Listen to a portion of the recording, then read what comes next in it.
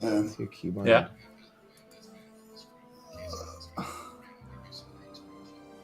Sounds good to me.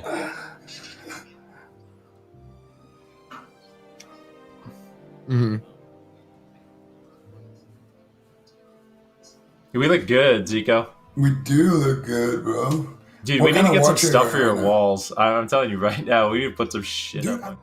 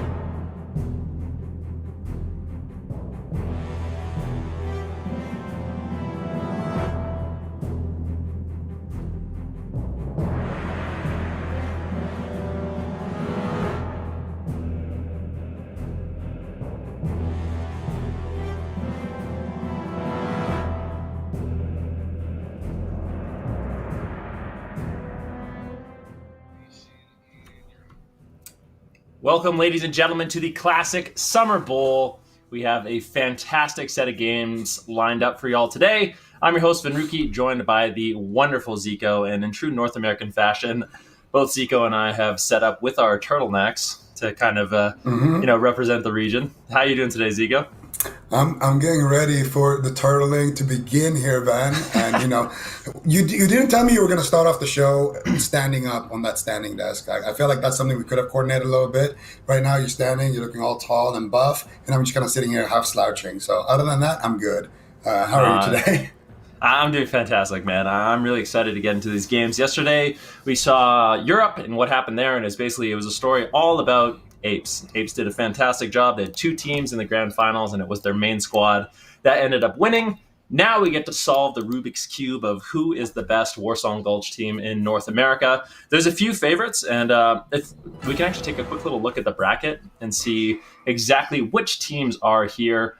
These teams did earn their spot in this championship bracket by qualifying last weekend, and you can see here we have Vampire Clan, or VC, and Protect the Lumber as the two teams that did earn themselves a bye. And then, of course, we have CLC and Friends, Fun and Flirty, Thank You Ski Ram, and Squo Pid. So 6 teams. Really excited to see how these ones play out. Any thoughts on these brackets, Zico? Well, I mean, it's Fun and Flirty and CLC and Friends. Whoever wins there is going to have to go against VC pretty much right away. So that's not going to be too fun for them, but I think in general, it's going to be a lot of fun games today. CLC and Friends, Fun and Flirty. Those are, we got some friends on CLC and Friends, and Fun and Flirty kind of won our hearts in that qualifier last week. Of course, Thank You Ski Ram with the big dampener strategies, and Squo Pid. They were the team with the flying squirrels, if I'm not mistaken. So definitely a lot of good names that we can potentially make fun of later, and a lot of good players as well here. Yeah, I mean, there's really no question about it. I mean, for this tournament, there's also some special rules. So we can kind of take a look at the format of exactly how all these games are going to be played out today. Of course, there's no tournament realm, so I think that's really important to note. This is a tournament where all these players are going to be playing their live characters, in this true spirit of Classic. All the gear that they've earned, all the consumables that they bought will work towards their victory. And there are some very, very dedicated players in this tournament. So they are decked out. Now, as well, early on in the bracket is going to be best of ones. So one 35-minute long Warsong Gulch game. We have a bunch of tiebreakers if it is going to be 0-0. And yeah, if it's tied up, 1-1 or 2-2, it's going to be the last cap that does end up winning. So after 35 minutes, there will be a winner. And then, of course, the grand final, Zico, is going to be a double elimination. Yeah, the grand final is going to be a best of 3. The entire tournament is going to be double elim. So obviously we're going to be starting off with all teams kind of having a clean slate here. They can all afford to lose one series. But if they drop down to that lower bracket and lose there, then they are out of the tournament. Gonzo. So, Gonzo.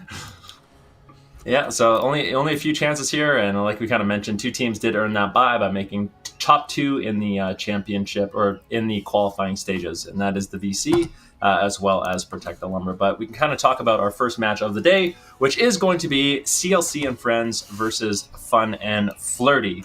And like you mentioned, CLC and Friends is one of those rosters.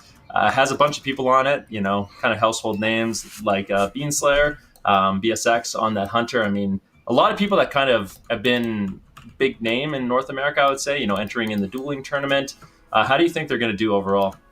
Well, I think it all, because it's a team game, it's a team effort. I think things like, are you playing Horde?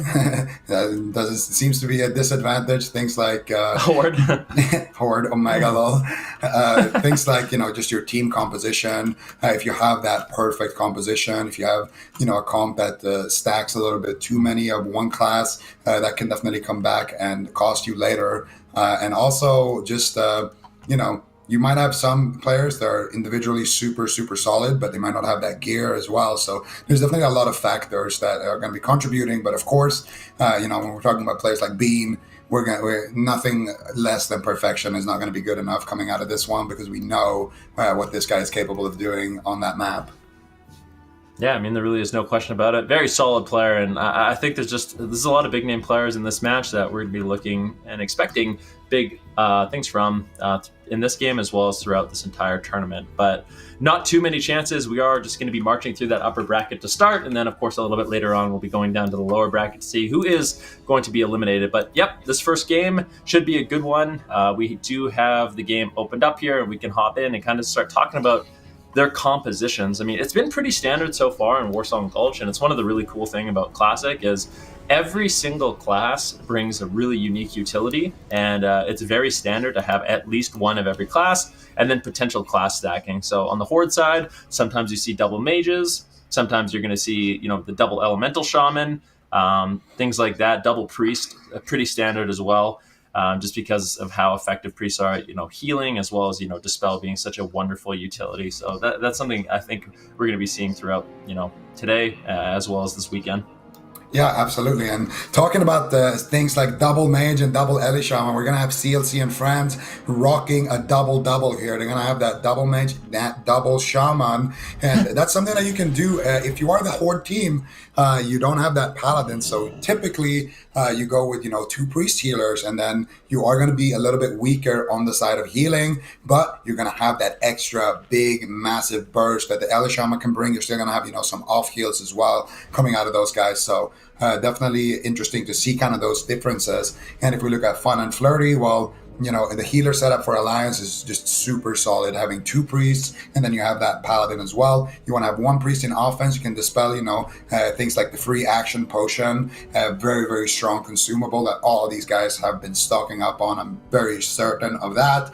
And then, of course, you're going to have Selena Genomez on that paladin, doing a little bit of work with that Blessing of Freedom and the auras, and also having that defensive dispel, just giving more uptime to things like the warriors. But the gates are going to be opening here. We're going to be looking at these rogues potentially staying back and trying to defend the flag room. A lot of the time a hunter is going to come back, or a warlock, and they're going to try to deal with those flag carriers. And on the flip side, you're going to have those druids and mages trying to sneak into the enemy base and get that flag out of the base without losing to that defense. And then the rest of the members usually have kind of a brawl in the midfield, so there's just less people falling back to the base, to prevent essentially a massive turtle.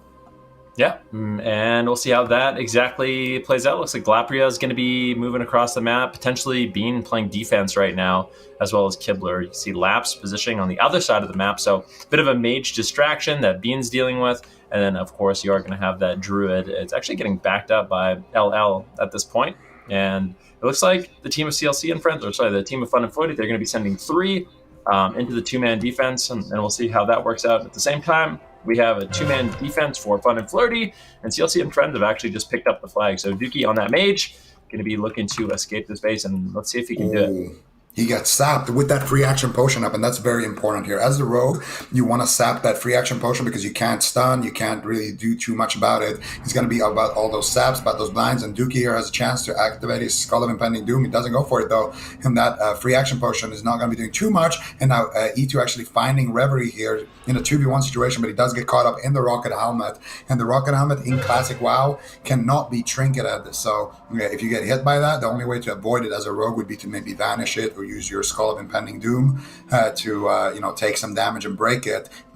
Unfortunately for E2, he's not going to be able to do that, and that means Reverie should have a pretty easy time here maneuvering across the ramp, maneuvering across the tunnel roof, and making his way further towards his own base here. He gets caught up in the Death Coil, though, right now in the midfield. His teammates doing a good job, though, dispelling him, keeping him up. Reverie going to activate that he gets hit by a Palm Pyro. Nice NS, though, from Reverie to kind of negate some of that damage he does have. He's in so much trouble right now. So many people dogpiling on top of him. No way. He's dead. Honestly, I feel like that was a bit of a mistake by Reverie. I think he overextended by quite a bit. I mean, his team was just left in the dust. There was, 5 or 6 members that could have ultimately helped him, but he just isolated himself. And unfortunately, Reverie will fall, but that was a really nice kind of assault there by Fun and Flirty, shutting that down. And now we can see IL actually does have the flag at this point. But I think it's super unlikely that he'll be able to get out of the base. There's Kibler, there's Scarborough, Ready.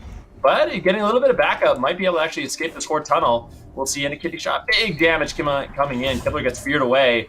But I don't know if this priest from Fairbanks will be able to hold on too much longer. Lots of healers coming in, actually potentially trying to go with a handoff here. Dookie picks up the flag as well. We'll see if he's going to be able to escape the base. Reverie trying to get into position to actually pick up that flag, but both teams so far are playing very solid defense. Yeah, and IL gonna get slain in the midfield. Flag will be returned, and now there is an opportunity here for Lapria potentially to pick up the flag and try to carry it across. Let's see what he can do there. He's going to be trying to make his way back out of the tunnel, but on the opposite end, you see Dookie right now dropping the flag, handing it over to Reverie, and he's going to be backing up Reverie there on that Druid with that mage, using that mind-quickening gem right there to get a nice poly there on the Trinket of Bacon. So that's going to be nice backup there for Reverie, and Reverie has no issues whatsoever right now crossing through this midfield, whereas Lapria, he's in massive trouble here. He's got Kibler all over him. He icebox with the flag. He gets the repick, but at a massive elemental mastery, Shane Lightning, he's going to take Lapria down. He does have the Soul Stone though, and he's going to use it and then immediately get destroyed again. And Laps is really the only one who can pick up the flag. He is the Druid, so nice opportunity here for Fairbanks, but Laps is going to have to run a couple of laps here around the base. He's using his Scalp Impending Doom, anticipating that there could be a rogue in the base, and now he's going to try to make it out. If Laps cannot get out of this base, the enemy team collapse onto Laps, then Reverie will get that cap in. Yeah, we'll see what Reverie does. Is he going to help out here? Maybe going for a bash or something.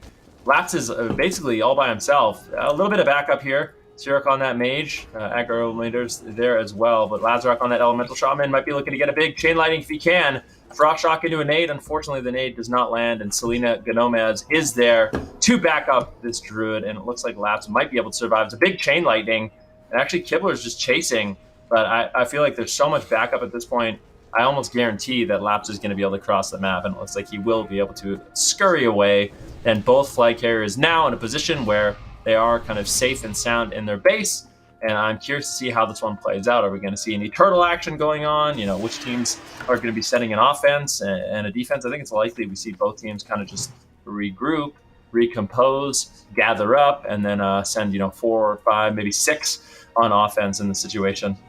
Yeah, and I'm just looking at the killing blows. Right now, the Alliance team has 1 killing blow more here than the Horde side, so going to be interesting here. Forefront and the Flirty, if they want to just have a massive turtle, they have the opportunity to do so, but let's see, E2 is snuck into the base here, but Bean is looking for him, and he's gonna be able to get that scatter out of stealth. Reverie is gonna have no issues dealing with this rogue. Fear Fire comes out, there's the Moonfire, fall damage. Actually not going to happen because he is a rogue. Woo! And E2 might be able to sneak away. Did he use what? Does he still have a Moonfire on him? Yeah, he does. Okay. Yeah, he does. I thought maybe he used a Resto Potion right there to dispel the Fear Fire and the Moonfire. Something that some rogues opt to go for, but obviously you're going to be putting the rest of your potions on cooldown, things like the free action potion. So E2 going to be able to hold on to that, and unfortunately for him, he's not going to have that position that the rogues love to have, where they kind of sneak in behind enemy lines before that defense gets set up. But still, a nice try there from E2. Yeah, and it does look like Fun and Flirty, they're going to be sending a big offense here. We'll see what they can get done. I'm going to be paying attention to Sirak on that mage. See, I believe he is playing Palm Pyro, so going to be definitely one of those heavy hitters, especially having Berserking, although unfortunately mistimed a bit. It does fade, so not going to get full advantage of that. And it looks like CLC and Friends are just going to be looking to take a bit of a skirmish here. And you can see actually Fun and Flirty, they're looking like they want to commit a little bit more to their offense. Sirak falls, Bacon falls as well. CLC and Friends, they're just going to be turtling at this point, just trying to wipe up this offense. And I think once they do, we're going to see them go for an offensive push. And if they don't, then I think it's pretty clear what their strategy is going to be. Yeah, I don't think they're going to be... Well, they have the comp to turtle. I mean, they have the double Ellie Shaman, they have double Mage, they have a Hunter. They could definitely do that, but I don't think that's the line of play they want to go for. I feel like that's something that you have to kind of practice and really have good target fire. And that's one thing that, thank you, Skiram was able to do, just having their Shamans and Hunters kind of burst the same person right away. And we are going to see here a little bit of a fight for E2, and he's going to be going down in that situation, which is really, really bad. For Fun and Flirty, having that player go down means that at any point, Reverie can just jump down and be completely safe, not being afraid of getting clotheslined. And We're going to see, actually, they're going to go after E2. They're going to try to graveyard camp him right now on the side of CLC and friends, but they're not going to be able to find him. And now they're going to be ducking back to their base. It actually looks like they're deciding to go for a turtle strategy.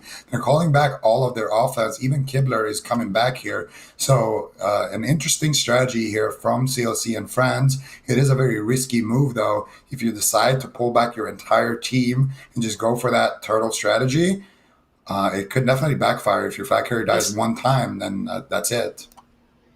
We saw some amazing plays in Europe yesterday to shut that down with, rogues ninjing in with nades and picking up the flag. And I don't even know, I'm going to be honest, I don't think either one of these teams' strategy is just outright turtle.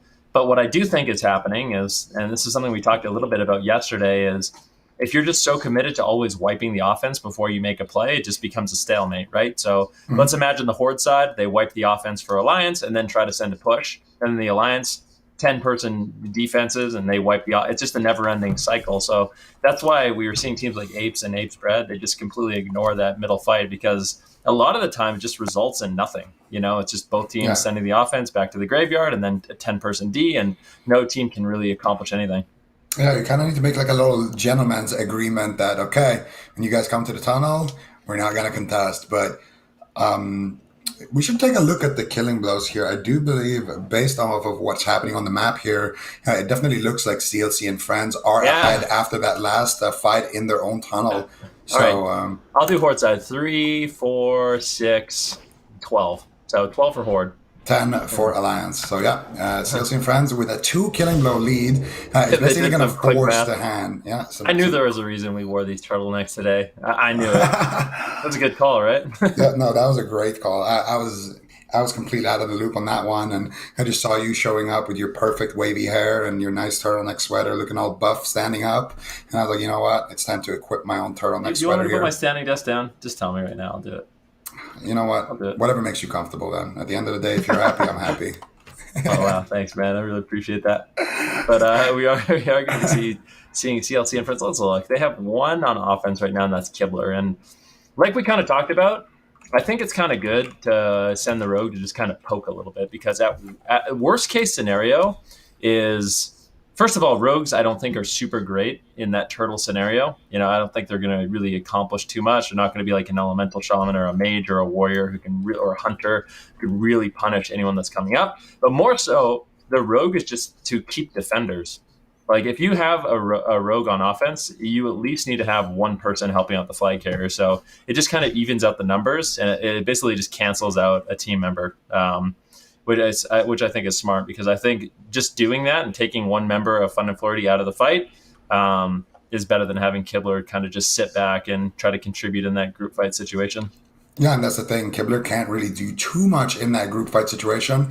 Most of the time, his team is probably going to get wiped, fighting so many ranged people, LA Shamans and, Pyro Mages and Hunters on that banana. And he's just going to be waiting for the flag carrier to potentially jump down. But most of the time, his offense from his team is probably going to get wiped. On the opposite end, I'm talking about E2 here. And I would actually want to see E2 maybe go for a little backup play for his flag carrier, because I don't think the rogue in general can really contribute too much. And having Kibler go for this line of play that he's doing right now, he's actually snuck in on that tunnel roof, could yield some results. But right now there's 2 players there. So I think if I'm Kibler, you wait for Seam to drop down and join the fight. And when he does, you're going to get those 1v1 situations against Labs. At the very least, if your flag carrier does go down, you're going to be at the prime position to pick up the flag and potentially bring it back to the midfield, where you can maybe swap it with Reverie. At least you're not having the flag carrier just basically AFK on the flag spot. Yeah. Let's see. Bean still displaying defense, and this is looking like Fun and Flirty. They're like, they seem really reluctant to try to make a push here, but they kind of realize we have no choice. Now, there's a line of play that I think is possible from them, and maybe I even want to see it. Like, if they could use mind control caps, what I want to see people do against turtles like this is to try to just beat them at their own game. And they are just going to make a push, so I'll table that discussion for now. Let's see what they can get done. is going to be Selena Gomez leading the charge. Divine Shield, Rocket Helm, nades flying in, and they are trying to get on top of Reverie. And Reverie is a bit isolated right now.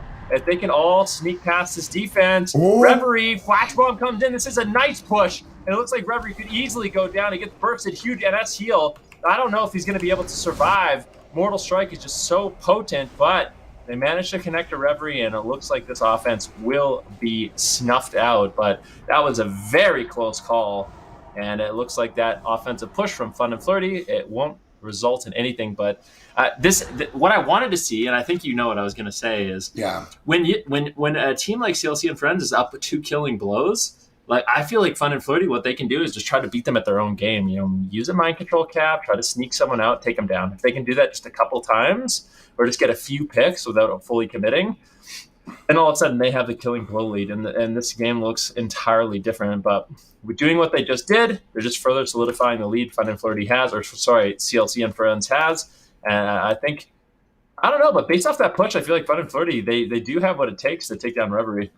Yeah, I think, at this point, that's exactly what they have to do now. They just have to keep committing to the pushes. But before you make that first push, you do have the option to maybe try to, equalize those killing blows. Unfortunately for Fun and Flirty, they weren't able to get the kill, and they weren't able to, at least tie it up in terms of kills. They actually just fell further behind. So now, for them, it's not great. LolQQ, though, what is he doing out there? Guy took the leaf, and I think he's dead. I'm pretty sure he's dead. So, they're actually making a little push here, though, on the graveyard. Selena Gomez and E2. Are they going to look to corpse cap LolQQ and just force him not to be able to resurrect? If they can trade the rogue for a healer. LolQQ actually resurrects. He's going to die again, most likely. Yeah. E2 might actually escape. He's going to sneak away. He did it. I was going to say that. I was going to say that was a bit of a mistake by LolQQ trying to res into that 2 versus 1, but the guy is a slippery, and he manages to slither his way back to his team. This is actually really good. This is actually E2's there, he zaps him. I think look at CLC and Friends. They do not want them to get a free pick. At this point, every single killing blow matters, and they're actually just going to go for a fight. Dookie getting caught, though, and Dookie might just fall. Let's see if he has Ice Block or anything like that available. Big heals coming in. Good backup there by CLC and Friends. Yeah, and we are going to see that tunnel fight, which didn't look too great here for Fun and Flirty. Definitely not having the most amount of fun right now. As with the wrist charges Xerox and does take him down here with that next couple of swings. Bacon looking to potentially 1v1 Dookie here outside, but I'm not sure if this is a fight that Dookie actually wants. If Bacon has a Death Coil or he can get a Fear, he could potentially just take him down. Bacon might actually win this. Uses the potion. Dookie realizes that he's not going to be able to take down the Warlock that easily, so he's going to run away. Yeah, but G says, yeah, you're not going anywhere. You're not going anywhere. Let's see if Dookie can actually escape. And like I said, at this point, every single killing blow is going to start mattering a lot, especially if we see these teams just trying to turtle, or we do see just CLC and Friends try to turtle. Dookie does make it back to his team, and that was quite a close call, but at the end of it all, he will be able to survive. And it seems like CLC and Friends, they have that killing blow lead, and the way they're playing right now is they're not going to be giving up any free kills. They're rotating at the right times, and this game is going to be difficult for Fun and Flirty. They're going to have to try to break this defense. We haven't seen too many teams able to do that so far, but that last push did look promising. You know what I want to see? I want to see Xerox right now. You just wait outside the tunnel on your mount, and as soon as your team is ready to make the push, he just goes in, picks up the berserking, and then goes for a blessing of protection. He heard you. My man, Xerox. He was in my stream earlier today. Kibler actually got caught. Okay. Bye, Kibler.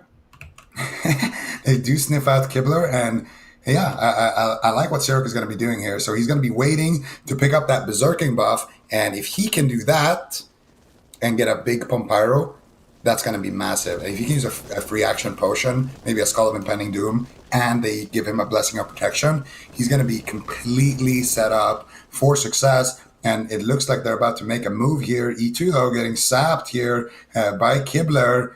Kibler maybe fancying his chances. And actually, they're going to just fight in the tunnel. We haven't really seen the tunnel being the kind of point of contention. But if you have E2 being able to sneak in from the back, then you're going to get sandwiched as the team defending. So, and Revere's by himself up top. So I would like to see them go back to that banana position, but maybe it could work fighting out in the tunnel. Rogue v Rogue happening right now. Kibler looking like he might go down here. E2 is looking for him. Gets a couple of swings. He does catch a big heal there from low QQ. And still it looks like he's going to be losing this 1v1 here. Sirok, though, getting erased there in the team fight. Yeah, this is just... The focus fire from CLC and Friends is looking good. The positioning makes no sense either. I mean, I'm going to be honest, I'm surprised CLC and Friends won that fight so easily. They didn't use, the high ground advantage at all. I want to be, even though they just won that so easily, I kind of still want to be a bit critical of that. Maybe they're trying to catch them by surprise by just pushing into them. That might have been it, and maybe that is a good idea, but I don't know. I feel like if you're going to turtle like that, you can use the positioning of the banana to your advantage a lot more than what we just saw. And I think if Fun and Flirty is able to capitalize on that positioning where everyone's grouped up and just literally AoE them, they might be able to just mow them down, and then Revere's going to be left all alone. Yeah, and to be honest, if they fight in the tunnel like that again, I want to see Lapria be exactly where E2 is right now on the map. Just linger there, and then when his team pushes in the tunnel, he can just go in from the back, blink in, Nova, 6-7 players, maybe get a fat Cone of Cold off as well, maybe use a limited invulnerability potion and just go to town in there, and then just ice block. And if he can do that, he's going to become such a nuance that all of them have to deal with. And then when he's in ice block, he's going to buy his team so much time that they're going to be able to clean up that fight in the tunnel easily. I think the biggest disadvantage of that tunnel is that, number one, you're leaving Reverie exposed up on the roof, and number two, you are very exposed to getting sandwiched if one of the mages does go for that line of play. And there's a lot of consumables that can allow you to do that. You can use Cloaking Device Trinket, or you can use Invis Potions just to get in a good position to be able to do that, and then just immediately Nova into an ice block, leave, get a Cone of Cold, just slow everybody up and do a bunch of damage. Maybe a Sapper Charge, and then Ice Block again. So as a Frost Mage, this is like literally your dream come true to be able to do a flank like that. But they're not going to go for a flank like that. They're all going to be running and ignoring the tunnel. Instead, they're going to all be running through the base here. Kibler is waiting in the wings, though. He needs to be careful. Agrometers almost saw him there on that warrior. Ooh, they got him. They got Kibler. Ooh, Kibler was in trouble, gets caught into a cheap shot, and that is going to be good night. Kibler does get caught, and that is a free killing blow for Fun and Flirty. I still feel like there's no way they catch up. It's just, it's not impossible, but it's super unlikely. Kibler can get caught, another 5, 6, 7 times, and it's still going to be a lead for CLC and Friends. But we can see the team of Fairbanks, Fun and Flirty looking to make a charge once again. We'll see if they can do it. They are. There it is. Agrometer is going to be leading the charge, but with the wrist charging in, and now this is where they get AoE'd. Big damage coming in from Shad as well as Dookie. They're just going down to AoE. Arcane Explosion, Blast Waves, Sapper Charges. But Fun and Flirty, they haven't lost a member yet. Oh, Bacon does fall. Unfortunately, Bacon gets fried, and that's going to be back to the graveyard. Yeah, that is a burnt bacon right there. Very, very crispy on that graveyard. And now CLC and Friends are going to be pushing into this tunnel, and this looks like another winning fight. And I actually cannot believe it. No offense, but do these players not watch the other Turtle games, or what? Why do people still fight at the entrance of the banana? Has a team ever won that fight? You're just you're going out, you're getting poked, and you go back into the tunnel, and then you're all stacked up in the entrance there. Between the tunnel and the banana. And okay, as I mentioned, you just jump in and spam AoE.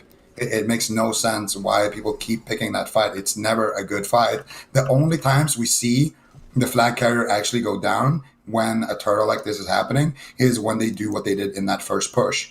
That first push was insane by Fun and Flirty. I want to see them do the same thing again, and I want to see them keep pushing up the tunnel. Just have Lapria cut them off. I feel like CLC and Friends are just making a massive mistake fighting in the tunnel, but they're not getting punished for it, and it's actually ended up working in their favor because of that. So I'm not sure if they can adapt their strategy a little bit to that, but mid-game adaptations are for sure very, very important when you are playing at such a high level. Ooh, Kibler gets caught once again, and I mean, there's no question about it, right? I mean, the thing is, with that positioning, the banana is not Dookie. easy. Dookie might get caught as well, and I'm like, I feel like CLC and Friends is just sloppy. Like, they might win this game, but I'm not impressed so far because I don't know why they keep giving up all these killing blows. I don't know why people are overextending. I don't know why Kibler just rezzed and died again. Like, it just makes no sense. The Kibler's going to die again, and Dookie is likely going to get caught and die again. And they're just allowing an opportunity for Fun and Flirty to actually catch up. I mean, it's unlikely, but it's sloppy. There's no question about it. I'm going to be honest about it. I think if CLC and Friends wants to pull off this strategy, and potentially even try to win the entire tournament with it, they definitely need to clean it up a bit.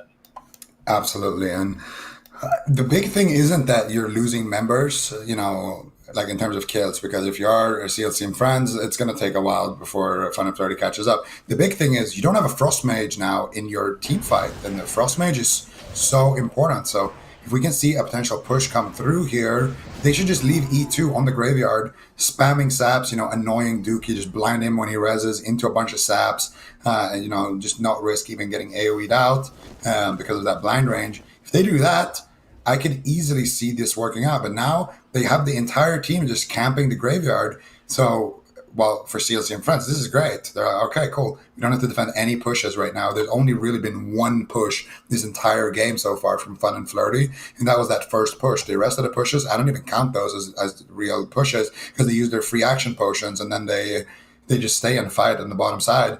Ooh, Bacon. He's almost catching Kibler here. He's going to mount up and look for him with that paranoia buff. See if he can find him. Doesn't look like it.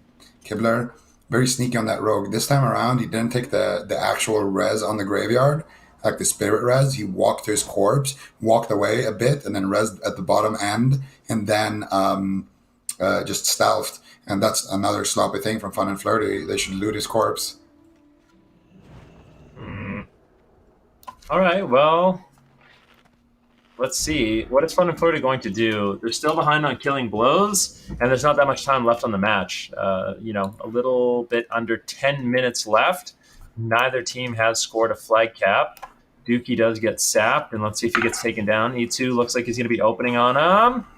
And this could be just another free kill. I mean, if Dookie falls again, have to be very careful. Kibler out of position as well, but this is going to be Fun and Flirty. They're just going for it.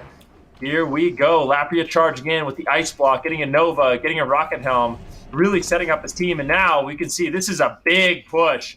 Reverie's in trouble. Reverie's all alone. He needs backup from his team, but Reverie just runs around and no one is actually able to cut him off. That was a bit of a disaster for Fun and Flirty. They should have split up. They all went one direction, and Reverie just said, okay, and just rotated around. And I mean, I feel like Fun and Flirty, they did a really good job actually getting to that spot, but the fact that they all just went counterclockwise, and then so did Reverie, and he just walked scot-free out of there, that was quite a blunder. Yeah, and this is without Dookie being there, snaring everybody down in the fight. And they did exactly what we were kind of talking about. Just keep E2 on the graveyard, spam sap Dookie, and just annoy him, because you're a rogue. You're not going to be able to make it up that banana and actually be a potential threat in that team fight. You're gonna be much better at isolating a target, crowd controlling multiple members, and bursting a squishy clothy like a mage down. So I like what E2 was doing during that push, and I do like that Fun and Flirty actually went for the push there. They had Dookie on the graveyard, and the push looked pretty nice, but I think Reverie did a great job kiting there as well. So, Reverie, when he was line of sighting on that top roof part around that little area there, as soon as he came into line of sight of the Pompyro Mages, he activated his Fire Reflector, and then he ran back, to the banana, and just he played it well. I do want to say, but at the same time, again, a little bit of criticism to the priest here. The highest priority is to get those dispels on the flag carrier. So Reverie, maybe he was lucky with the dispel protection there. The dispel maybe didn't prioritize his free action potion and took away something like a Mark of the Wild. But they need to try to prioritize getting Reverie's free action potion out of him immediately, because as soon as that's happened, you are in a great spot. And if I'm not wrong, I do think you can flash bomb somebody who has a free action potion up because it counts as a fear and a stun, but I could be wrong on that. Why is Jeeve where he is? I'm just so confused. Why is Jeeve running up by himself and then dying? Oh no, Jeeve. Why? Why did you do that? I'm just so confused. Maybe he wanted to go back to the graveyard to protect Laps from Kibler? I mean, that would make sense. If we see Jeeve just sit back with Laps, okay, great. That made sense. But I'm if that doesn't happen, I'm extremely confused as to what just happened. And it looks like Fun and Flirty, they're actually not going to be going up the tunnel, but they will be rotating to the top side and through the base, and then likely through the tunnel. So going through the flag room, into the Horde side tunnel, and then rotating up Banana. See if they're able to do it. And Jeeve is not actually going to be protecting Laps. And now, this is what we talked about. Here it is. Kibler is going to have a bit of a 1v1 here with Laps. And now, as ridiculous as this sounds, the offense of CLC and Friends is actually more potent than Fun and Flirty. Because Kibler can one-on-one Laps, I believe he should be able to. It's all of a sudden a situation where CLC and Friends actually has more of an opportunity to take down the flag carrier and maybe even get a cap as a result. Yeah, and I completely agree with you. Kibler, albeit a low chance, does have that opportunity to potentially 1v1 the Druid here. But even if he does, I feel like CLC and Friends, they don't want to cap and risk, carrying the flag back to their flag room. So I'm not sure what they want to do with that. But I just feel like the formation that they're going with, here we go. 1v1 between Kibler and Laps. Gets the beautiful Fresh Grenade. He has the Exposed Armor active. Nice Chain Lightning there from that 6 Demon bag. Kibler is going to use a free action potion there as well. So he's not going to be able to be stunned right now. Pops the evasion. Laps actually takes a lot of damage. And there's a Rocket Helm. Yeah, I think Laps actually could be toast here. But he breaks the Rocket Helm and wastes. NS. Yeah, he gets a nice NS there on the blind. And into a kidney shot. Laps is still in pretty big trouble here. I'm not sure how he broke that Rocket Helm, but if you can prep blind Laps, that would be massive here. That's exactly what we want to see. Nice Tidal Charm into a kidney shot, into a Vanish Ambush. Does he have the blind though? Improved kick comes out. Kibler with the blind there as well. Laps is dead. Kibler's going to get full energy Poor here. Laps. He can kidney him or just backstab him. And he actually gets a re-stealth because the Fury Fire drops and Laps gonna get 1v1. They're gonna return the flag too. They're just waiting to return it. He's standing there, and is it gonna be a cap? Are they actually gonna jump down? No way. All right. Well, actually, it doesn't chance. even matter. It doesn't really matter. There's no, they don't even want to risk it. There's no point to risk it right now. Fun and Flirty, they haven't been able to really do too much with their offensive pushes. Reverie hasn't been scared. I mean, there's been times where they push up, but Reverie just doesn't take damage because they can't actually find the damage on him despite getting in a really, really good position. But now, I mean, Fairbanks, what are they doing? What's Fun and Flirty doing? What are they waiting for? I'm not sure. I've seen 2 pushes, and both pushes had somewhat of a kill potential. But why has it only been 2 pushes? Like when we watch VC, when we watch Apes try to go up against these, over and over. They just group up immediately as soon as free action potions have cooldown. They're popping it, they're picking up the speed buff in the tunnel, and they're going for it time and time again. And now I'm not sure. Like they're prioritizing getting the flag across to their base, which is nice. But you have 3 minutes. You have 1 final push, and I don't. Wait. What is E2 doing? Okay. My wall hack here I was telling me maybe he's up on that tunnel roof somehow, but that's not going to be the case. Wall hack. my commentator add-on wall hack. We are going to see the push here though, Van, coming through from Fun and Flirty. The last one of the game. Let's see if they can do it. Yeah, here it is. 1 more shot, 1 opportunity. Will they capture or will victory slip away? That is the question. Here we go. Fun and Flirty, they're making a charge. Searock in position. Lapri as well. Bacon's there. They have everything they need to take Reverie down. The question is, they actually find the Death Claw. There's no way. Viral. They might do it. They might take him down. They actually take him down, and they're going to cap. Oh, goodness gracious. Actually, Kibler in position. Kibler's actually going to pick up the flag. Now this game got extremely interesting because Kibler is going to be able to pick up the flag, and CLC and Friends is probably panicking right now, complete desperation. Uh-oh, what are we going to do? Kibler, if they can rotate back, I mean, this is actually really... CLC and Friends is making a mistake. They should not be taking anyone down because... They're all going to resonate to Kibler. Yeah, they're gonna rest. Look at Kibler. He's in a 5 versus 1 now. What is Kibler going to do? That was such a mistake to actually wipe that offense, because now all of a sudden there's a massive offense chasing down Kibler. And I mean, if Kibler makes it out of this one, he is an absolute ninja. There's not too much time left, ladies and gentlemen. 2 minutes left, a little bit less. And all of a sudden, CLC and Friends look like victory might just slip out of their hands. Yeah, but Kibler is jumping out. He's going for the tunnel play here. LL Cool J. Is he going to knock him out? I don't think so. Lapria, there's the rocket helm, but he does break out of it, and the whole team is there. Kibler vanishes with the flag, gets the repick, and he's going to be making it back to his teammates who are waiting outside the tunnel. They need to keep this. He's a hero. Need to kill this rogue right now. That free action potion needs to be dispelled immediately, but it doesn't look like he's going to be able to get it. And where is Reverie? That is the question right now. He gets caught up in the title charm. Finally, he's looking to drop the flag here, maybe for Shadex. Shadex on that mage, blinks in range here. Kibler has about a minute left. He needs to stall on that rogue. He's taking so much damage. If they can reach him, that will be the cap, and that will be the game. Charge comes through. Big aim shot. There's the sabotage charges. Can they kill him, though? That is the question. Lapria is there. Big damage coming through. They get the flag drop. They get the return. And they get the cap with only 50 seconds left on the clock here, Benruki. Oh my god. I am absolutely speechless. I can't believe what just happened. CLT and Friends, victory was just 2 minutes away. They were so close. But I mean, that was a great, you have to give it up to Fun and Flirty. I mean, they held in there. They made the push. They got the plays. They got the flag cap. And as a result, I don't even know if CLT, I think this game's just over. This game's 100% over. There's no way Reverie can make it across before the time expires. I would know because I'm part of the Puma gang, and obviously you too, Ben. But that's gonna be it, and that's why this strategy is so risky. It is really risky. I feel like, I honestly feel like if CLC and Friends had just played out a normal game, they could have just won on flight caps. 100%. But I mean, their turtle strategy was a little bit messy. That's going to be the game. Fun and Flirty will be advancing through the upper bracket, and CLC and Friends, they're not out of it yet. They'll be sent down to the lower bracket, but that's a disaster, quite frankly, for them. That's a disaster. It's a little bit of karma, too, for dampening us like that. Let me adjust my turtleneck here real quick. Wasn't, make sure it's nice and snug.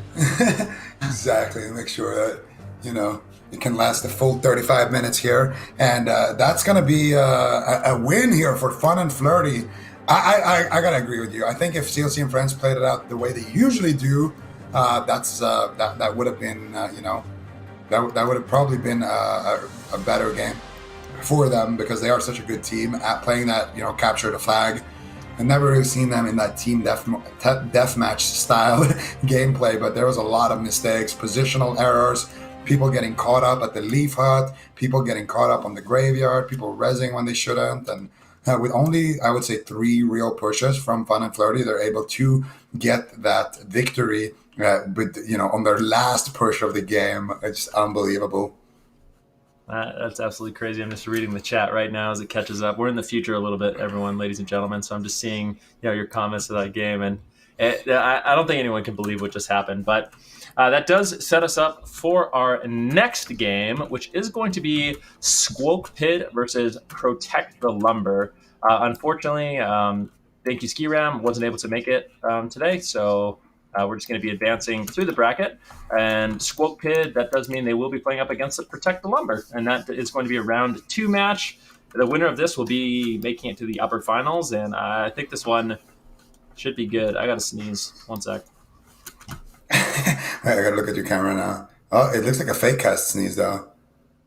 I think when the pressure was on, it went away, Yeah, it's like... Oh no, it was a fake cast, but that wasn't a fake cast. I really thought, didn't follow through. No true follow through. No, you got fake casted by the sneeze. Oh, I did for sure, absolutely.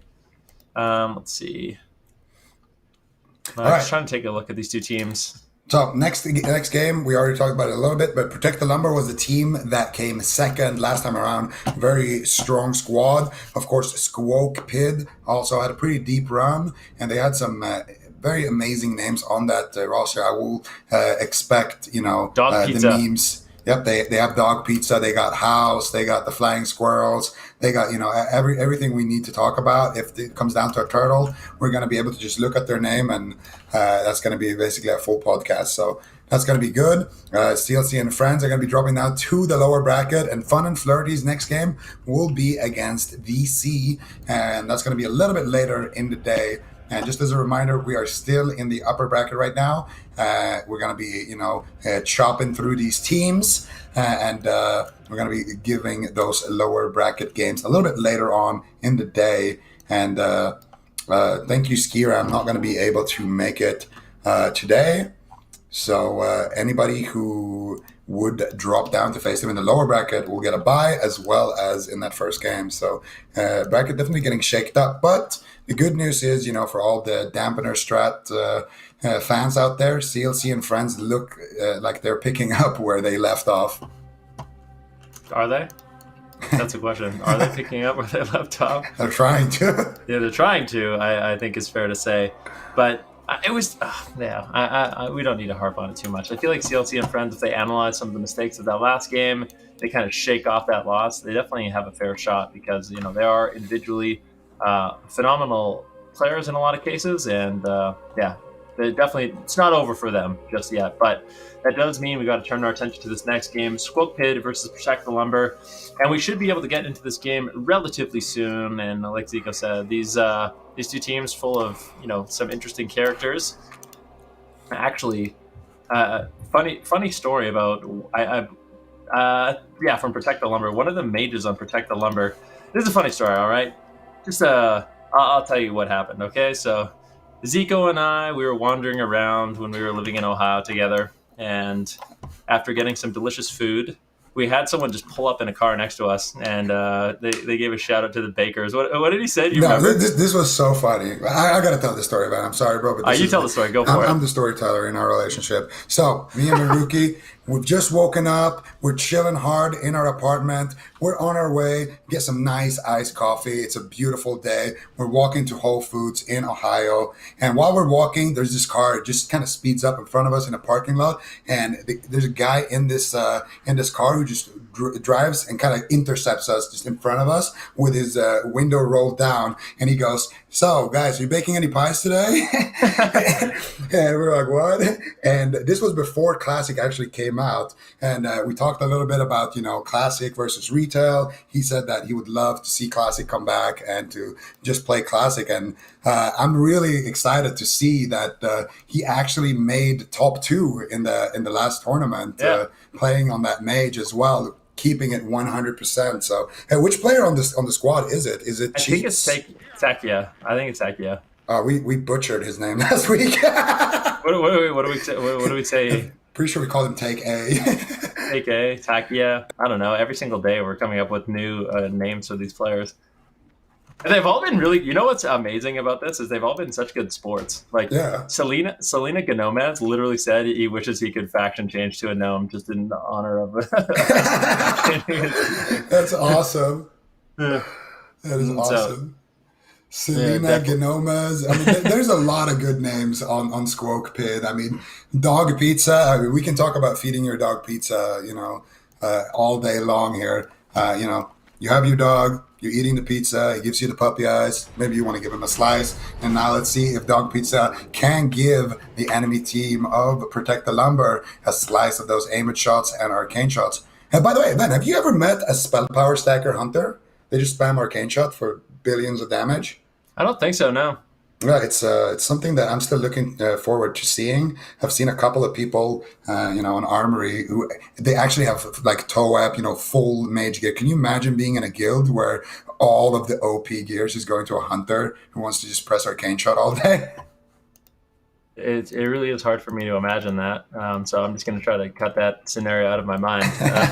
We are going to see all day trying to push, but Takia as well as Gainsay are going to be there to cut him off just a little bit. But it looks like they might actually cut their losses. Takia is going to rotate away, realizing Gainsay should be more than enough of a match for all day and to cut him off. See exactly what it's looking like in terms of offense. We do have Cheats as well as Rumi, Takia, Sif. So 4 people actually going to the base of Squo Pid right now. whereas only Custard and All Day are trying to make a push. Both these teams kind of favoring defense right now as well in terms of how many members they're committing to their bases. Yeah, and All Day is going to go to the graveyard here. Let's see what Take A can do here on that mage. He does have, a bit of a situation on his hand here. He gets a polymorph here onto Dark Shade, and now he's looking to potentially back up everybody else. Ooh, flag does get dropped here. Take A, not able to pick it up. Sif going to be sitting through that blind. Trippy Man might be able to take down Take A. He doesn't have the damage, doesn't have the mana to finish him off, and he will be sent back to the graveyard, and that is big here. Let's see if Sif can make his way out of this ramp situation with so many players on top of him. I doubt it, but maybe there's more players dogpiling onto him. He's caught up in that flash grenade. There's no way he's going to get out of that. Nice CC here onto Rumi as well, and Cheats realizing the situation. He's going to be heading back to the base, looking to pick up the flag, but he does not have any mana whatsoever. That Skull of Impending Doom doing some work. He actually does have the mana gem, so he's going to have a little bit of mana left in the tank, maybe enough to get a couple of blinks, but the blackout proc comes through. And there he uses his rocket boots, speeding down the tunnel, but there is a Lee waiting for him. There is a flying squirrel waiting for him. He gets silenced. And where is his team? Sif is almost there. He blocks and picks up the flag. Does he have a blink? Might have it in 1 second. And there it is. Sif is actually going to be able to heal him up with the nature swiftness. Oh! And they're going to be able to rotate that flag. But Dog Pizza is there. Nice blind there by Trippy Man. Sif, though, with the preemptive welcome, whoever that was. Trippy Man is going to be able to pick up that flag here with that nice handoff and a beautiful Abolish Poison there on the blind right there. And was that your dog pizza being delivered there, Van, or what's up? I don't know if anyone else heard that. I think that might have been our producer. So no one even knows what we're talking about. Okay. Doorbell sound go off in the middle of the game. But it looks like Sif will be able to grab the flag and protect the lumber. This could be a decent situation for them. Squo Pid hasn't been able to grab the flag. If Sif can actually make it up the tunnel and they can keep playing defense, I actually think they're going to do it. Yeah, look at this. Dark Shade, he's in a rocket helm. Idiotech is trying to push, but he gets met with a scatter shot. Days onto All Day in desperation. They're going rocket boots. All Day, the last hero. Can he actually grab the flag? It's going to be so close. No, unfortunately cannot. That was a really close call, though. All Day was so close to picking up the flag, but even if he got it, there's no guarantees he was making it out of this base alive. And that does mean Protect the Lumber will get the first flag cap. Yeah, excellent stuff here from Protect the Lumber. And we got to give a big shout out here to Cheats, making the important place right there, realizing Sif is going to go down. Early rotation to pick up the flag, goes through the tunnel since Sif was on the ramp, and that's where he died, so a lot of members are going to be there.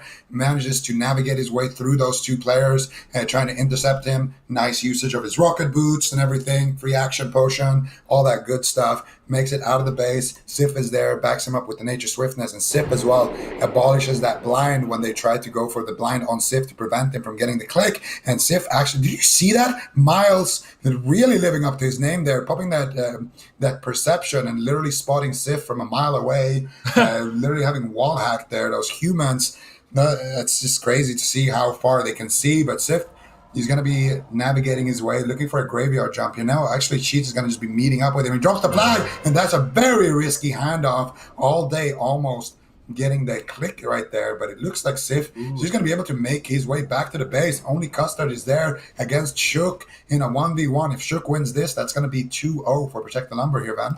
Look at Custard. He's whisking his way into the base. He's going to be looking to make like an egg and beat it as fast as he can across the map to try to get back to the side of the base. But Shook is there to shake things up, and Custard really struggling right now with the rocket helm. Idiotech almost in position to actually help him out, but there's too many members of Protect the Lumber, and this is looking like it could easily be a potentially second cap here. Sif making his way up the tunnel right now.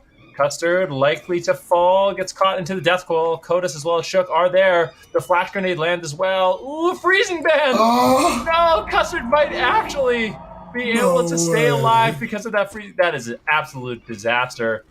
But still, fear? dangerous, gets feared. Potential Shadow Bolt coming in from Kodos. He gets interrupted. Great backup there by Idiotech. Charge now onto Custard. Cheats is there to meet him. Dooney Luna is just an endless gauntlet. Custard is trying to escape, but eventually Chain Lightning will take him down. And right now, Protect the Lumber, they're looking quite dominant in this game. Yeah, Custard is going to be making his way back to the fridge, and we're going to see the next couple of pickup attempts coming through here. Take A, the legendary Ohio gamer, is going to be making his way up that ramp right now. Ohio gamer. Legendary driver, legendary just guy in general. He's going to be making his way to the base where he is completely uncontested. Only all day is there. And this is going to be a mage v mage situation here, Van. And I think Take A should just try to go for the Imp CS into the Polymorph here, but all day could line of sight him, and let's see if Take A can line of sight the Sheep. Nicely done right there. Should potentially go for the rank 1 Frostbolt. Now he just goes for the Imp CS and the Skull of Impending Doom, preventing all day from using that blink, and that's going to allow him to get so much distance, but he does get sapped. He just canceled the Skull of Impending Doom because he picked up that speed buff, and now Dog Pizza is there, ready with the delivery here. And, of course, Trippy Mang there with the cheap shot as well, forcing Take A to blink into the wall. There is no way Take A is going to be making his way out of that one. Very unfortunate timing there with the cancel on that Skull of Impending Doom and getting sapped. Nice try, though, coming out of him. But on the opposite end, we have Dark Shades right now looking to hand off the flag here to Custard.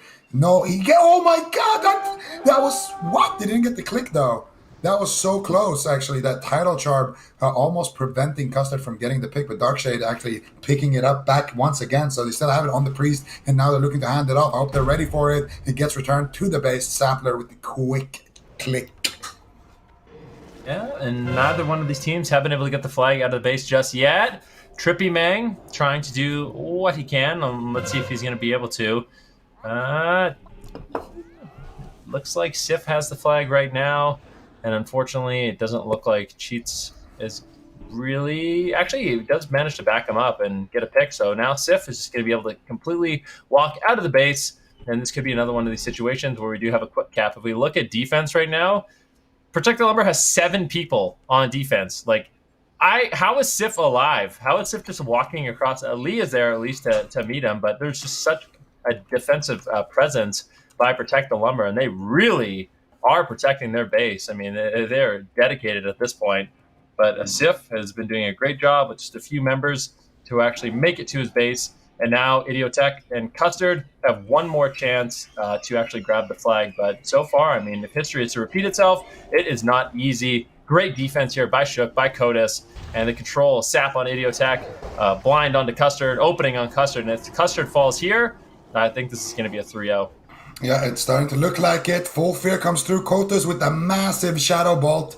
Actually, not that massive. He casts another one, and he will drop Custard. In his own base, Idiotech is there, but Idiotech being severely outnumbered and also playing against a Warlock, he is going to go down immediately right there, and it's all about Sif. Super low right now, and he's making the jumps. Can he make it out, though, alive? That is the question. He gets caught up in the Flash Bomb. All day is there, pumping Frostbolts onto him, but Sif gonna be able to keep himself alive. I cannot believe it. But House is in the house, looking for the fear, looking for the dispels, looking to cause a little disruption, potentially looking to pick up the flag. Will he make it in time, though? He pops the free action potion, he pops the sprint. Can he get it? He gets scattered, and that is going to be a 3-0 here for Protect the Lumber. Squo Pid going to be dropping down to that lower bracket. Very, very well fought series here from Protect the Lumber, showing dominance right away off the get-go. You really love to see it. That was a great game. Unfortunately for Squo Pid, they will be going down to the lower bracket, but that does mean Protect the Lumber will be the first team that makes it to the upper bracket finals. Now, just getting confirmation on the next game, and the next game is going to be the second round 2 upper bracket game. This one should be very exciting. We have the team of VC going up against Fun and Flirty. And Fun and Flirty, they had a very close call against CLC and Friends, but they managed to hold it together. Now the question is, are they going to be able to hold it together against a team like VC, who I think most people would consider one of the favorites to win this tournament? Well, I would say their only competition that they really had in the qualifier was TY Skiram, and they're not going to be here today. So VC, a clear favorite to win this event. Maybe we could see, a team like Protect the Lumber step up to the plate, but they did already fight in the qualifier round, and VC was the team that were able to win that series. So VC going to be a strong contender for this one. And Fun and Flirty, I don't know. They won the last game with what, like 50 seconds left on the clock. I think they're going to need to be a little bit more convincing if they're going to be able to, take on VC here. Definitely quite a close call for their team, but can never count them out in Class A Warsaw. I mean, VC, they're a veteran team. There's no question about it. They've been playing together for quite a long time. A lot of history with their team, with their guild, and we'll see what they're able to accomplish. There are a few teams in the tournament that I think can give them a bit of a run for their money. Protect the Lumber. One of those teams, they did make second in the qualifier stages. They did lose to VC, but, with a week's worth of practice, who knows? They looked very good in their last game, and I'm super excited to see how that one does play out. But we're going to be going to a quick break. When we get back, it is going to be VC versus Fun and Flirty.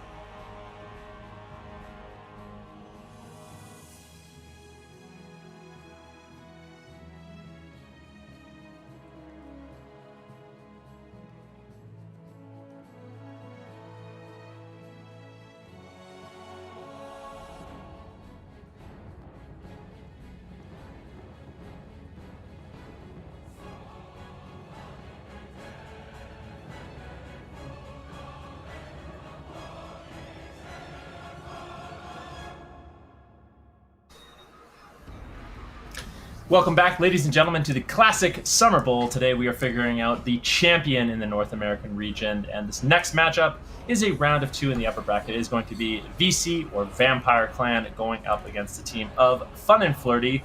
Now, this is the second time we're seeing Fun and Flirty today. They had a very close call against CLC and friends earlier, but I gotta say, I'm just impressed by their ability to use the power of teamwork and friendship and really show that, although they can be flirty, they still mean business here, Zico. Because I mean, they really held on to that final moment when a lot of people would give up.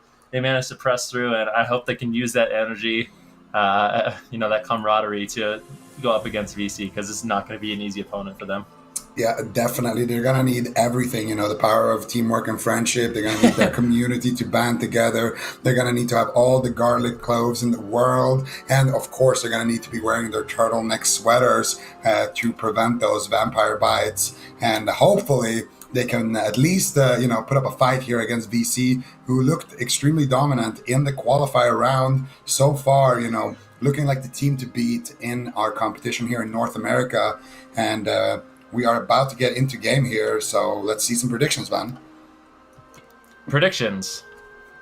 Okay, so if I could vote with my heart, I think it's something you say all the time. If I could vote with my heart, I would say Fun and Flirty will be flirting their way to a victory in this one. But I think in this particular matchup, it's going to be difficult for me to go against VC, and if I had to make an accurate prediction with my head, I think it's going to be a 3-0 for VC. It's going to be a 3-0 before 20 minutes. That's what I was going to say. I was going to say, well, yeah, it's obvious it's going to be a 3-0, but let's get some timestamps here. The price is right, over under, okay? What's yours? No, we just do fair rules, man. Whoever is closest wins. That's it. Over or under doesn't matter. Okay, what's your time prediction? My time prediction is once again. Wait, let me think here for a second. You're getting a vision. Let me. Okay, my prediction is 17 minutes, 46 seconds. Final 3-0. 17 minutes, 46 VC. seconds. Okay, I'm going to be going with 17 minutes, 45 seconds. So what? A little bit more. Bro, you're using the Super T strats on me, bro. This is not the Price is Right, man. That's the Price is Right rules. Okay, no, okay. So you go with 17:46. You know what? I'm going to go. You said 20 minutes. No. I take that back. I'm going to go with 15 minutes. 15 minutes. Yeah. I feel like you're doing Fun and Flirty a little bit dirty right now, man. Well, sometimes that's the way it's got to go. And my prediction is 15 minutes, and I want to be as accurate as you. 3 seconds. 15 minutes, 3 seconds is the number I'm going 15 minutes, 3 seconds. 17 minutes, 46 seconds. Fun and Flirty versus VC. We both agree on a 3-0 here for VC. And hopefully... Are we putting any gold on the line here? You already owe me 20 gold, so... We'll I sent you 1,000 gold the other day, man. I don't know what you're talking about. Okay. What? Are we putting 20 gold on the line here? Double or nothing? That gold already disappeared. But yeah, let's get some predictions from the chat right now. Which team do you guys think is going to win? What do you think the score is going to be? And not only that, what time do you think it's going to end? And I mean, we have our predictions. The gates are open. We can talk, gold and finances a little bit later on, Zico. Mm-hmm. But it is going to be actually VC for the first time on the Horde side of the map. So both these teams are going to be Alliance, and it will be VC cosplaying Horde. Alliance versus Alliance in the upper bracket. Name a more iconic duo. I actually can. Horde versus Horde in the loser bracket. All right, we're going to see Drexer here playing that Pompire. Come on, man. I'm sorry, okay? Not funny. You should have re-rolled on EU with me, man. Then you could have joined in on these jokes. But we're going to have Yes Master here with OG looking to... Ooh, aggro meters with the straight-up wall hack. What was that? Is he a human? Yeah, he is. Did you see him from the start room? Yeah. Just charging over from the graveyard. Yes Master is going to go... Oh!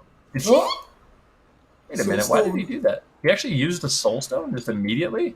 Is he actually going to... Maybe? If he goes down, that was a big waste of a Soul Stone, but I guess... Yeah, all right. Well, Yes Master going back to the graveyard. OG is going to be marching forward, trying to pick up the flag, and let's see if he's going to be able to do it. E2 there to meet him with a nice little sap, and let's see what's going on in terms of defense.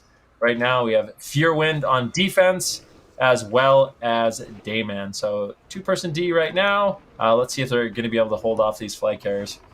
Yeah, Laps has already been sent to the graveyard here by Dayman, and Dayman looking to take down Lapria as well. Free action potion has been used. Lapria going to be ice cubing and using his Skull Impending Doom. Tanks a fat abyss to the face, but still doing a good job here kiting out Dayman. Gets a big heal there as well by LL, but he does get caught up in the blind, and he's going to ice block, exit the block, but that doesn't matter. Dayman is there. Fearwind now looking to knock out LL here. Let's see if they can do it. Dayman is all over him as well. The only thing that can really save LL at this point is a fear. Doesn't look like he's going to have it at this point in time. Actually gets resisted. You can see the pet just got fear there, but Dayman did not. So very unfortunate there for LL. And he is going to be walking through the Valley of the Shadow of Death and take a look at what's left of his life on that graveyard then. Yeah, couldn't have said it. Poetry, really. And Drexar does res. He tried to pick up the flag, but he was met with a big fireball coming in from Searock. Just taking Drexar down and sending him back to the graveyard. Now, Yes Master. This game is it's not as one-sided as I originally thought it was going to be. Yes Master now sneaking in. Let's see if he's able to grab the flag. And we shall see. A lot of people in the chat right now are saying it's going to be fun and flirty via killing blows. Oh. So mixed up in there, in these predictions right now, taking a look at those. And we'll see. Yes Master right now moving in, and I think with just a one-on-one versus E2 should be able to potentially make it out of the face if he plays it right. Actually lands the Rocket Helm on E2 immediately. So Yes Master gets him down, finds him in stealth, which is surprising. And now we'll grab the flag after a Rocket Helm, and we'll be able to march his way through the tunnel. Searock is there to meet him, but I'm not sure if a mage is going to be able to slow him down. Battle Charm comes in from Yes Master, and he does slip away to the rest of his team, and it looks like VC will be able to get this flag. Now, on the flip side, I mean, both teams have kind of struggled getting the flag out of the base, and that still has not been an option for the side of Fun and Flirty. Laps does grab the flag, but met with a Rocket Helm. The defense from Fearwind and Dayman has been really, really strong, throughout these weekends, and I think this could be one of these situations where we do find ourselves with a quick cap here. Yeah, maybe. Dayman is in a 2v1 situation. He vanishes away from that polymorph. Lap's now going to use his Skull of Impending Doom. He does have a couple of seconds left on his free action potion, but he will be met with a number of vampires down there. You can see all the bats are kind of swarming around him at this point, but he does make a nice jump there on the graveyard, and it looks like he might be able to get away. Down, actually. Yes, Master goes down, but Slippery does get the repick there, I do believe. So potentially going to be able to hold on to that with that shield wall. And right now it looks like VC are prioritizing getting their flag in position over, aggressing here onto Laps. And it looks like Laps is going to be able to maneuver his way around the base here. And looks like he will be in that tunnel roof position. Same thing for Yes Master. If they can swap the flag from Slippery back to Yes Master. Slippery still taking a decent amount of damage here. E2 is all over him, but I do believe VC will win this fight on their own graveyard. They have the numbers advantage, cleaning up the last couple of members. Should have no problems swapping that flag to Yes Master and then getting back to those split positions on that rooftop. And that's what VC likes to do anyway. I think a lot of the time they just like to have those kind of solid defense, solid offense pushes set up and just rely on that to win. They are extremely good and coordinated with their assaults. Let's see if they can do it. But one thing is for sure here, Van, my prediction is looking better and better by the minute. Yeah. We didn't even put any gold on this one, so it's okay. It's still up. Well, what? It's We're not 20 gold. It's not. We did not. Let's go through the VOD, okay? Did you say we're talking finances later? Yeah. Okay. So, anyways, we'll continue with the game. Fun and Flirty is moving up the tunnel right now. 6 people on offense, and it's like 5-man defense for VC. And basically, the way those numbers work out is both teams are going to have a numbers advantage: 5 versus 4 and 6 versus 5. And in terms of offense versus defense, which does mean that both these flag carriers should be somewhat pressured here. And traditionally, VC has been pretty good with their offensive pushes as well as their defense. Yes Master does a great job kiting with Fearwind backing him up. I would say one of the players on the side of VC, I would actually say Yes Master and Fearwind are probably some of the stronger players on VC. So their defense is definitely super solid. Yeah, I would agree with that. Having Fearwind on that Hunter and Yes Master on that Druid is going to be very important. Right now, we do see a push here. Selena Gnomez leading the charge. Bacon making it to the frying pan here by the looks of things. He does have the Blessing of Protection. Takes a lot of damage from these mages. They'll catch a couple of heals. Searok is there with the Pompyro here potentially. Might use it right now. Uses these titles from there's the coil. Do they have the Pompyro? Searok needs to just press it. No, not able to find it right there. Yes Master might have had a fire effect or something there. He's doing a great job just tanking it out right now, and he gets a nice backup here by Drexer. Looks like Yes Master's not going to need to jump, and he's going to go for the jump here, looking to pick up the flag, or looking to cap the flag, but a nice blind there by E2 is going to slow him down long enough for Selena Gnomez to pick up that flag, but Selena Gnomez not looking too hot right now. E2 is going to get the flag through a swap, doesn't have that free action potion active. He does actually, but no movement speed to go with it. Trying to maneuver his way through the tunnel, but I do think he's going to be taken down by Fearwind, and that is going to be 1-0 for VC. 7 minutes and 47 seconds in. 7 minutes and 47 seconds. Here we go. Fun and Flirty. They're behind one flag cap. VC, like I said, they're very confident. I feel like I'm most confident in VC when they get to that position where they have their defense and they have their offense. Now, I think they have enough experience, they have enough synergy that they've just been in these situations quite a few times, and I would say that probably is the position they are most comfortable in.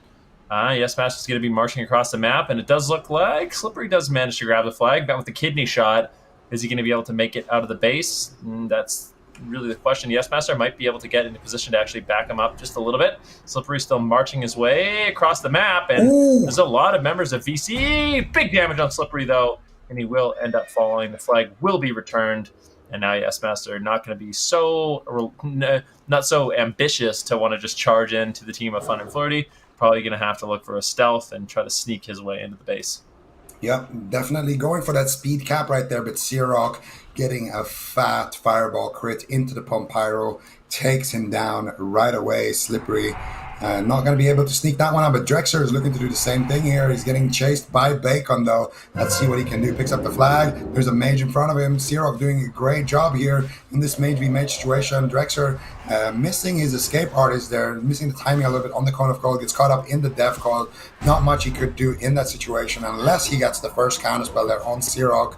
Fortunately for him, Searok was a little bit quicker, and that's going to mean that Drexer will be sent back to the graveyard, and nobody right now on VC is going to be able to pick up the flag just yet. Yes Master also looks like he might be going down here, gets caught up in the Hammer of Justice, so only Lexemic on that priest has the flag, and I would say it's extremely ambitious if he can get out of this base. I'm really surprised that's a route he took. Yes Master just fell. Like he just had fallen in like a 5 versus 1, and he just said, "Yeah, it's okay. I got this." And yeah, not gonna happen, man. So flag does get returned, and once again, we're in this kind of stalemate position where neither one of these teams have been able to really sneak in and grab the flag, as both teams are committing quite a bit to their defense. Ben, you just said that term again, stalemate. I'm actually really proud to announce that I learned another Czech chess term today. Are you ready to hear it? Adopted. Adopted. Yeah, you know that one? No. I feel like it's when you beat someone 10 times in a row. You know, you could say some of the mages on VC got adopted. Anyway, we're gonna see another potential regroup here to pick up the flags. I need confirmation. Here. I've never heard that before. I need confirmation from Adrian at this point. Yeah, I mean that's what they told me in Twitch chat. So I definitely have a reliable source for that one. And we're going to see these team fights erupt here outside of the tunnel as both teams trying to get back and take that flag. All right, here it is. Getting adopted means that you lose 10 games in one single chess match to one chess player. Double adoption is when someone loses 20 games in one match to a single player. Double adoption. That sounds awful. That's going to be my new term to BM people. I say, oh yeah, that guy, he got double adopted actually when we build. But speaking of people getting adopted right now, OG in the midfield drops the flag. Nice pick up there by Yes Master. Going to be caught up in the scatter shot. Swaps over to the bear form. Gets caught up in the flash grenade. Trinkets out of that one. He gets a nice shadow reflector there. And it looks like Yes Master is going to be actually crossing the midfield here. One shadow bolt connecting, but he should be able to brush that one off. No problems. Great defense here from OG and Drexler, just peeling for him, slowing everybody down with the Novas and the Frost bolts. And that's going to allow Yes Master to get to the base. And I gotta say, Dayman he's not been missing a heartbeat here so far this game. He's just been doing great stuff here in the defense together with Fearwind, together with Dust Beast, and they take down another flag attempt, which means Yes Master should be able to get another cap here as he moves up that tunnel. That's going to be 2-0 here for VC. 12 minutes in here, Van. What did you say? 15:03, and we're doing Prices Right or no? I think we are, right? You said we weren't. You're always so against it. You literally were outraged when I said that. I will see. I mean, maybe we could see a quick cap. It's not impossible. We could see a quick cap here from VC. Drexar moving in. OG, both these mages trying to slip by the defense. And we'll see if they can do it. But, I mean, at this point, it's been... I really got a feel for Fun and Flirty a little bit, and especially Laps. Laps has just been getting absolutely destroyed trying to pick up this flag. It has not been easy for him to get this flag out of the base. And at this point, we need to see his team try to help him out a little bit more. I feel like it's been a really big struggle. And we'll see Drexar, OG, and Lexemic going to be moving forward. OG does get taken down. We'll see if Drexar is going to be able to sneak his way in and grab that flag. There's just so much defense from Fun and Flirty. I think it's going to be extremely unlikely, but he might be able to grab it. If he can grab it and run down the tunnel, Yes Master is there to meet him, and we'll see which route he decides to take, getting bursted down, and might actually end up just falling. Need some heals. Flag does get dropped. Lexemic does pick it up. He will be trying to meet Yes Master. Actually, no, Yes Master in the tunnel, Lexemic in the upper portion, but it looks like he will be able to escape. So using the Skull of Impending Doom, getting that speed, and now actually meeting up with Yes Master. If he can drop the flag and Yes Master grabs it, this is a great situation. And Vico, my prediction, it's not looking so bad. All of a sudden, we could see the 15 minutes and 3 seconds. Take it. How you feeling right now? Laps, though, he makes it out of the base. That's true. Laps. He's going to be able to potentially get in a prime position here. If his rocket boost just backfired, he's trying to make his way there. There's a lot of vampires here looking for him, sending out sound signals all over the map here. Laps, what are you going to do? You cannot fail me right now with the graveyard jump. Less than a minute left for Venruka's prediction here to come true here. Could become the next prophet here on the desk if he can get that one right. It's not Price is Right, though. I could still be closer to you. If it's 16 minutes, I still win. So just keep that in mind, all right? Yeah, I'm keeping it in mind. But if we did do the Price is Right rules, then we all know who the winner would be. And I feel like you're always using those kind of cheesy strats here with those rules. But we're going to see Laps here getting caught by Drexler and Fearwind. What is he going to do? He's stuck between a rock and a hard place, and Drexler is looking for him with the Pompyro. What is he going to do? He's running to his teammates. He runs to the Leaf Hut here, charges back to the Mage, to the Warlock right there. Dust Piece shifts the Flash Grenade. Laps doing a great job right now, making us all proud on the desk. No, he gets caught up in the intercept. He reflects the coil, though. No, actually, Dayman getting coiled right there by the Warlock. He did have the Shadow Reflector, so I was confused there for a second, but he gets caught up in the Tidal Charm, and he is going to be able to use that Nature Swiftness. 1 second over Venruka's prediction right now, and Laps still looking healthy as ever as he makes his way back on the tunnel roof. Excellently played, if I may say so myself. Kiting on the graveyard, jumping down, charging back in, allowing his teammates to clean up the fight, getting through the tunnel, nice and healthy, pre-shifting the Flash Grenade, and he's back on the tunnel roof position here, man. Yeah, definitely. I mean, Laps doing a great job. His team backing him up. There is quite a few members of defense here for the side of Fun and Flirty, which does mean Yes Master not really going to be pressured. You can take a look at E2, and he is trying to sneak up into a prime position to set up his team and kind of cut off Yes Master, or even just keep him locked down so the offense of the side of Fun and Flirty can actually make it to target. So we're going to be looking to see E2 potentially set up some plays for his team. He's hiding, he's sneaking around, doing rogue things right now. And at the same time, we see VC gathering their troops, gathering their offense, and they are ready to strike almost at the banana connector on the Alliance side of the map. And now this is where we're going to see what Laps is going to be able to do with his defenders. Can he actually escape? Because numbers definitely not in a favor. But as I say that, we do see Fun and Flirty rotate back, and this is one of those things where although they're going to be able to wipe VC, I don't know how much they're actually accomplishing in this situation, but it can be comforting knowing that there's no offense in your base when you do try to make that push. So we'll see if they do it, and we'll also see what VC is going to do. Is VC just going to sit back with a bunch of defenders now, try to wipe the offense of Fun and Flirty, or are they just going to basically let them go and just have full confidence in their defense? Yeah, it looks like Dayman is just gonna try to hold on to his cooldowns here, die. There's no point for him vanishing on that rooftop. There's no point of him trying to do too much here.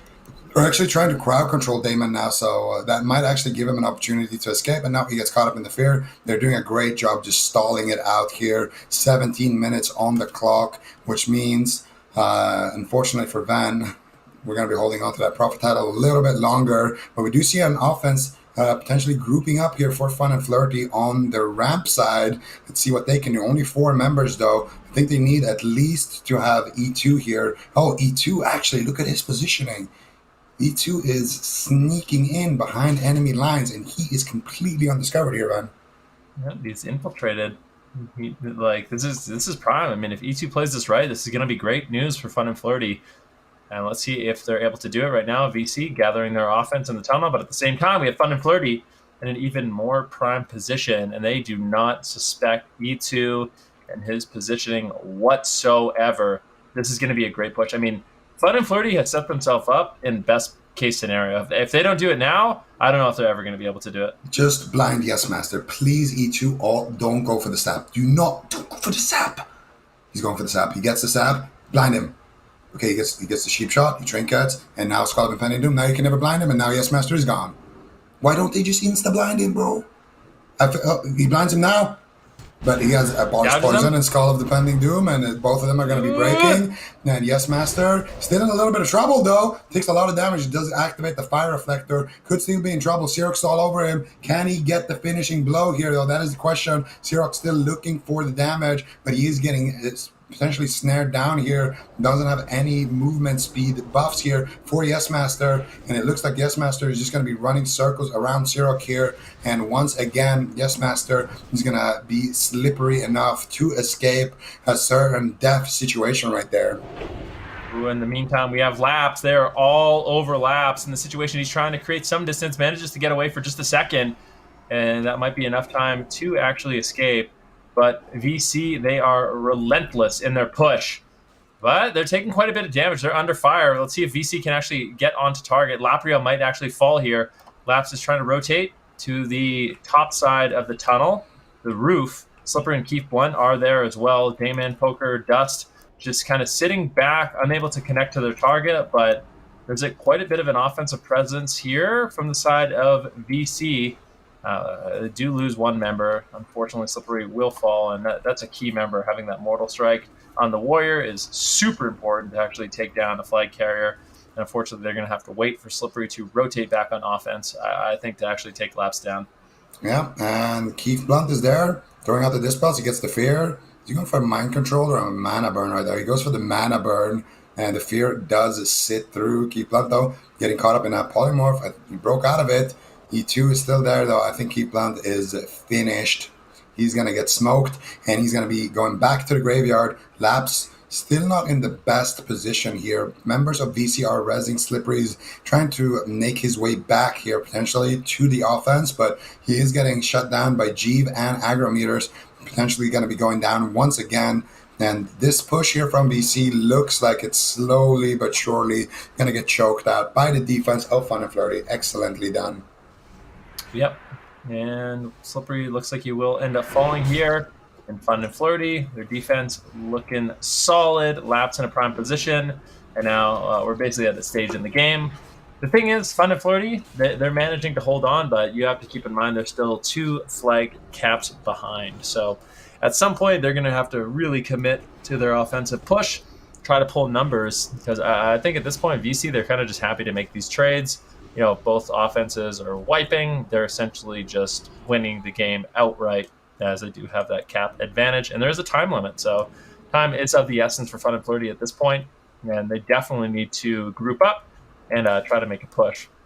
Yeah, and we are going to see just that here. Labs going to be running back up on his rooftop position. Both teams going to look to regroup their offense. And like you mentioned, only 14 minutes or so left on the clock here. So Fun and Flirty, if they want to win this game, all they would need is 2 caps. If they can get 2 caps, then all of a sudden they're going to have that excellent win condition, which is, getting the most recent cap. But it's a long road ahead of them. Team like VC is not going to make it easy for them. Let's see what this push here can accomplish. You got Sirok, you got Bacon, you got Selenite getting Nomads and Agrometers here in the tunnel. E2 as well getting in position. We can expect this push from Fun and Flirty to be starting in about a minute. Let's see what VC does. Will they go in for their own tunnel and try to clean it out, or will they do that gentleman's agreement? It looks like they're just going to ignore that offense happening in their own tunnel and instead go for their own push here, and let's see what they can do. And fun little fact there, Damon actually did a little bit of a mistake there. If you're mounted and you run into the tunnel, if you jump, you will immediately get dismounted. But if you don't jump ever and you just run, it's a little bit of RNG depending on when the server takes, but you can almost get to where the speed buff is or almost into the flag room without dismounting. So just a little reminder there for everybody outside. When you're walking in those tunnels, run in a straight line. When you're running into a building, run in a straight line, basically. Yep. You don't jump. If you jump, you get dismounted. I don't know why, but you do. Okay, well, look at Dayman. He's cut off Laps. There's the gouge. He's setting his team up. Blind onto Lapria. Dayman single-handedly setting up his team. What is Laps going to be able to do? Slippery there. He gets the charge, but unfortunately, I think the charge stun gets resisted. And Laps is just going to be trying to escape. So running, Intimidating Shout comes in, just trying to buy enough time for Dust and Poker to actually get there as well. Laps caught into the Flash Bomb. Big damage, but Dayman might actually fall. He gets caught into the Freezing Band, and now taking heavy fire. A little bit of heals coming in from Keyflow, but a nice counter spell. Nicely done by that mage, and as a result, that does mean Dayman will fall, and that is a very important member of offense. But I would say Laps still not entirely out of this. He's getting spam dispelled. Big damage coming in. NS heal from Laps, still on the run here. Yeah, but he is not out of the woods yet. Slippery's there. If he can keep that Mortal Strike debuff up, it could be big trouble for him. He's running to the flag spot, though. It's because Yes Master is going down on the opposite end. Yes Master gets dropped, and Fun and Flirty gets the cap here. This is insane. If they can get one more cap, they got 11 minutes to do it. They will win this game if they can get that cap within those 11 minutes and then just play defense and potentially just not allow VC to get any more caps. I can't believe that. That was so well played here as well. Dayman did a great job there trying to keep Laps in position, but Laps himself did such a great job. When he got gouged, he shifted out of form, and Dayman couldn't get the flash grenade as a result of it. He also had the free action potion available and up and running, and that prevented, the charges and the kidney shots and everything like that. And he had his abolished poison. So Laps covering all bases there, essentially having that, dispel happening on the blind, making sure he can't get stunned by the rogue, and making sure he can't get flash bomb. And just excellent stuff here. Bless you. And we're going to see Laps making his way back to the base. If VC can prevent it from escaping the base, that flag, that is probably the best line of play for them. And then going for a quick cap themselves. It's something that they're extremely good at, but Slippery caught up in the tunnel right now, getting AoE farmed here together with his teammates. Let's see if Fun and Flirty can prevent this flag from leaving their base. Yeah, it looks like Slippery actually getting big heals here by Yes Master, but there's just so many members on the side of Fun and Flirty. How is Slippery going to escape this one? Yes Master actually positioning up in the banana, maybe wanting to rotate, pick up the flag if he does end up falling. Shield Wall does come in. Slippery still marching out of the base. Looks like Yes Master might just fall, and that's one of the key healers for Slippery to actually stay alive. Mortal Coil coming in, but look at OG. He's actually just AoEing everyone down. One member falls. Two could potentially fall here, and great job. I mean, in a situation like that, they're so focused on taking down Slippery, who might end up still falling, but they definitely punished them and made it difficult for that offense to get a push. Ultimately, Slippery will fall using the shield wall. Fades. They just had him locked down, and Fun and Flirty, they're going to be regathering and trying to make a push. And all of a sudden, I mean, this is such a close game. If Fun and Flirty does manage to get the next flag cap, like you mentioned, it's going to be a game in favor of them. But I mean, so far the defense has been really solid from VC. And I think Laps is going to have his work cut out for him just to get the flag out of the base. But if he can do that, they're actually looking pretty solid when it gets back to that offensive, defensive positioning. Yeah, and Fearwind is trying to sniff out Laps here. I don't know if he has him discovered here. I do believe Fearwind knows about his position, about his whereabouts, and Laps is going to get flared out. Fearwind has such a good read on the situation. Dayman is in the base waiting for Laps to get in there. Laps going to use his Shadow Melt here, look for that stealth. He does get a Fear Ward here as well, so he's going to have that. I'm not sure if Fear Ward works on Flash Bombs, but it could be the case here. I do believe that if you have a free action potion and you get Flash Bomb, the Flash Bomb still goes through and fears you.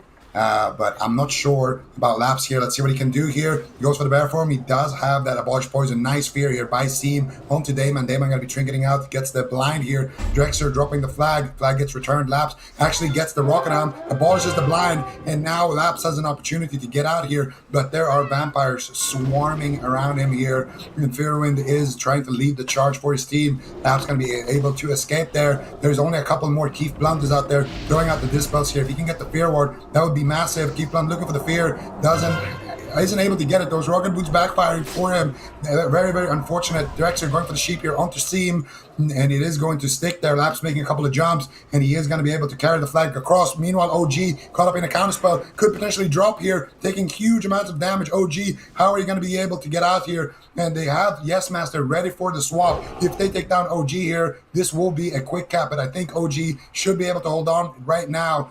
The Jeeve, though, still looking to take down Yes Master. If they can do that, they will prevent the swap at least. OG still dangerously low on HP here, Van.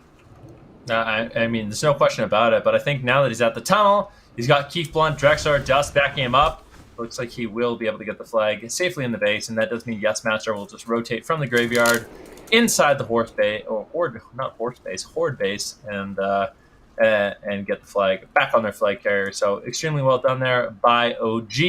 Good backup from his team. But that does mean we're in this position. If we take a look at how much time we do have left on this match, about 6 minutes and 30 seconds.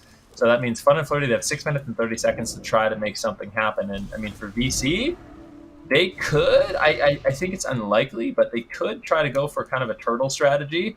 I feel like their defense overall is good, and it's something that could work, but I feel like they don't want to go with that line of play. They're probably going to end up just continuing to make offensive pushes and really pressure Fun and Flirty into making something happen. Yeah, excellent stuff here from OG. I got to give him a shout out for that. Making, a very, very difficult play there to make sure that he can get the flag across. If OG went down there, if he did a single mistake, that would have been a cap for Fun and Flirty, and then all of a sudden they would be in the driver's seat. Now VC is pulling their offense back here, actually in the midfield. You can see Dust Piece and Dayman kind of in a skirmish situation here. Agrometers looking to try to take Dayman down here. He has the Hunter's mark on him, so even if he does stealth, the Hunter of Jeeve is going to be able to spot him, and there's a fella Hunter on him. Dayman, he is good night, Dayman. And we're going to see Yes Master on that tunnel roof position, Slippery, Dust Piece, Poker, and Lexamic, realizing that, hey, maybe we should try to wipe that offense in our own tunnel just to buy ourselves a little bit more time.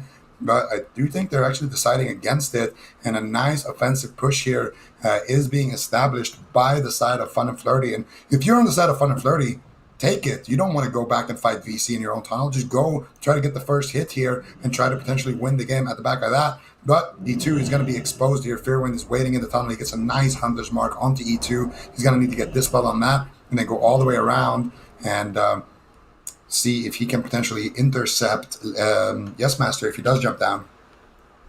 Yeah, it looks like 6R going on offense here for Fun and Flirty. Dayman going to be rotating, and I think for VC, they're probably going to wait till Dayman does reconvene, or at least get in a position where you can try to cut off Laps.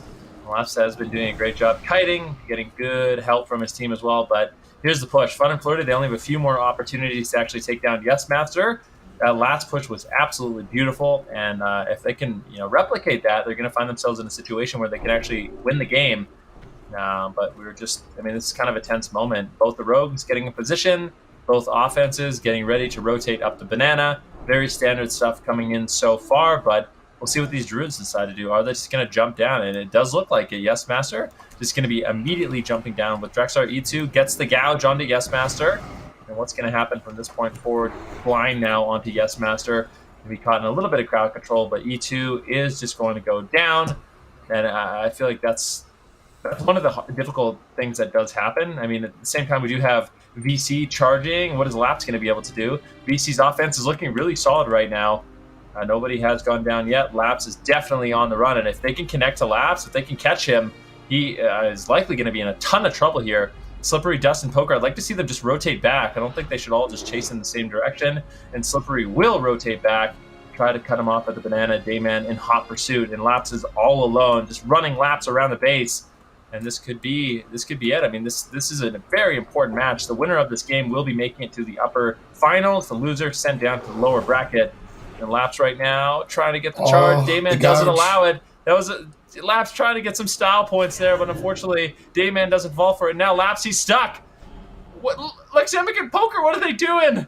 The slowest reaction times I've ever seen. Laps literally jumps down and just walks behind them, and they continue marching up the banana. Not sure what happened there.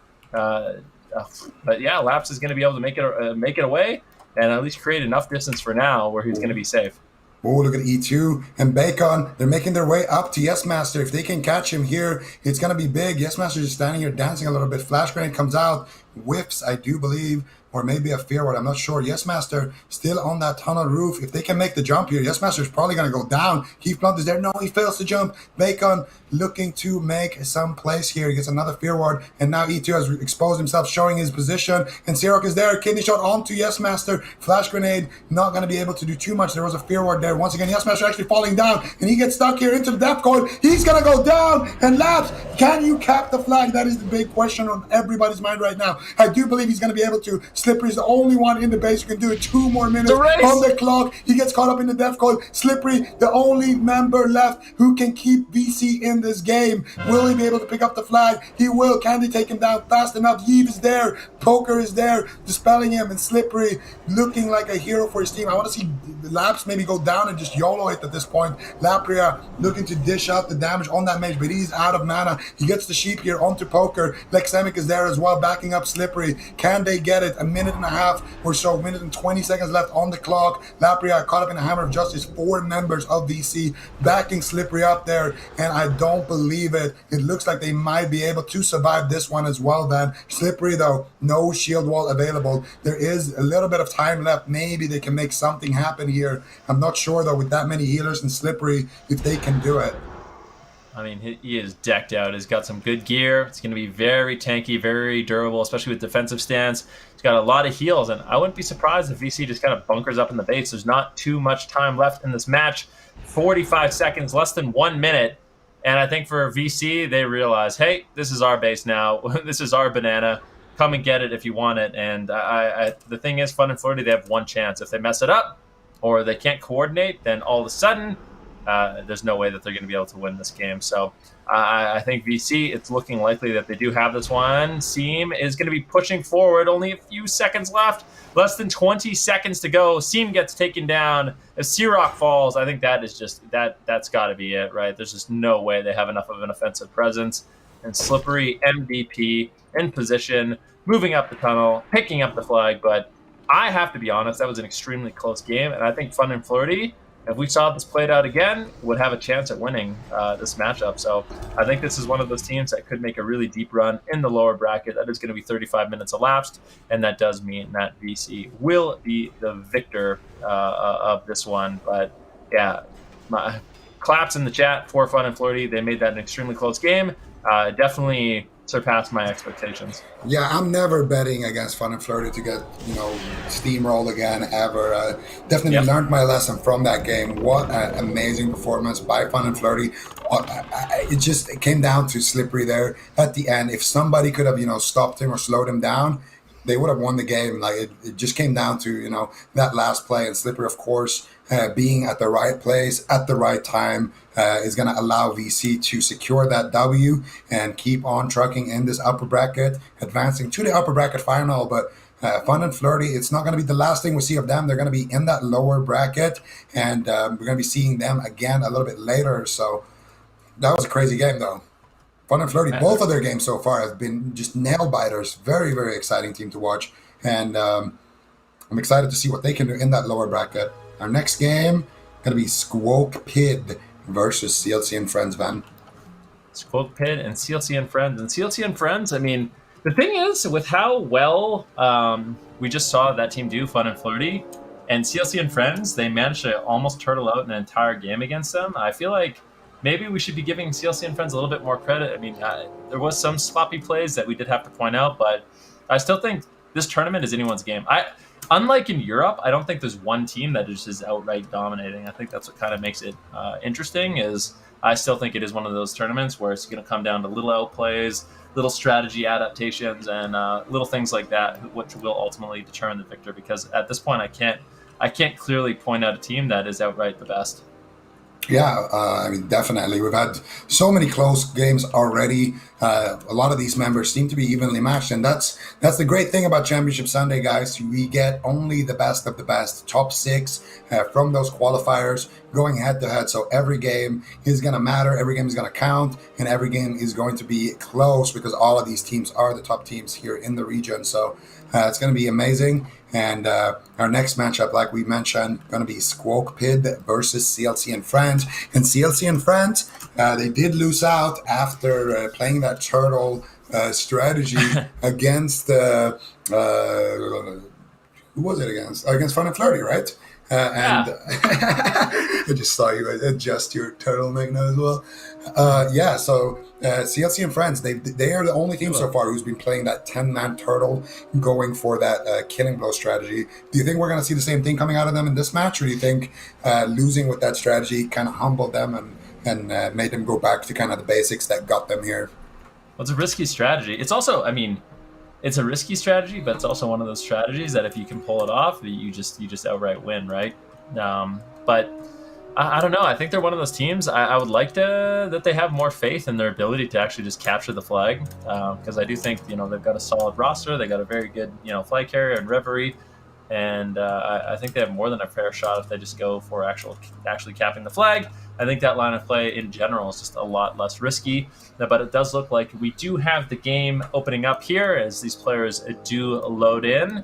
And once again, it is, of course, going to be the team of Squo Pid going up against CLC and Friends. And Zico, we've been having a bit of fun with predictions today. What is your prediction for this one?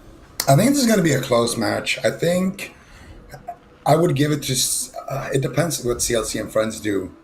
If they don't do the turtleneck strategy, then I do believe CLC and Friends will... I do believe CLC and Friends are going to have a slight advantage in this one, but I do think it's going to be a close match. I could see this one timing out and one of the teams winning, 2-1, or basically I expect this one to be extremely close, but go in favor of CLC and Friends. What do you think, Van? Extremely close. That's right. Go in favor of CLC and Friends. I would say I have to give a slight edge to CLC and Friends, but I think it's going to be a close one. Okay. So I literally the same prediction as you. Literally copy pasted that one. No, I changed up the wording a little bit. Okay. Okay, so, this is not a school assignment, man, where you can just copy my work and change the wording. It's still the same thing, man. Copying off your friend's homework, but just changing up the sentence structure a little bit. No, but I think that, in all seriousness, I would have to say I favor CLC and Friends on this one, but at this point, it seems difficult for me to just outright say a specific team is going to win and dominate. And one thing I didn't really notice about Squo Pid is they have 3 priests. Did you notice that? It's a lot of priests. I did not notice that, actually. Wait, they have a shadow priest. Yeah, shadow priest. What is that? What's that thing? What? He doesn't even have good gear. Hey, don't be too judgmental, okay? I'm sorry, man, but shadow priests, they're not the meta right now. But let's see if that triple priest can potentially carry them to victory here. The game is live, Squo Pid versus CLC and Friends, and I'm just excited to see here if CLC and Friends are going to be going for that same strategy, going for those killing blows, that team deathmatch strategy, or if they are going to be playing that flag capture strategy. They give berserking to their shadow priest as well, so really having full full faith in his ability to do damage. I wonder if he's going to play defense. Might end up playing defense here with Trippy Bang. Was that intentional? Full faith, Priest. Yeah, of course. 100%. Like my Harry Potter thing yesterday. Yeah, exactly. Yeah, scarred for life. Yeah, that was intentional. All right. Oh, goodness. We got the game live here. The team fights could start to erupt here. We got Kibler playing that defense, and he's been doing an excellent job so far in this tournament and as well as last weekend. Both teams are going to be charging in here in the midfield, and on the opposite end, we are going to have Trippy Mang sitting there in the base waiting for Reverie and Dookie X. Dookie X has done a great job so far crossing through the map. And if you take a look at Custard, he does have a little bit of backup here. He's got All Day and the House here with him. So Kibler and Bean going to be in a 2 versus 3 situation. Bean going to be peeling back here, pressing that Viper Sting. Very, very excellently played by Bean right there. Going to be pulling back to the base. And Bean is wearing those war blades of the Hakari here. Not the most traditional weapon to see on Hunter, but now here we go. Fag does get picked up. Kibler caught up in the Rocket Helm. Reverie already making his way out. He gets caught up in the Rocket Helm as well here. So both teams doing a great job here, keeping their flag carriers alive. And it looks like Custard, he's going to be flying through the map here, crossing the midfield already. Whereas Reverie, he's going to be in a world of trouble here. Trippy Man is there. He has backup with those dispels. And let's see what he can do here. Trippy Man looking for the sap here, potentially swapping it to the Priest and then opening onto Reverie. But nicely done there with the Ritzes there, backing him up as well. Lazarok as well, going to be taking down Trippy Man here in the 1 versus 4 situation. And Miley's actually there with the Hand of Rag. Could potentially have enough damage, but I don't see it. Shadex is there now as well, backing up Reverie. Reverie a couple of hits away, though, from just being slain. And if he goes down... Ooh, intercept's not coming through. Miles, can you do it? They have leader as well. Reverie so close on HP here, so low. Goes for the speed buff here, gets caught up in the title charm, into a flash grenade, and they have no more damage here on the side of Squo Pid. Now, Reverie should have no problems exiting the base. Yeah, theoretically. I mean, right now, Reverie in bear form, he is feared up, but he got so much backup from his team. All Day is there, but not an easy thing to do as a mage unless you're playing Palm Pyro, which he's not. Frost Mage not going to be super effective at taking down Druids unless he gets some really, really big crits outside of Novas. All Day still just charging forward, doesn't have enough mana, but is being quite annoying with the Flash Bomb, and Reverie will get Flash Bombed back to the other side of the map. That's quite effective, but at the end of it all, doesn't really result in too much, as Reverie will get back to his side of the base. And one person I want to pay particular attention to right now is going to be Kibler, who has managed to sneak his way, infiltrate his way into the Alliance base. And, you know, we always talk up the positioning of these rogues and what they're going to be able to get done and how amazing it's going to be, but I'm going to be honest, we've been let down by a lot of these rogues, and I think Kibler reveals his position, and there is no way he is going to be able to get away here. Custard with the Net Trinket, with the Fairy Fire. Kibler is an absolute sitting duck, and Idiotech should likely be able to take him down. Maybe they're just waiting for the push. Once they commit the push, they could potentially take him down, but I think at this point they should just go for it. Yeah, Kibler's going to need backup. Kibler needs backup? But I also think they're delaying too long. Like, they need to take Kibler down right now. Kibler might actually just get him locked down. This is, I have to say, this is a huge mistake from Squo Pid, just allowing Kibler to disrupt their back line so much. Really, really greedy in their timing and taking him down. You can see right now, it does look like Custard will be able to slip away, but yeah, that could have easily backfired. Yeah, and we're going to see Custard now making his way back up on the tunnel roof. And I do believe he's going to be completely fine in this situation here. And we're going to see if the offense of CLC and friends can catch up with him. Doesn't look like the case right now. A little bit of a blunder there, but honestly, just going back to that rooftop conversation about, you know, how the rogues have been failing us a little bit there. To be honest, in that situation, Kibler couldn't have done anything. He had one priest AoEing one side and the mage, you know, AoEing the other side. So in this particular instance, there's not too much that Kibler could have done. But in general, there has been a couple of rogues, you know, having their rocket helm, having their opener, and just, you know, kind of prioritizing, being a little bit too greedy, trying to CC too many people on that position and just kind of allowing the FC to escape uncontestedly. Kibler having a 1v1 against Dog Pizza right now in the tunnel. He's going to go ahead and vanish. Dog Pizza actually has a chance to flare him out. Kibler is extremely slow here, but crippling poison on Dog Pizza is going to prevent him, but he does activate the anti-venom and runs up, and there it is, the flare onto Kibler. Kibler going to activate his rocket boots now and look to chase down the flag carrier. Let's see if he can connect here. Custard gets a fat chain lightning hit there. Kibler going to be blinding him just to prevent the NS into the gouge and almost takes him down because of it. Nicely played there by Kibler, connecting on the target, applying the pressure, but of course, got to give a big shout out there to Scarborough smoking the flag carrier. Trippy Mang does manage to grab the flag. They can take Trippy Mang down. This is going to be big. Reverie in a position. Oh, he actually gets the charge. Trippy Mang is kind of getting locked down here. Shadax is there. Do they have the damage to actually take him down? Decent amount of damage. It looks like Trippy Mang will fall. He's got no backup, and that does mean that will be a cap for CLC and friends. This is what we want to see from their team. Have faith in your offense. Have faith in your defense. No more messing around. No more turtling.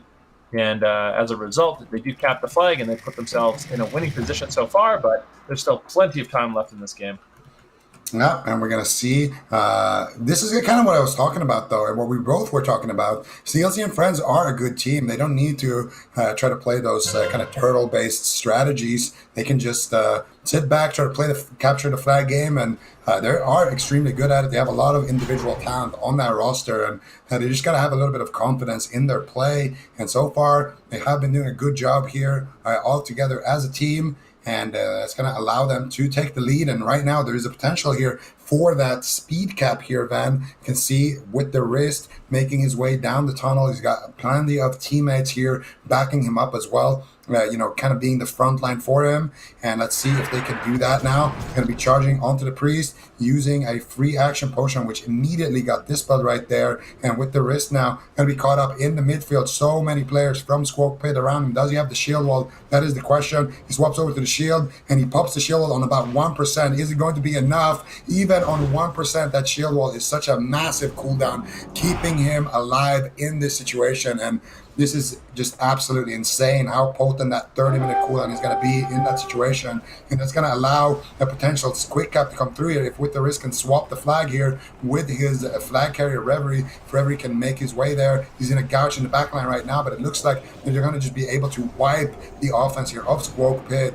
That late shield wall coming through, and it's going to be carrying CLC and Friends in that situation, whereas Custard, he's going to be sent back to the graveyard. Reverie gets the flag swap there. Kibler with the return, and now House and All Day, they are the only members who can stop the situation, and I don't think All Day is going to be able to do anything playing a 2v1 against Bean and Kibler, but he has to go for it. Ice Blocks has no mana left from those Viper Stings. Bean shooting up another Viper Sting right there. Ooh. All Day is going to fall. Dark Shades, the Shadow Priest, House. Only one, and House actually gets scattered immediately here. Bean dropping a pre-trap there on the ground, but unfortunately not going to be able to find it, but Reverie does get the cap there with a nice charge into the hand in. 2-0 for CLC and Friends.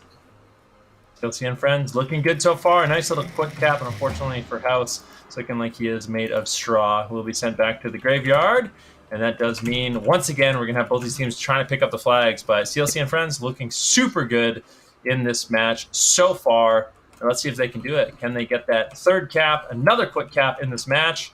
Or are we going to see a little bit more assistance for Custard? Custard and Idiotech now going to be marching through the Horde tunnel, but I mean, Bean and Kibler, I have to say, they have been doing a great job on defense so far. The Hunter Rogue, they have good synergy. They've been able to lock down the Druid, take down the Mage, and then eventually take down the Druid, and we'll see. I think for the side of Squo Pid, if they can actually get the flag out of the base, it's going to be massive for them, because once we kind of get into that defender's position, it seems like they actually do okay, but it's been kind of difficult for them right now. Idiotech gets hit really hard, might just get taken down, and Bean actually snipes him. Bean also returns the flag before Custard is able to grab it, and now Reverie, let's take a look at him. What is he going to be able to do, as it is unlikely Custard will be able to get this flag out of the base alone. But that does mean this is an opportunity for a third cap, and I don't think there's anything they can do about it. That's it. That's going to be it. Nicely done. Just going to, Shades down right now, on cruise control, running through the tunnel.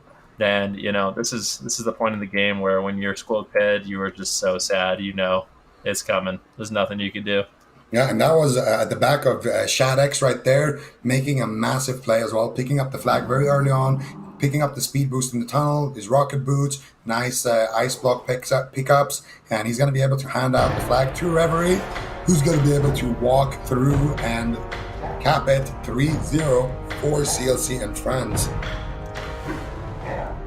There it is, CLC and friends. I mean, we wanted them to step up. We wanted them to kind of abandon that turtle strategy, and they did just that, and they look good doing it. So they will be advancing to the round of 3, and unfortunately for Squo Pid and the great games they were able to bring us, thank you for the good times, but that's it for them in this tournament. And until next time, farewell.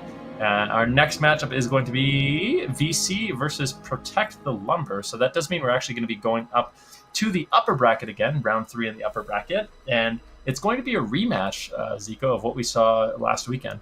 Yeah, this is a rematch of the grand finals, actually. Last weekend, Protect the Lumber were the ones who ended up getting, destroyed in that final, let's be honest. And we're going to see if they can get their revenge here, if they've kind of figured out something, a new way to play the game, or just practiced, their original strategies. It's going to be interesting to see what they can do. And like you mentioned, this is an upper bracket game, so whoever loses here is not going to be out of the tournament. We're going to have that lower bracket kind of lifeline still lingering for both of these teams. And we're going to see what they can do here. VC, I gotta say, man, they haven't looked as good as we would expect today after that insanely close game against Fun and Flirty. I'm not sure. Maybe they're having an off day, or maybe the competition is just stepping up here to the plate, but this could definitely be another close call here. I mean, it definitely could be. I mean, VC, maybe that last game it didn't look as polished as they normally do. They're one of those teams where you would kind of expect them to dominate a tournament like this, but it's been a bit of a struggle for them. But that being said, they still are winning, right? They still are the team that is winning. They won the qualifier stages, and I still think they're in a prime position to win this entire thing. But Protect the Lumber, it looks like they've actually stepped up, and I think this is going to shape up to be a really, really good match. Because the thing is, although VC did beat Protect the Lumber, it seems like Protect the Lumber is having a good day. So I think sometimes all it takes is having a good day, a few things going your way, and then all of a sudden you can win, a Warsong match like this. And I don't know. Who do you think's going to win? Who do you think's going to win this one? I have to ask you. Prediction time. I have to go with VC, but I don't know. What do we say? 3-1? 3-1 VC? 3-1, I think is fair. Yeah, I think I could go with 3-1. Yeah, okay. So, again, you're copying my homework? No. I think it is going to be a 3-1, 3-2 kind of thing. Even maybe even a timeout. Like, it could be one of those games where we see like a 1-1 or a 2-1, something like that.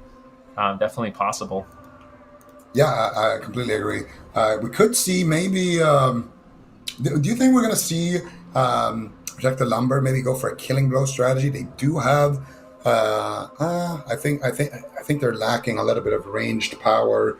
If they had a second Ellie Shaman or a second Hunter, I could see that line of play working. But personally, I don't think we're going to see a stall-based strategy. I think they're going to just try to beat them at the kind of standard Warzone Gulch meta. But it will be interesting to see, if they force VC's hand maybe by getting a couple of early kills and then just grouping up in the base and putting pressure on them by doing that. I don't know. It usually is the Horde teams that go for those strategies just because of the fact that things like Wind Fury Totem and just Elemental Shaman Burst is just so massive. Yep, but do you think there's actually going to be a chance that they go for that turtle strategy? I feel like we haven't seen that from Protect the Lumber at all so far. Yeah, I don't think we're going to see it. I think Protect the Lumber, they're just going to be playing that standard game, but maybe they utilize it a little bit in the start to kind of buy themselves some time. Because the way I look at this matchup is the more often you're going to be in that 5 base, 5 offense situation, like with both flags on each side, the more often than not is going to be favoring VC, I would say. In that previous match, it was extremely close between VC and Fun and Flirty. It looked like the pushes were actually going in favor of Fun and Flirty towards the end, and towards VC at the start. But maybe if you want to, you can try to just stall out the game for a bit if you are protect the lumber, and then go for those pushes a little bit later on. I'm not sure. We're going to have to see what they end up going for as the gates have started. Junie Loon has picked up the Berserking on that Elemental Shaman, and he is looking to 1D somebody here, Ben. Yeah, and we'll see if he can actually do it. OG positioning himself, basically causing a distraction. Something very typical we see. The mages moving in, and they kind of distract the defenders to allow the druid to sneak in. And if the mage is just completely left unchecked, then all of a sudden he can just go in and grab the flag. So yeah, I think it's a good strategy. It's what we see often from a lot of these good teams. In terms of defense right now, it seems like VC, they got quite a bit positioned outside of the Alliance side tunnel. Sif going to be trying to make the jump to the Alliance graveyard, but he's met with a trap! Nicely done. I love that positioning from Fearwind, actually just dropping a trap at the jump point, and now Sif has completely revealed his position, and there's a bit of an opportunity here for the side of VC to potentially even go for a quick cap. Yeah, and we're going to see if they can get that quick cap here. It's an excellent situation that they've kind of set up here for themselves. Yes Master is making his way there. Shook is waiting in the wings, though. They actually... Yes Master spots him in stealth there. I do believe Yes Master is wearing those engineering goggles to get increased stealth detection. Spots Shook, and now he gets the first pounce there with the Rocket Helm. And Shook's Rocket Helm breaks early. Shook following him here with the Rocket Helm himself, as well as that free action potion. Yes Master is going to be caught up in that Rocket Helm, and now it's Shook versus Drexar and Yes Master. Yes Master getting the spell here in the tunnel. If Shook can get a couple of stuns, maybe a kidney shot, could be big. Flash grenade could come out here from Shook. Let's see if he has it. Not going for it just yet. Shook now finally getting caught up in a polymorph, excellently done by Drexar, but Drexar not going to be able to find the resheep there on the trinket. Going to get crowd control himself, but Yes Master has been able to cross the map here, and he should be able to get away. And if we take a look at Sif is still on that kind of ramp position, catching a big heal here from Rumi, but he's not going to be able to actually stick around. He's just going to get a renew and keep on running. And now VC looking to collapse here onto Sif. What is he going to do here, Van? I don't know. Well, I mean, we'll see if they can actually catch up to Sif at this point. Slippery marching forward, speeding over, actually. See if he can get the charge off. He doesn't look like he's going to be able to, but he does manage to get the intercept, and this warrior is extremely geared. Might be able to just tear through Sif if he's not careful, but good kiting coming in. Lexamic meets him with a fear, trying to cut him off, but there's so many defenders right now for the side of Protect the Lumber that I think Sif should be able to make this jump and be safely in the base. But look at Dust, look at Dayman. They're trying to cut him off. They're rotating. This is actually interesting. There's no one that I don't even think they've noticed. And Sif right now definitely doesn't want to position too far away from his team, as if he does, he's going to get caught by this rogue and this warlock. Yeah, and Sif is realizing the danger up there, so he's going to be running back to his teammates here, and nicely so. They're going to be escorting him back to his side of the map. Dayman, though, I want to see what Dayman does with this. He knows where Sif is. He knows they're going to go back on the tunnel roof. Is he going to sneak into the base? It looks like he's making his way down there, but he actually mounts up to get there even faster. This is extremely intelligent by Dayman. I don't want to see him jump now, though, and he won't jump. And look how far he's going to stay mounted as a result of that. Dayman learning from previous mistakes, and now actually going to have that cutoff potentially. He should go for it, just risk it. Nice flare. He's going to be able to shut down that attempt. Excellently done here by the entire squad here of Protect the Lumber, doing a great job just playing their defense game here, getting the flag to their base, making sure that they're not giving away any early advantages here. And right now, there's only really Shook waiting in that offense. If you take a look at killing blows, VC only having one killing blow. So if they want to, they could turtle here on the side of Protect the Lumber. They could just have a full-on turtle, but it doesn't look like they are going to be going for it. Looks like Stapler, he's going to be moving with Big JC and Dooney Loon to potentially set up an offense as they find Shook. And they're going to have to wait for Shook, but Keith Blunt being kind of taken hostage here at this point, and he is going to go down as well. So Shook going to get that insta-res. Keith Blunt going to miss that res, and that's going to allow Protect the Lumber to get the first hit here. And it does mean Protect the Lumber, they're going to be nice and snug in their base, and we'll see what VC decides to do.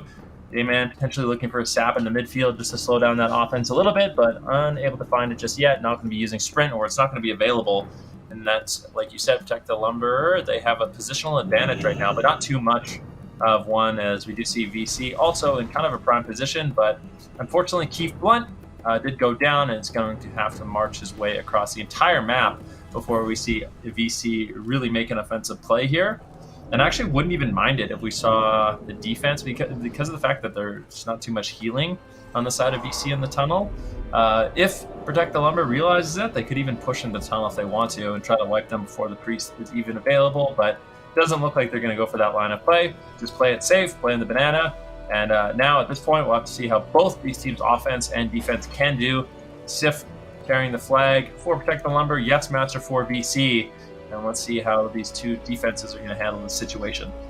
Yeah, and I gotta say, the formation here of VC's defense looks very, very solid. Fearwind has been super solid on that Hunter just throughout the tournament, and he is doing his job perfectly, placing down the Frost Trap, spamming out those flares, not being close enough to get poked, but being close enough to make sure that he keeps that up so no rogue can sneak through, no one can really get there without him getting the first hit. And Dusty's looking for a big push here. They actually might be able to get onto Sif here. Slippery is there. Dustpiece gets feared. He gets such a big heal though a little bit earlier on, and now he's going to be in coil range. Sif, what are you going to do? He just runs a big circle here, and it looks like VC's offense is slowly but surely going to be going down. Dusty's one more hit should take him down and send him to the graveyard, and that's exactly what's going to happen. If you take a look at the opposite side here, they have forced down Yes Master, I do believe. No, he's still here up on the tunnel roof, but they are making the push right now. Stapler leading the charge for his team. Can they connect onto Yes Master? They do have the Ellie Shaman there. Nicely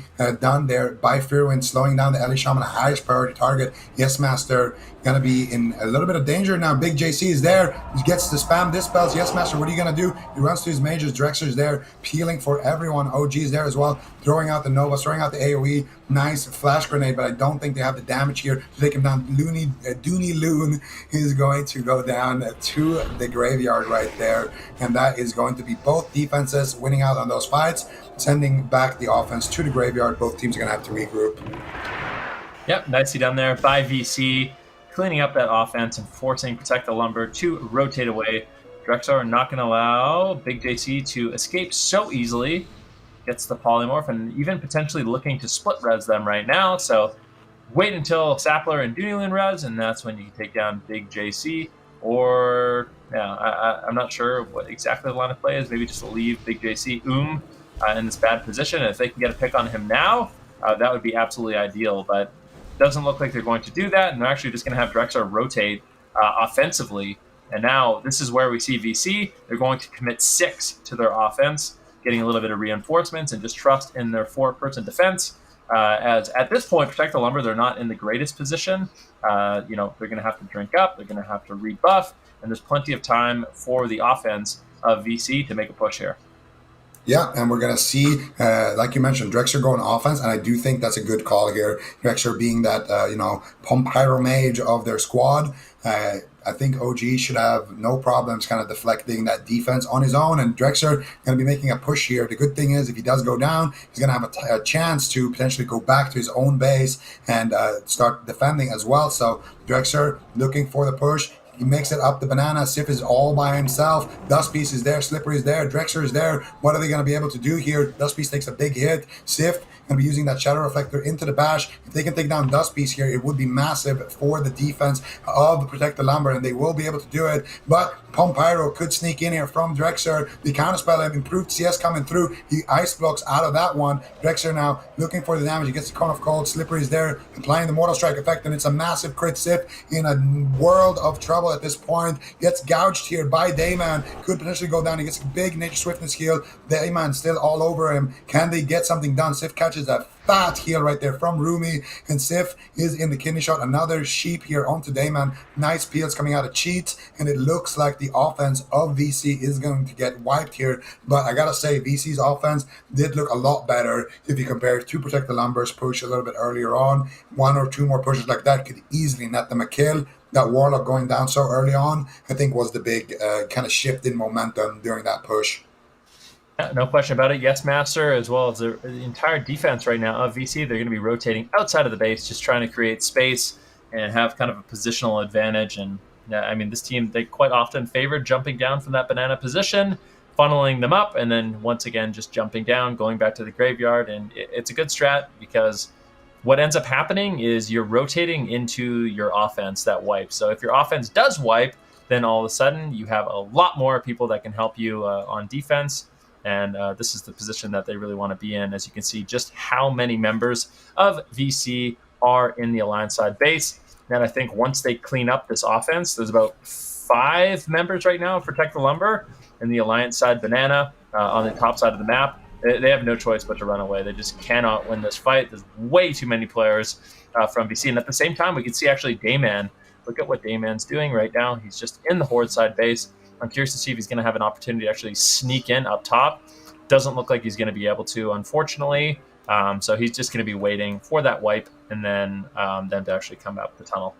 Yeah, and VC does get a pick there onto Shook. Shook gets a nice rest timer, though, so he should be able to make his way back potentially here. And I think both teams now are going to be going for their own offense here. I don't expect to see a fight kind of erupting in the midfield. Let's see what Take A does, though. I think he's looking for that berserking buff. Maybe Dooney Loon, Kotus, Big JC, and Sapler, they're all in kind of position here waiting for VC to pass by so that they can take that tunnel position. Take A going to be on defense, and Shook, unfortunately for him, is in stealth right now. He might be looking for a sap onto somebody. If he can find it, it's going to be nice. They're going to be able to slow down the offense. He gets it onto Dust Piece, that Warlock. Nicely done there by Shook, and I expect him to kind of potentially mount up here as he gets a little bit further away. DC wasting a lot of time trying to take him out of stealth, and it looks like another push here should be coming through here from the members of Protect the Lumber. They're actually going to be ahead of VC in this push, and it's largely due to the work that Shook did there, but I would have liked to see him mount up a little bit earlier and get into that position. Doesn't matter, though. He's going to be able to do it right now, and I do think they should pull the trigger right now. Dooney Loon should be in position here, but Fearwind doing a great job just slowing everybody down, disrupting them. Even if you activate a free action potion, if you're standing in a freezing trap, you're still going to be, or in a frost trap, you're still going to be, slowed by that. So that free action potion doesn't necessarily clear your slows. It just prevents you from being slowed in the future. So we're going to see everybody trying to line that and look to make a push right now here, Van. Yeah, and we do have the offensive VC ready to go. Sif in a position. What is he going to do? Here we go. Drexar, Slippery, Keep One, Poker. They're all going to be charging in.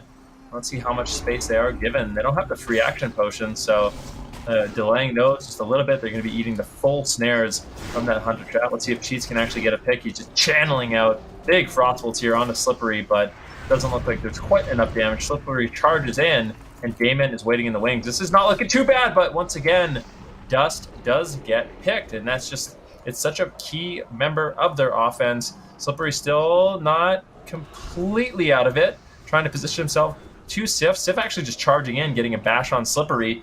Right now, Protect the Lumber, what are they going to be able to do? So far on defense, they're looking solid. Dayman actually rotates, and if Dayman gets picked, then this offense is just over, and it looks like he will end up falling. And once again, Protect the Lumber, they're looking good in the Horde side base. You can check out what's going on with the Yes Master, and yeah, he's looking completely fine as well. So defense solid for both these teams, as both teams really struggle to make this offensive push. Yeah, and we're going to see a big push coming through here. Shook is actually leading the charge here. Yes, Master needs to be extremely careful. He knows where Shook is. He's the only member that he's scared of, so he's going to be running down knowing that there's no threat of that intercept coming. And this is the thing. If Shook pushes, somebody else needs to kind of take that role of interception. And that's one thing that we saw Apes do very well yesterday. Dr. Perplex, whenever he was out of office, he had his assistant UHDX there, making sure that he's not missing any appointments, losing out on any of that gold. And that was a large reason to why they were able to win that entire tournament. Just that team play, having the rogue chase and having the warlock cut off, having the warlock chase and having the rogue be the one who cuts off the flag carrier. And in this case, nobody's going to cut off Yes Master. And slowly but surely, I do believe the offense of Protect the Lumber is going to be falling here. And I do think the best Shook can do out of this situation is just go to the base and try to potentially look for a spot there. And on the flip side, VC has no offense right now as their offense got wiped. They're just going to be looking to wipe the offense of Protect the Lumber, and then we can see both teams kind of regrouping and looking to make their next push. Yeah, and they will be doing just that. Both teams rotating through the middle, and see what's going on. There actually is a few members. Shook actually in a position. He has infiltrated the Alliance base. So let's see if he can get away with it. Maybe Sapler actually just creating a diversion right now. And if they take down Sapler, as he jumps down, and they're like, okay, well, that's all clear. I think that was kind of the plan. It's like, all right, I'm going to go up with you. And when I jump down, they're going to think it's clear.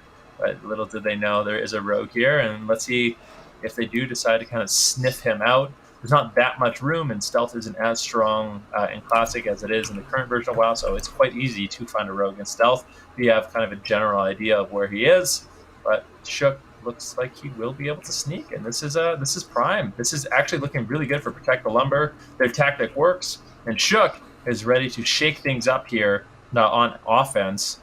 Yes, Master is getting really, really close. The alarm bot, they're actually rotating back up. Shook actually gets knocked out. Good timing. And Yes Master is going to be out of there before you know it. Luckily for Shook, it looks like he will be able to survive, but now immediately VC is just going to be kiting. Well, it's just another one of those cases here. Like, Shook, your team isn't in position to push. Why are you so close? You infiltrated. They weren't even looking for you. He literally ran into them. And of course, hunters with track hidden, having, things like paranoia from warlock pets, having, perception. If you have a human on your team, all of those things can spot a rogue from a mile away. And Shook, he has to be close, but he can't be too close. And that's the thing, You get too close to the sun, you get burned, and that's what's going to happen there. Too Shook, Yes Master, is in position here on the tunnel roof, going to be rotating back into the base. I want to see Shook just do a complete U-turn here and look for Yes Master. Actually, Shook is in a perfect position here to intercept Yes Master.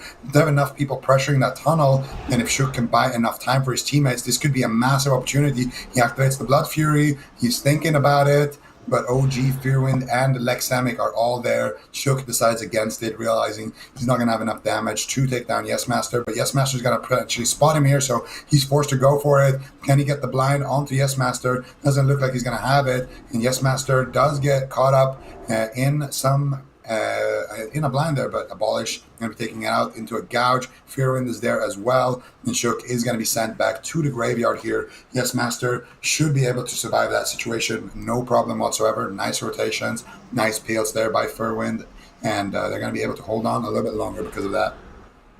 All right, well, let's just take stock of what's going on right now. Basically, both these teams, they've had extremely good defense, and the offense has absolutely struggled, which means basically, if we see one of these teams set up a really, really strong offense and they can catch this Druid off guard, they can catch defense off guard, it'll likely, I think there's a good chance that'll just be it. At this point, if one team can cap the flag, we still have quite a bit of time left in the match, a little bit under 17 minutes, so still plenty of time for things to happen, but you're seeing these immediate rotations. I mean, look, Fearwind, Yes Master, Lexamic, OG, immediately is going to be rotating away from the fight, and the offense of Protect the Lumber is just going to be left in the dust, left in the snares, not going to be able to really move. Shook trying to get in a position. Let's see if he actually is able to sneak away. They get a hunter's mark on him, and unfortunately Shook revealed his position, and now not really going to be able to accomplish that much. A rogue that doesn't get that stealth edge is not the strongest of classes. At the same time, though, Protect the Lumber, they're doing a great job. I mean, VC's offense has been dealt with time after time. They're rotating once again up the tunnel, and we got kind of a stalemate here, Zico.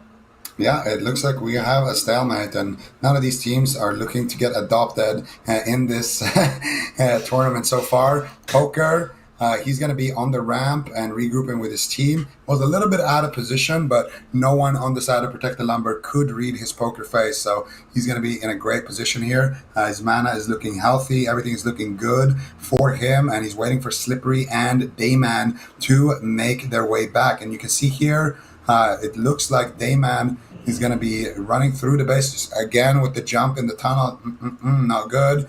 I gotta kind of unlearn that habit there. Dayman going to be going for that kind of balcony connector position, most likely for VC, and we're going to see the rest of the members look to make a push. If we look at the flip side, though, Dooney Loon, Big JC, and Kodos are all in position. Where is Shook, though? That is a question. He is also in position. So both teams here looking like they have a clean offensive push about to happen, but Fearwind once again just being so annoying on that hunter, shooting Stapler, just rooting everybody up with that entrapment from his frost trap, and you can't really do too much about it. Fearwind gonna feign death, potentially look for another trap, drops the flare, making sure that Shook can't sneak by, and it looks like whoever can get the first hit, whoever can get that first edge, is going to be able to take a big lead here in the game. So again, Fearwind in perfect position, just on the outskirts of that charge range, using his free action potion, using his rocket boots, and it looks like Sapler is going to be able to clothesline him. And now they jump down. Can they catch Yes Master though? This is where Shook needs to shine. Where is Shook? He's looking for him. Can he find him? Does he have a rocket on him? Does he have something? Can he gouge him into a blind? That's something we saw Dr. Perplex do. Instead, he's just going to get caught up in the scatter shot. Shook, once again, letting us down a little bit on that rogue, not getting any intercept off whatsoever. And it looks like Yes Master is going to be funneled into the tunnel, but Kodos is waiting there with a death call. He gets it, and does he have a fear? That is the question. Yes Master shifting through the flash grenade, or maybe he had a fear ward. I'm not entirely sure there, but Kodos getting spam slowed at this point. Not going to have any way to really catch Yes Master as he gets caught up in the bash. No living action potion there, and Yes Master doing an excellent job so far, just kiting back and forth from that kind of graveyard position above that rooftop and back to, or above that tunnel roof, back to that rooftop. But Kodos is still chasing him here. If he can get a fear, it could be massive for Kodos, and he's in perfect range to do so. He eats, Yes Master actually eats a trap there, or Kodos eats a trap there with his pet. Oh no, actually that's the freezing band proccing on the pet. He gets fully feared, and this is a dangerous situation. OG is there with the counterspell. Where's the Fellow Hunter dispel? Yes Master. Koda's actually falling down there. Very strange there. Well, That's going to be a massive mistake. Like, honestly, that's a huge mistake. Well, I mean, at the end of it all, it looks like Yes Master should be able to survive. Sapler is there, so maybe they have a little bit of damage. I wonder if it's mind controls coming in or something. Does Lexemic actually lend a mind control? I mean, maybe that's what happened. Not all right, there. so shut that down. Running. All right, well, there it is. Lexemic actually looking for mind controls right now. Can he find it? Gets the mind control, potentially. Will it get pummeled? It does get pummeled. Sapler just still just being as annoying as possible.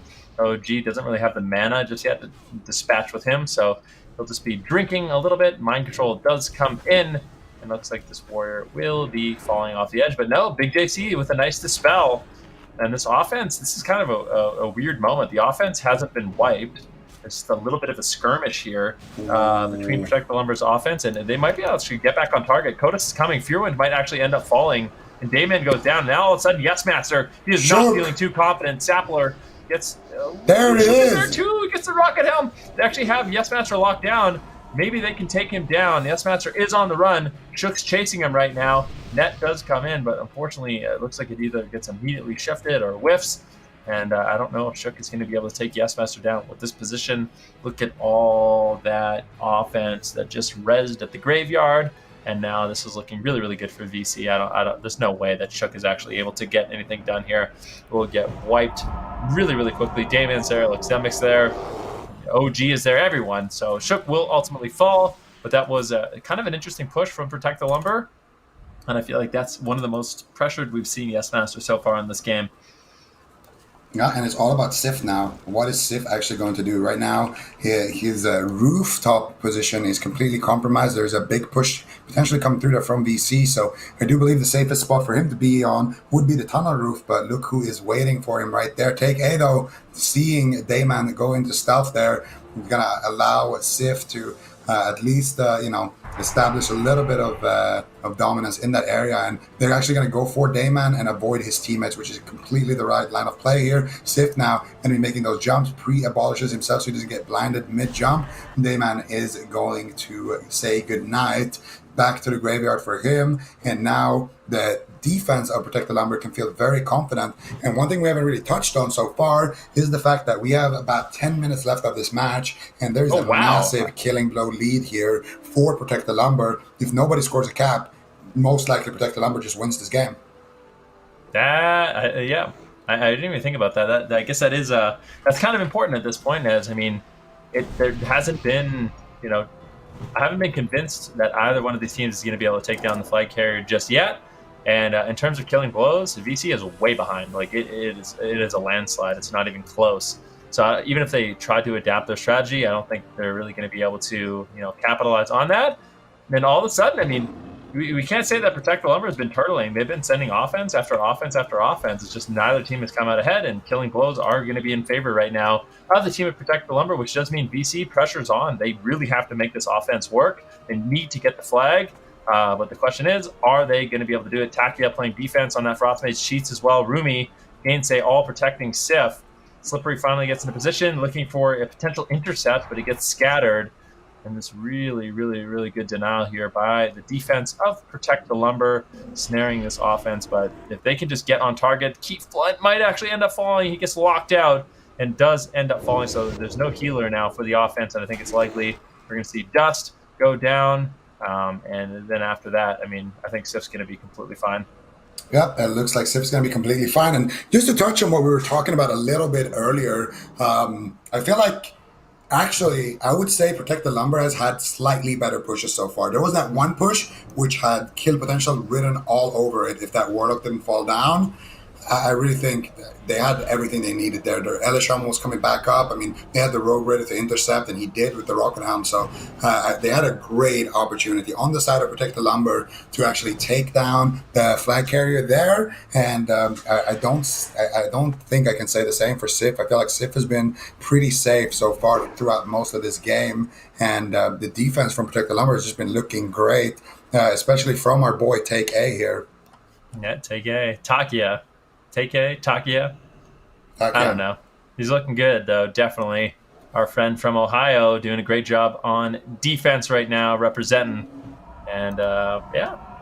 What's going on right now? Oh, there it is. Sorry, I had my nameplates turned off. I was like, wait, why is all of Vampire Clan disappeared on the map? But surprise, my nameplates are off, and there, they all appear. But there's still a huge defense here for the side of Vampire Clan. They have, Slippery, like Zemek, Drexar, all on the side of defense. Now going to be rotating away, but time is of the essence at this point. I mean, they need to group and they need to make that push. Yes, Master right now will just be cutting away, but there's still a good offensive pressure, a good offensive presence coming in from the side of Protect the Lumber, and they're going to be regrouping, they're going to be buffing up, and they're going to be looking to make a push here onto Yes Master, but we'll have to see. It does look like VC is going to have an opportunity to strike first, and we'll have to see how they can get it done and what Protect the Lumber is going to be able to do on defense.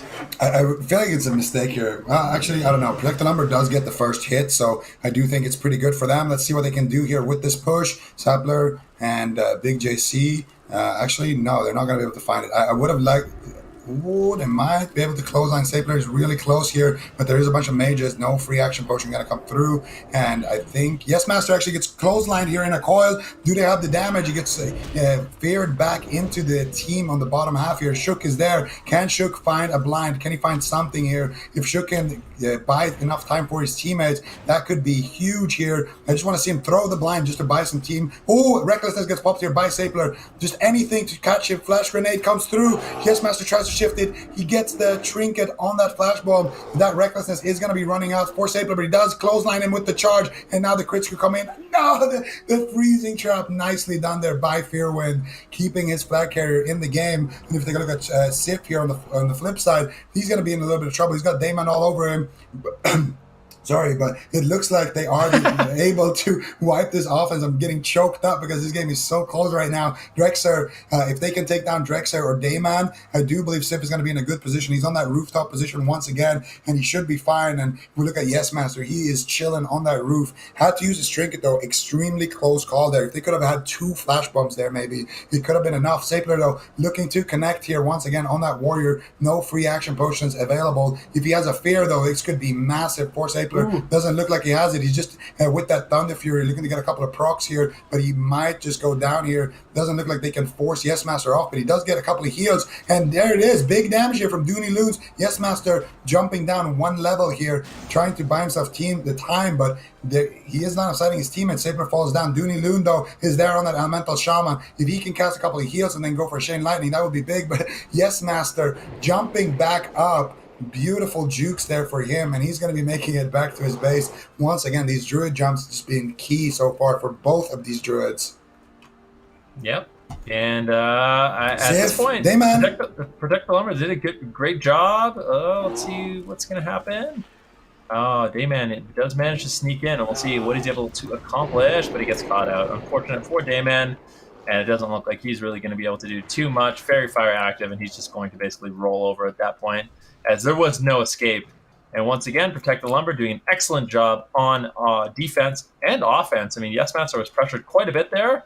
VC are in a prime position, and that's the thing about VC is they're very well coordinated, right? They have a lot of experience in Warsong, and they're just instantly clap, clap, snap, back into position, ready to go, and just continuing their offensive push and just getting as many tries as they can at this Druid. And the thing is, Protect the Lumber, they have been looking really good, but if they slip up just a little bit, VC will likely capitalize on that. At the same time, we have Yes Master extremely pressured right now, trying to escape. Sapler is there, Kotis as well, but it looks like Yes Master, he is just going to use this fence. He's going to use that Druid mobility to run too high, but Shook is not having that. He's going to be chasing him with Sprint. He actually gets the stealth and the cheap shot. Yes Master, this is a very scary situation for him. Fearwind is there to try to back him up. Oh. Scatter does come in. Potential trap as well, as Yes Master will be kiting with the help of Fearwind, this dynamic duo.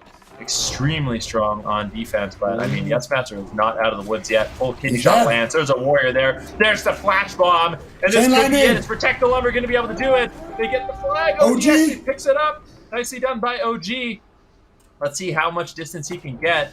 It will be the Skull of Impending Doom, the Blink, a lot of mobility coming in from that mage. He has everyone snared up right now. Picks up the flag, and I mean, that's their next best flag carrier. Essentially, OG coming in clutch, but what a close call. Yeah, definitely a nice pickup there by OG, but it's like we were talking about a little bit earlier, Protect the Lumber have been having the slightly better pushes here. OG, though, with the quick fingers, going to be able to pass that flag back to Yes Master, and now he's looking to join his team on the offensive side here. Drexer, though, is going to be kind of alone here in the enemy base. Him and Keith Blunt, really, the only members of VC. Dayman looking for the flag carrier still, but I don't think he's going to be able to do too much. There's a big backup there, there's a priest and a mage, of course, still looking to do some work here onto Dayman. And Cheat's going to use his Cold Snap, Ice Block out of a blind and a gouge just to take down Dayman to stop this pressure here coming through. Dayman, though, just relentless in his push, actually finally reaching his target, but he does get bashed. And Drexer is there as well. Does he have any damage, though? Drexer very, very low on HP, and I do think he's going to be falling to the graveyard, and they will be taking down Dayman as well. Actually gets a Power Word Shield on about 1%. Cheats could potentially go down here. Catches a big deal there by Poker and by Keith Blunt, but Dayman had to use his second blind right there. Rumi is still there, and if they can take down Dayman, this is going to be an excellent situation. Sip already jumping down, not out of the woods just yet, though. Still getting chased by Slippery, who is in a polymorph, but the rest of the team now that got wiped on offense should be here and help Sif stabilize. And there's only 1 minute and 50 seconds left on the clock here. I would love to see the offense of Protect the Lumber go for a fake offense, let VC push in through the tunnel, and then sandwich them in the tunnel. If they can do that one time, that's pretty much the game going in their favor here. They have such a massive lead in terms of kills. All they need to do is just hold on for a minute and a half. Can they do it, Ben? I think they're going to be able to do it. I have full faith in them at this point. I mean, Vampire Clan, they probably can't believe what's happening right now. Protect the Lumber, they really stepped up. And like I said, they are looking good today. And obviously, I mean, you can tell that they have practiced, they have prepared. Their defense is looking solid. Their offense is looking solid. And then they have such a massive killing blow lead. I mean, let's take a look at the scoreboard. Let's take a look at those killing blows. It is a complete landslide in favor of Protect the Lumber. And we can't say that they sat there and turtled. They didn't. They sent an offense the entire time. They had a better offense. Yeah, their offense even looked better than VC. So definitely a great game coming in from them. And I think at this point, it's likely we're going to be seeing VC go down to the lower bracket. And they're going to have to go back to the drawing board if they want to figure out how to Protect the Lumber. At this point, we got about 30 seconds left on this game. And I just don't think it doesn't even look like VC is going to be setting offense. They're probably just discussing, how this game went wrong for them.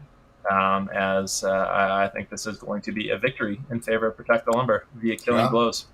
20 seconds left on that clock, and it looks like Protect the Lumber are just going to be walking away with this one. It's pretty much impossible at this point that VC wins. I want to ask you something. Landslide. I thought a landslide means that it's super close.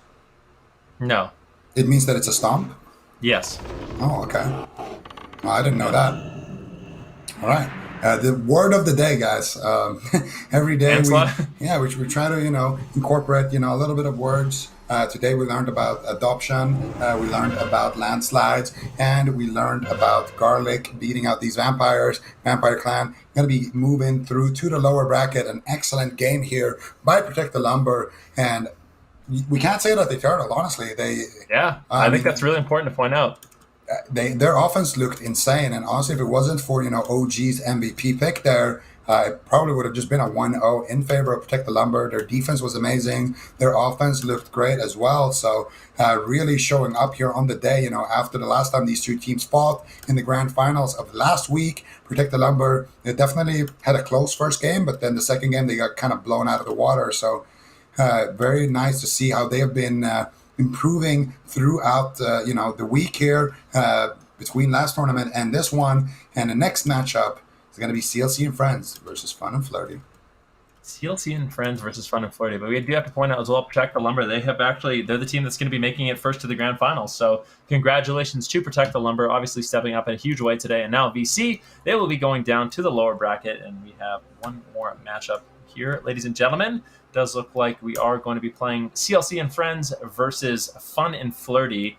And I mean, both these teams, I have to say, Fun and Flirty, they've been looking really, really good as well. CLC and Friends, they've stepped up in a big way. I mean, I saw some of the things their teammates were saying, and I think they really regret going for that turtle strategy in their first game of the day. And I think from this point forward, it's likely we see CLC and Friends try to make those pushes because they looked really great doing it. Just want to have faith. I want them to have faith in their defense, their offense, as well as their flag carrier. And I think if they just play out the standard game, this is going to be one of those teams that has a great shot to make it far in this tournament.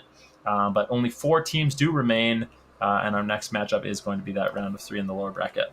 Already down to that top 4, and it's just been insane games throughout the day. Like, the time is just flying by, honestly. So many close matches, honestly. Obviously, that last match here for VC, super close. Their match against Fun and Flirty was probably the closest one we've seen throughout the tournament. That one just came down to, seconds on that pick.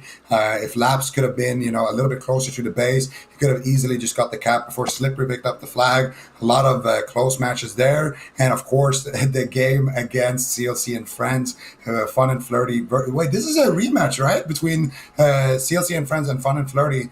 It's a rematch of the first game of the day, and that's the game. Yeah. That's the game where Fun and Flirty won with 50 seconds left on the clock after CLC and Friends had a dominating turtle performance here. So now we get to see potentially them not turtle. I want to make it clear they did not have a dominating turtle performance. It didn't work out at all.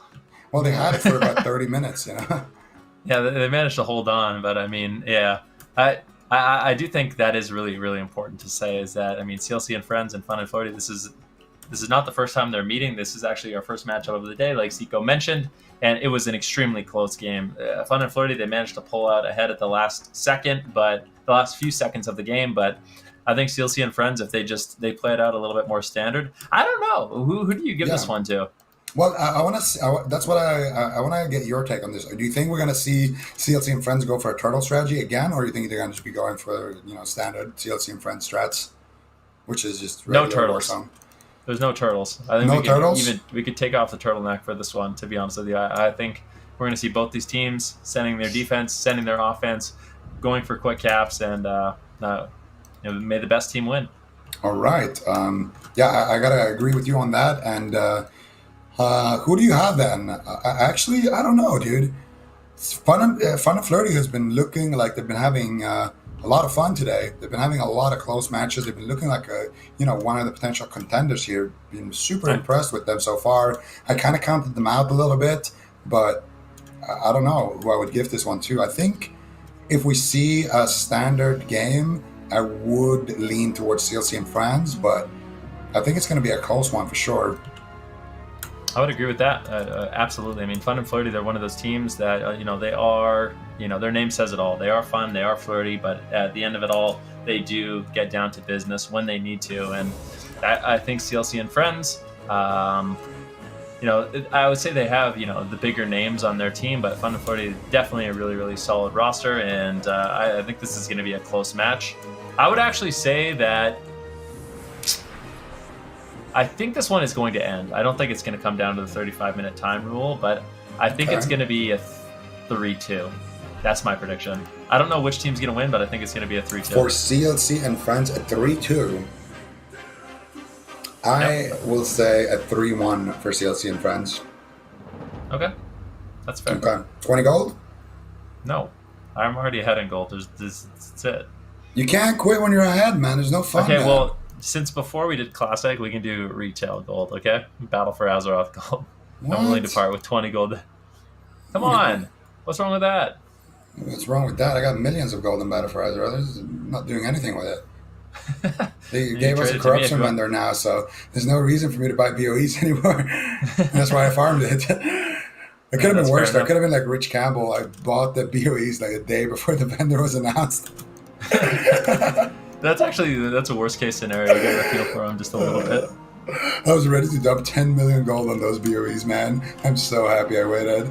So yeah, I guess we could do retail gold. What do we do? 50k? No, 20. 20k? 20k? No, 20. Just 20 gold pieces? Yeah. All right, so you're on, Van. PogChamp.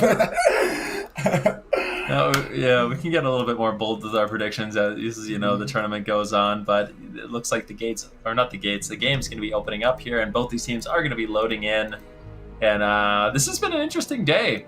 I think a lot of people would have assumed that VC was just going to walk away with this one, but North America, they've had different plans in store. There have been some teams that are stepping up, and I think actually one of the fan favorites in this tournament is going to be Protect the Lumber. I mean, there's a lot of fans of them in the chat, sort of cheering them on, and they've been doing a great job, and they've positioned themselves in the best spot you can possibly be in. I mean, they're in the grand finals, and at this point, VC, they're going to wait to see the winner of this match, and then the winner of that will be making it to the grand final. So for these two teams, there's still a bit of a road to get to that position, but yeah, I mean, it's not going to be an easy day. That's just a fact. Both of them are going to have to really step up in these matches. Yeah, and we're going to see just that, This is going to be a Horde versus Alliance matchup here. Fun and Flirty versus CLC and Friends. This is a lower bracket game, ladies and gentlemen. Whoever loses is going to bow out from this tournament. So all these teams definitely have a lot to play for. Winner of this one advances to face VC in the lower bracket final, I do believe. And I don't know. It's going to be a close one. The predictions here on the desk, 3-2, 3-1 for CLC and Friends. But Fun and Flirty has been looking on a different level from what we're used to today. And, I think a lot of it just is because of, the individual skill of Selena Gomez. Ooh, Selena Gomez. Big fan of Selena Gomez. Big fan of Fun and Flirty in general. I mean, they've been absolutely super fun to watch. And we'll see what CLC and Friends are going to be able to do. I believe... Oh, no, never mind. It is going to be a Horde versus Alliance matchup. We got Selena and Gomez on the Paladin. And then, of course, we have two Shamans on the side of CLC and Friends. So those heavy hitters on those Elemental Shamans going to be providing a lot of utility with their offensive purges, their totems, as well as significant burst when they can find it with that Elemental Mastery, Chain Lightning, Earthshock.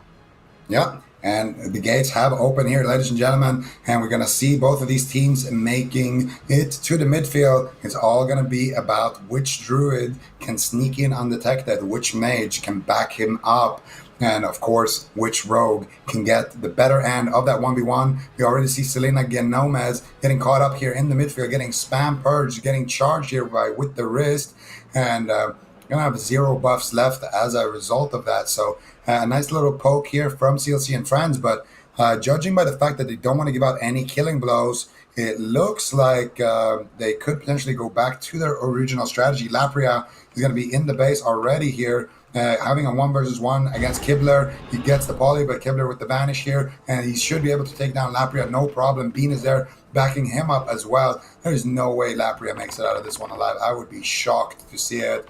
Might use like a lip potion. Oh, actually, very nice blink there by Lapria, blinking back, but I do think Bean should be able to chase him down in that situation. Concussive stun does proc. Bean is there. A couple of more arrows should be enough here for Bean to potentially take him down, and there it is. Another arrow striking Lapria, but he does have a soul stone. Bean has no idea.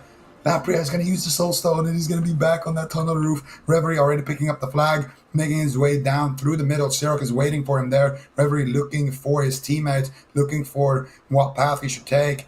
And a nice improved counterspell there by Siroc, but he is going to get caught up in the poly. Shadex here backing Reverie up. He's going to be using that Bark Skin. Gets dispelled on the Death Coil. Excellently done. Nice fear here as well, coming out of his priest here. And it looks like Reverie's rocket boots are going to be backfiring here as he makes his way through that graveyard, or towards that graveyard. Now on the opposite end, we're going to see Laps here caught up in a trap and into a cheap shot, and that's going to be a big NS here. Scarborough is there smoking another one, and he gets Lapria as well, but Reverie does fall on the opposite end, so both flags got to be returned. Both flags going back to their respective bases. Good defense coming out of both of these squads so far. And let's see, I mean, Laps, he's so far away, gets caught into a flash bomb and just gets feared. Basically, he almost goes through the portal and zoned out of the map. So Dookie definitely making some plays there. And we'll see if Dookie's going to be able to actually pick up the flag. It looks like he is just going to be going for it. So that mage, quite standard to see the mages grab the flags. They have Blink, especially if they're playing Frost with Ice Barrier. Quite durable with those spells, but he's actually just, instead of going down the tunnel, he's going to be waiting for reinforcements, rotating up the banana to the top side of the base. In the meantime, we have Itu, who is caught into a Tidal Charm and Kibler. I think one of the strong things from CLC and Friends that I've noticed is Kibler and Bean are doing a great job on defense. I think their Hunter-Rogue synergy, their crowd control, their burst, it's looking really, really good.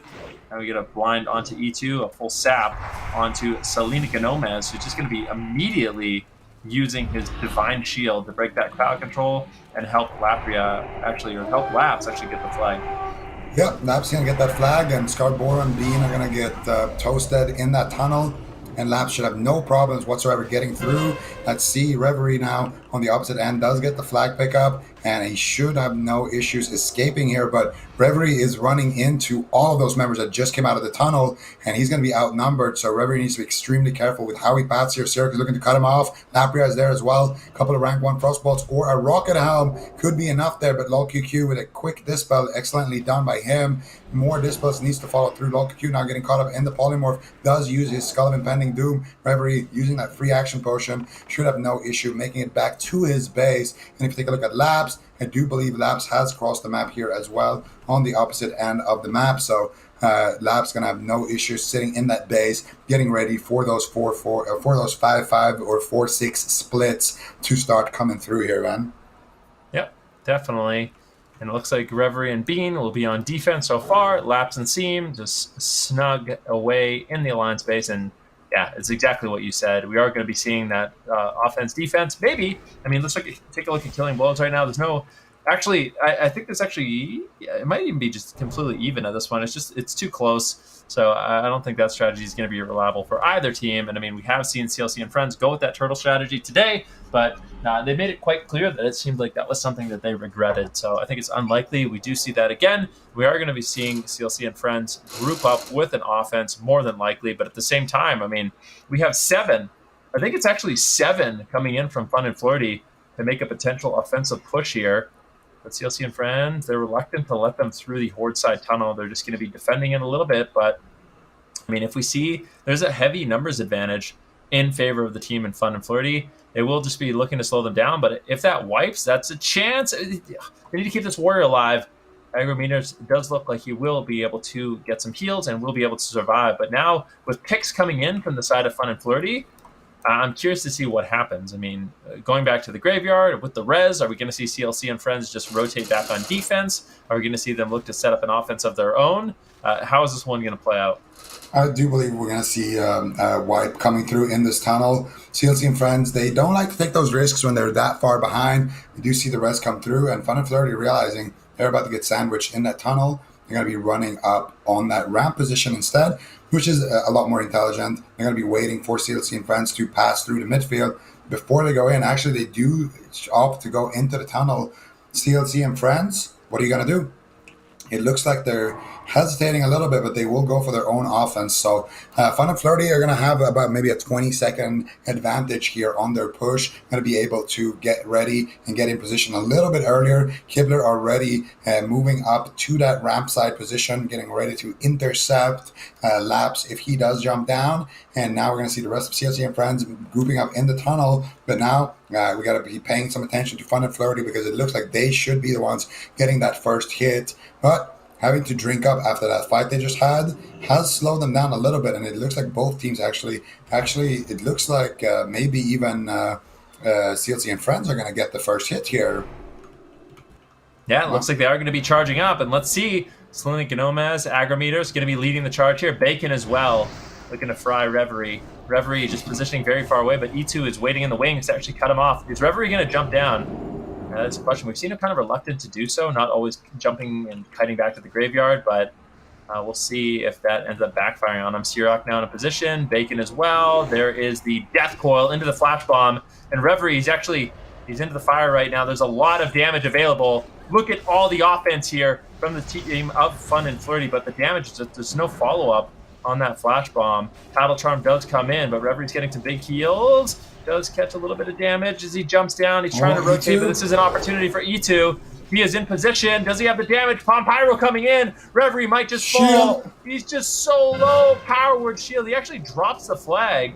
And it looks like it will be Reverie who does pick it up. That was a bit of a close call there. I mean, Bean ended up dropping it after grabbing it, but I think Reverie was just so worried that he was actually going to fall. Didn't want to give them an opportunity to pick it up. He waited until he got some heals to grab the flag.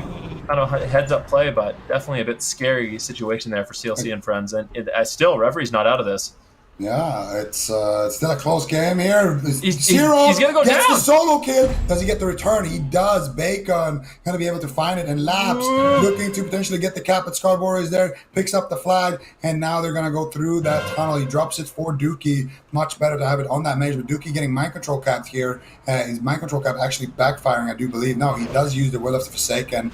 Took him a couple of seconds there, but they're going to be battling their way through the tunnel. And honestly, I think the most intelligent thing you can do if you're CLC and Friends is to go to that tunnel roof position. If you go down that tunnel, you are going to be faced with the might of Fun and Flirty. And they are kind of hesitating right now with the wrist and be picking up the flag. I do like that. They could just bulldozer through this tunnel potentially, or wait for Reverie and the rest of the team to regroup and then potentially go for something. Looks like with the wrist, should have a shield wall here as well. So I don't expect with the wrist to go down there. But that was an extremely close call here for Fun and Flirty. Their offense has been looking insane this entire tournament, honestly. Yeah, I mean, there's no question about it. Bacon ends up falling, and now they're going to have to kind of regroup their offense at this point. Right now, let's take a look at what's going on with Laps. It does look like should be fine. I mean, he is kind of surrounded right now. He's actually completely surrounded at this point. He's by himself. He's cut it away from his entire team, and now Laps might just actually fall. Let's see what Rajals is going to be able to do. Does have the flag, and he's going to be marching outside the Alliance base. There is a potential for a quick cap, but no. Looks like the flag will be returned, and both of these teams playing really, really, really solid defense. Yeah, that was a really scary situation there for CLC and Friends, but the fact that they were able to take down Laps is going to reset the map here entirely. We are 10 minutes here on the clock. As we see both of these teams looking to make a push here. There's potential for a speed cap here. Dookie is going to be going for it. There is a lot of people waiting from the side of CLC and Friends there in that tunnel. I would almost like to see them just try to rotate here, clean up, and maybe go through the ramp or something, because they are kind of dogpiling on them down there. But they could actually sandwich them if they go in there. But Dookie is going to be blinking to that rooftop position instead. And Siroc not going to be able to do too much for him in that case. He's going to be completely by himself right now. And Dookie's going to be taking this moment to rebuff himself. Actually has a staff equipped here, that staff of Shadow Flame. So no Skull of Impending Doom, no real movement speed aside from maybe rocket boots here for Dookie, or maybe a nifty stopwatch. But he's going to blink, drop the flag for Reverie. And now Reverie could be in a dangerous situation. Trap comes through here. Jeeve getting caught up in the polymorph, and now the charge coming through here from agrometers. Reverie might actually walk into a scary situation, but the freezing band procs, and I do think Reverie should be okay. He does get a blind here on Laps on the opposite end. Bean gets caught up in the coil, but there's too much defense here on that side, and Reverie actually still taking a lot of damage. Sirok is there, a couple of more hits, one more Fire Blast. He does get it and does return the flag, but on the opposite end, Laps also going to be going down. Yeah, definitely. And both the flags will be returned once again. And I mean, it's becoming quite clear watching these last few games that a lot of these North American teams are quite evenly matched. I mean, I've said it once, it does not seem like there's one team that just outright comes out ahead. And as a result, these are the results. I mean, both teams struggling to get the flag out of the base and actually returning it. So we'll see right now. Aramala going to be pushing forward, but E2 going to be meeting them, and both teams just playing such solid defense, actually committing a lot of members to defense that, I mean, at this point, what do we want to see done? I mean, Laps, he's going to be crossing the map right now, but if he's by himself, he's going to just meet Bean and Kibler, and that is not a fight he's ever going to win. So we need to see at least a mage try to rotate with Laps and try to help him out in this game. At CLC and Friends, with how much they have on defense right now, I mean, look at the Horde side of the map. There's about 5 on the Horde side, and at the same time, we have, 9 on the Alliance side. So both teams heavily favoring defense. Yeah, and we're going to see Laps trying to find, a way to enter the base, but Bean is guarding it. Scott Bordeaux is kind of just patrolling back and forth. Bean actually, I don't know if he has wall hack right now, but he has been so close multiple times to sniff out Laps here, and it looks like Laps is going to be going for that ramp position, but again, no mage, and if you look at the midfield, his team has no presence in that midfield, but on the flip side, Reverie as well, looking to sneak in here, also going to be surrounded by so many enemies. Bacon is there looking for him, Seam, and of course E2 and Jeeve in that base. So Reverie can't really do too much. He needs a mid fight to happen, or he needs a mage to maybe make it across as well before they can go for these pickups. And it's all going to be about who can do this part better. Whoever can actually get the flag out of the base is going to have a massive opportunity to just get a speed cap here, Ben. Yeah, definitely. And we'll see if they're going to be able to actually execute on that.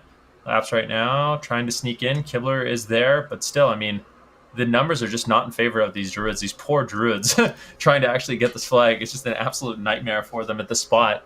Reverie sneaking in as well as Laps. Let's see which one of these druids is going to be able to make it happen.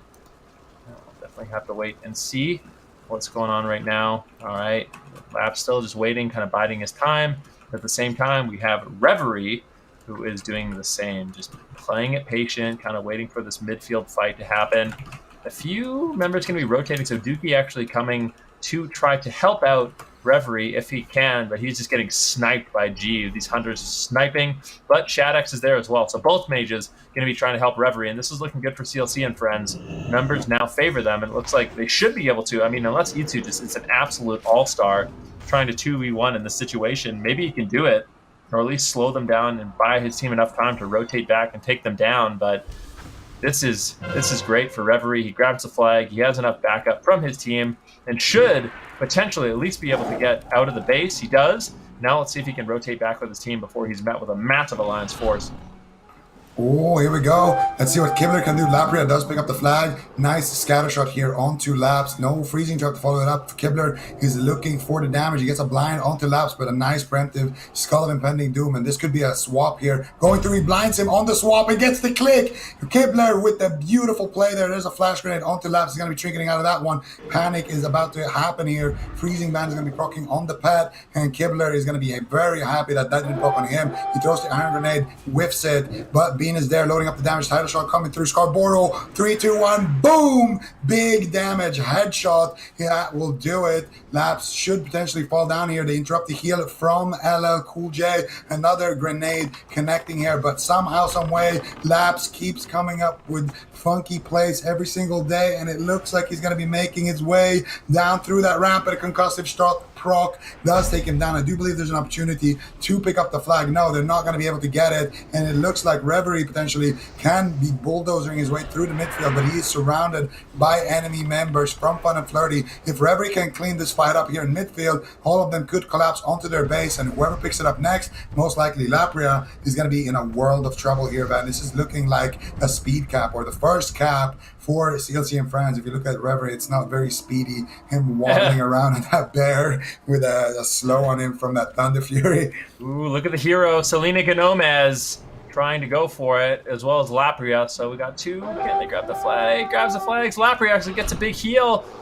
Trying to escape, but Reverie is there with the net, and Lapria will fall. The flag will be returned, and Reverie didn't actually get it. Selena Gomez, the hero, trying everything he can, but ultimately will fall. And that does mean that Reverie will cap the flag, and that does give CLC and friends a advantage in this match. They are up 1-0 at 16 minutes into the game. And now, I mean, this is looking good for CLC and friends. They have the killing blow lead, not that that really matters anymore. But I mean, this has been such a close game.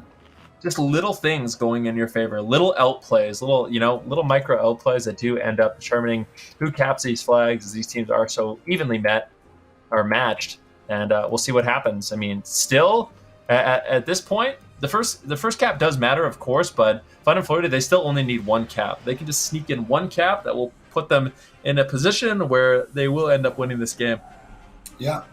Definitely still all cards are still on the table here for Fun and Flirty. We're about halfway through that match length. So still plenty of time here for these teams to make some plays.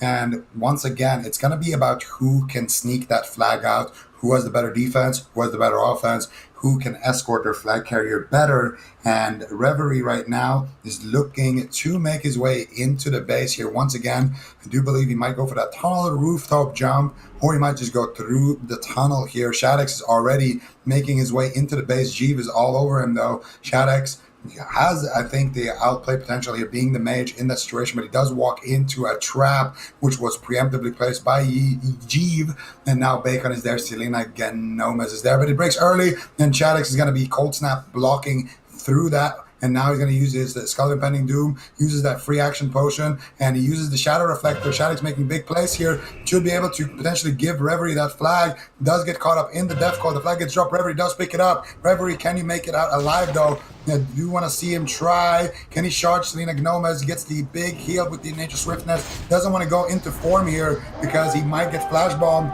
And now he's going to get backup from his team. And it looks like Reverie is going to be able to make it down the tunnel. Beautiful place here by Shadex. Excellently done there. And on the flip side, Laps. Let's see what he can do here. He's going to be able to make it through the tunnel cleanly by the looks of it. But Scarborough, Dookie, and Shadex all rezzing, waiting for him outside. Laps, what are you going to do? He goes for it, but Scarborough is there. If he can get a big Chain Lightning, that is just going to be it. Laps realizes this, and he goes back immediately to his side of the base. He's kind of flailing a little bit. Not sure what he wants to do. Scarborough goes for the nade, goes for the Chain Lightning. Here we go. 3, 2, 1. He gets counterspelled. Excellently done, but the Frost Shock doing like 2,000 damage at that point, and he's going to be taking him down. Can Reverie get the cap here, man? That is the question. Siroc is the only one that can deny it. Ooh, it looks like he will be able to. We need to see some members of CLC and friends rotate. Unless they have a speed buff, Bean is going to be chasing him right now, but I can't help but feel like Siroc's actually going to be able to grab it, and if he just goes to the graveyard side, actually we do have some people who've res, so Dookie and Shad, they are going to be moving forward. They are going to be able to cut off Siroc, and I think they're going to be able to take him down. I mean, Siroc doing everything he can. Don't return. There's just no way. Lapria now at the same time. Let's see. I mean, Reverie is still not there. I mean, Reverie's still not. He's still marching up the tunnel, but he gets feared away. They're not making it easy for CLC and friends to get the second cap. There's still an opportunity here. They do manage to pick up the flag. Lapria doing a good job. He falls, and slowly but surely, it just seems like CLC and friends, there's too many members. The side of Fun and Flirty, they will end up falling, and I just don't think there's any way they're going to get this flag out of the base. And that does mean we're going to have a second cap here for CLC and friends. Selena Gomez looking to make the hero play, but there is no way he's going to be able to do it there. And it will be a 2-0 lead here for CLC and friends. Flag is going to be returned to the base by Bean. Reverie gets the cap, and now once again, there's a lot of speed capping potential actually for the side of CLC and Friends because they just killed so many members of Fun and Flirty. And E2 is in the base here, lurking on the rooftop position. If he can get full HP, potentially, he could do something. What is Laps doing? Oh, Laps is just in stealth. He was just sitting by the tree, ready to pounce, maybe looking for a quick cap if he can. But I have to say, I mean, the one thing that gives me a lot of faith in CLC and Friends is Bean and Kibler. I swear, Yeah. I love their defense. It's been really solid so far. I completely agree with you. They have been kind of the all-stars for their team. And I got to say, Dookie as well. Look, Kibler again finds the sap here onto Lap, and now he's going to go after Sirok with the biggest damage he's ever seen, and Sirok is just going to fall. And now they're going to look to take down Laps as well. E2 is in the base, and let's see if they can get him. No.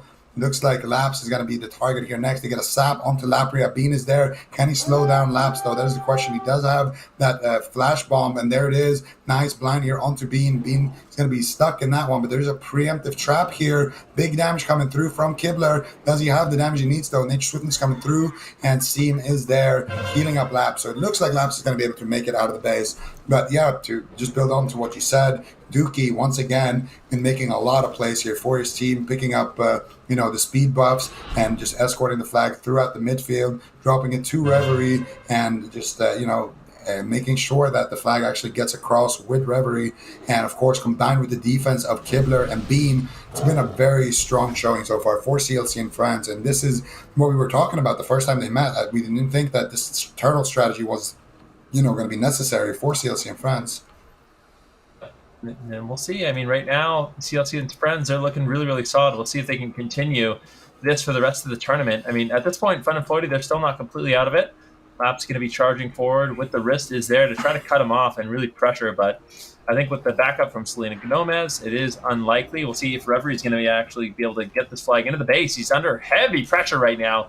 Does get some healing. Bacon looking for a Soulfire, an Immolate that can flag anything he can to try to take Reverie down. It does look like that will be another Flash Bomb, but there's too much backup. Unfortunately, Reverie is going to be able to waddle his way on that bear up the tunnel and to safety in his base. And now, I mean, at this point, if you're CLC and Friends, do you go for the turtle? Do you keep the offense? I want to keep seeing them just go for those offensive plays. I think it's just, even though it seems scary on paper, I think just pressuring the other team, forcing them to keep back defenders, is probably the most consistent play they could make here. Yep, absolutely. I do agree with that. Keep up the pressure. Don't let go. And we are going to see Kibler making his way to that ramp side intercept kind of position. And right now, they actually haven't had time to group up on the side of Fun and Flirty. So they might need to just fall back and try to clean up their tunnel. But it's not a great thing to do when you are the team that's behind. So the further you fall behind, the more risks you have to take. And you can see a massive offense here being sent into the base of CLC and Friends. Kibler is in position. Only having Lapria protecting Laps right now is pretty much going to guarantee that he has to jump down. So it's all going to be all eyes on Kibler. Seam is down there. And if Kibler can just find a Rocket Helm, a Sap, something, it's going to be big here. He goes for the cheap shot, not wasting any time here. Excellently done. If they can interrupt Seam here in the back line, he's casting out heals. There's the counter spell. A little bit late there, but he does find it. Scarborough pots here, and if he can get the Chain Lightning, that is going to be it. He's line of sighting, he's getting in position, looking for it, and Laps knows about it, running back, Seam caught up in the polymorph, and there is the Kibler ambush. Flag does get returned to its base, and it's looking like Reverie could potentially cap it. No, gets picked up here. Reverie now actually might go down. He's in an extremely dangerous situation, jumping down for the cap, not able to find it, and that was a really bad moment for him to jump down. More experienced flag carriers, like for example Storm, usually waits up on the rooftop in that kind of situation. Don't take the risk to drop the flag and risk having a speed cap situation again, which could favor the enemy team. Agrometers right now just walking through the graveyard here, walking through the ramp side, but I do believe he's not going to be in the greatest spot. It's all going to be about Laps. He gets a lucky res, so he should have no problems connecting with agrometers. It's all about Shad. Can he get the damage that he needs? He's the only one really with that magical damage. Flag does get swapped to Reverie, and Shad is there with the resheep, and now he's casting a big frostbolt here onto agrometers. He gets it. Where is the fire blast? He finally connects with that as well. Laps now getting caught up in the scatter shot. Bean is there making sure that Laps can't just click the swap here. Shad as well going to be completely on top of Agrometers, but now it looks like they could go for the swap with the wrist connecting onto Agrometers. Skullboro is there as well. That Chain Lightning coming through and that Rocket Helmet as well on Scarborough, but he gets caught up in the kidney shot. Might just drop the flag right here, and I don't think that's that they're going to be able to do it. The flag is going to be dropped. Oh, that's going to be Reverie. it. Reverie. Oh my goodness. Sirach with the hero play here, man. Nicely done by Sirach. Gets a Rocket Helm on Reverie. Slows him down enough to pick up the flag. But here's the question. Sirach, are you going to be able to cross the map, get this flag back to your flag carrier? And it's looking like you might actually be able to. There's a lot of backup, a lot of alliance, a lot of blue rotating over to Sirach right now. Should have more than enough help if he can. And Reverie's probably a little bit sad about that one. But Scarborough is there. There is purges coming in, and Sirach has a mage getting purged out. You are susceptible to damage. Laps is there. Are they going to drop the flag? They dropped the flag. It does look like she is able to pick it up, but that's not their flag carrier. And massive damage comes in. And, I mean, that was the power of the Elemental Shaman. Chain Lightning after Chain Lightning. Everyone got deleted. And that will be a 3-0 victory for CLC and Friends. Yeah, and this is kind of them redeeming themselves after that kind of horrible performance they had in that first game. Going for the turtle strategy didn't work out for them, but it's got to feel good for CLC and France to get that rematch and play it out the way they normally would and get the 3-0 quick dubs. Excellent gameplay throughout all of the members of CLC and Friends, and you got to give them some props here. Kibler and Bean on that defense, and of course as well Dookie and Reverie, that mage druid duo making some work. Yeah, no question about it. And I mean, unfortunately for Fun and Flirty, that is the last we will see of them in this tournament. But thank you very much for playing. It was a pleasure casting your games, and hopefully we'll see you next time. And now for round 4, we got a few more matchups left. Ladies and gentlemen, is going to be VC finding themselves in the lower bracket. They're going to be going up against CLC and Friends. And I mean, CLC and Friends, it looks like they have stepped up. I mean, they lost to Fun and Flirty in the last game, trying to turtle it out. They kind of realized, this is not the strategy we need to be doing. Let's just play it out normal. Have faith in ourselves just a little bit. And it does look like, as a result, they were able to 3-0 Fun and Flirty and set up a game against VC. The winner of that matchup will be making it to the grand finals to play against Protect the Lumber, who has already earned their spot in that grand finals. And we will be getting into that game right after a quick break.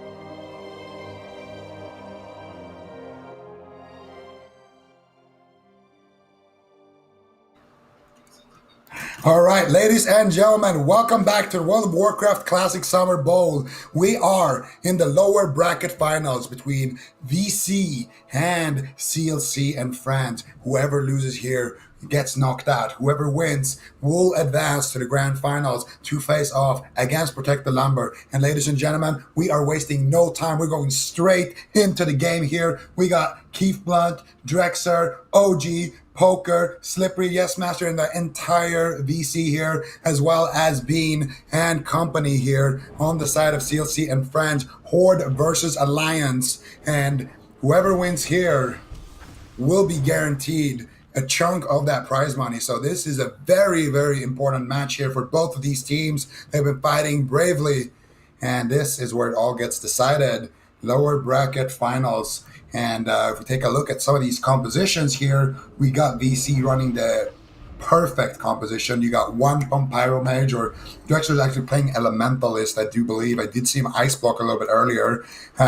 And we're going to have OG playing that standard Imp CS Frost build, Double Priest, Holy Paladin. You got Slippery on that Warrior, Yes Master, of course, on the Druid. And then you got one Rogue, one Warlock, as well as one Hunter.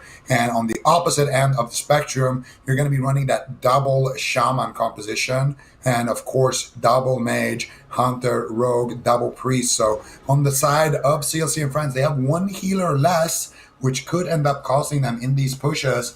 But so far, it's been all about the speed caps between these two teams here, Venruki.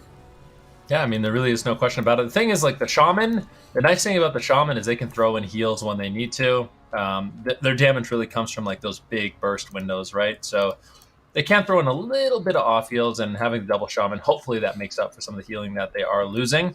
But yeah, these gates are going to be open. Like you said, these two teams, I mean, I think on paper, a lot of people would say VC probably has the edge here, but I think CLC and Friends have been stepping up, and I think as long as they stick to, you know, having that offense, having that defense, really kind of relying on Bean and Kibler to do such a fantastic job defending the Horde side base, I believe CLC and Friends definitely has a fair shot in this one. Yeah, absolutely. I do want to say, if I'm going to be completely unbiased here, I would argue that the defense, when it's 5-5 splits, of the CLC and Friends is a little bit weaker. And I do think that's because Yes Master on that Druid is slightly more, experienced in that Warsong Gulch compared to Reverie. Reverie so far has had an amazing tournament already, making it to a top 3 position. But he sees Yes Master right there, and Reverie shifts out, tries to get him out, and Yes Master realizing, hey, I don't want to shift out, and that's going to allow them to get a mind vision here onto Reverie. So, small things like that definitely showing Yes Master's experience and prowess on that Druid as he makes his way up the ramp, being though patrolling that ramp as if he is one of the Nazguls here. And we're going to see Reverie making his way now where Shaddix is. Shaddix getting caught up in that aim shot by Fear and already forcing out an ice block. Shaddix making a little bit of a misplay there, blinking into the ground there. I'm not sure if there was a piece of grass or if he blinked into that pillar there, but Shaddix is going to be making his way to the base where Dayman is waiting here, Venruki. You know what else I realized? I mean, this doesn't really matter that much, but actually OG picking up the flag, he might actually just get sniped immediately. Let's see what Kibler's going to be doing, and then I'll finish that the thought. Flag actually does get dropped, and Yes Master does manage to pick it up, and he will be running down this tunnel. Really nicely done there by OG and Yes Master. Good synergy, and they were able to kind of penetrate that defense and escape from Bean and Kibler. Let's see if Yes Master can cross the map. Looks like he will be able to reconvene with the rest of his team, and now let's see what's going on with Reverie. Reverie could be in a little bit of trouble right now. He does have the free action potion, and he's just going to be sprinting away outside the Alliance base, but he's caught into a blind, and there's no abolish. Super unfortunate for Reverie, and Dayman has him locked down. Nice polymorphs coming in from Shad, from Dookie, really trying to back up Reverie here, and Reverie might actually be able to escape, but Drexler gets the rocket helmet, and that's going to buy a lot of time here for the side of Apes to actually kind of dogpile on Reverie. And that is going to be the Mortal Coil, and Reverie's in so much trouble here. He's getting fat heals though. Look at Scarborough kind of making his way to the base here, kind of anticipating. Come on, have a little faith here, a little confidence in your flag carrier. But Reverie is caught up in another flash bomb, but he does finally break out of it. Still super low on HP here. Lazarok shining through the heals. And of course that priest as well doing a great job. And I gotta say, on the side of VC, oh, they could still get over him. Drexler is there, Slippery is there. Reverie trying to tank it out as his teammates are getting wiped. Can they get across? That is the big question here. They need a mage to slow down these players here. Slippery still doing what he can. A nice kick there onto Animala. Reverie still getting a lot of heals here. Can he get away though? That is the question. Another flash bomb gets through and Reverie is going to drop the flag, but with the wrist, with the fat pickup, and he does have that shield wall active right now. Looks very, very good in this situation, Van. Yep, with the wrist, getting that shield wall, going to be really durable, but if he cannot get away, Dayman's there. I mean, VC, this is a prime position for them. With the wrist is really struggling to get away here. Kidney shot on with the wrist, still just locked down completely. There's a lot of heals incoming. Reverie actually trying to sneak in to potentially just pick up the flag. Maybe they just go for a quick drop. Are they going to drop it? He drops Reverie it. does pick it up, and he managed to stealth in for that, but Slippery still all over him. But it does look like Reverie has bought enough time with the wrist, doing a great job on that warrior, picking up the flag, using the shield wall, and allowing Reverie to grab the flag. A little bit scary, but it does look like CLC and friends, they are going to be able to get that flag nice and snug and safe in their base. Very, very nice place there. Buy with the wrist. The only reason why VC isn't up 1-0 right now is, of course, because of that pickup. And then, of course, because of that shield wall. That is a 30-minute cooldown, though. So that one is not going to be available, really, for the remainder of the game. He's going to have it when it's like 2 minutes left of the game. It might matter, but most likely not. And, of course, that pass to Reverie. I like what Reverie did there. Just sneaking into stealth after he reses. And then just sneaking to a safe spot where he's not going to get AoE'd out. And then as soon as the warrior gets there, he just drops it to a stealth druid. Nobody's going to expect that and try to blind Reverie and steal the flag or any of those shenanigans. And now it is going to be those split pushes coming through. We already see Dayman getting into position and the rest of VC grouping up in the tunnel. Both of these teams just buffing up and getting ready to make that push. Kibler already in that ramp side position. Drexer and Fearwind already looking to make some plays here. Scarborough looking for the Chain Lightning, not going to be able to find it. Takes a big hit there. Impact procs for Drexer.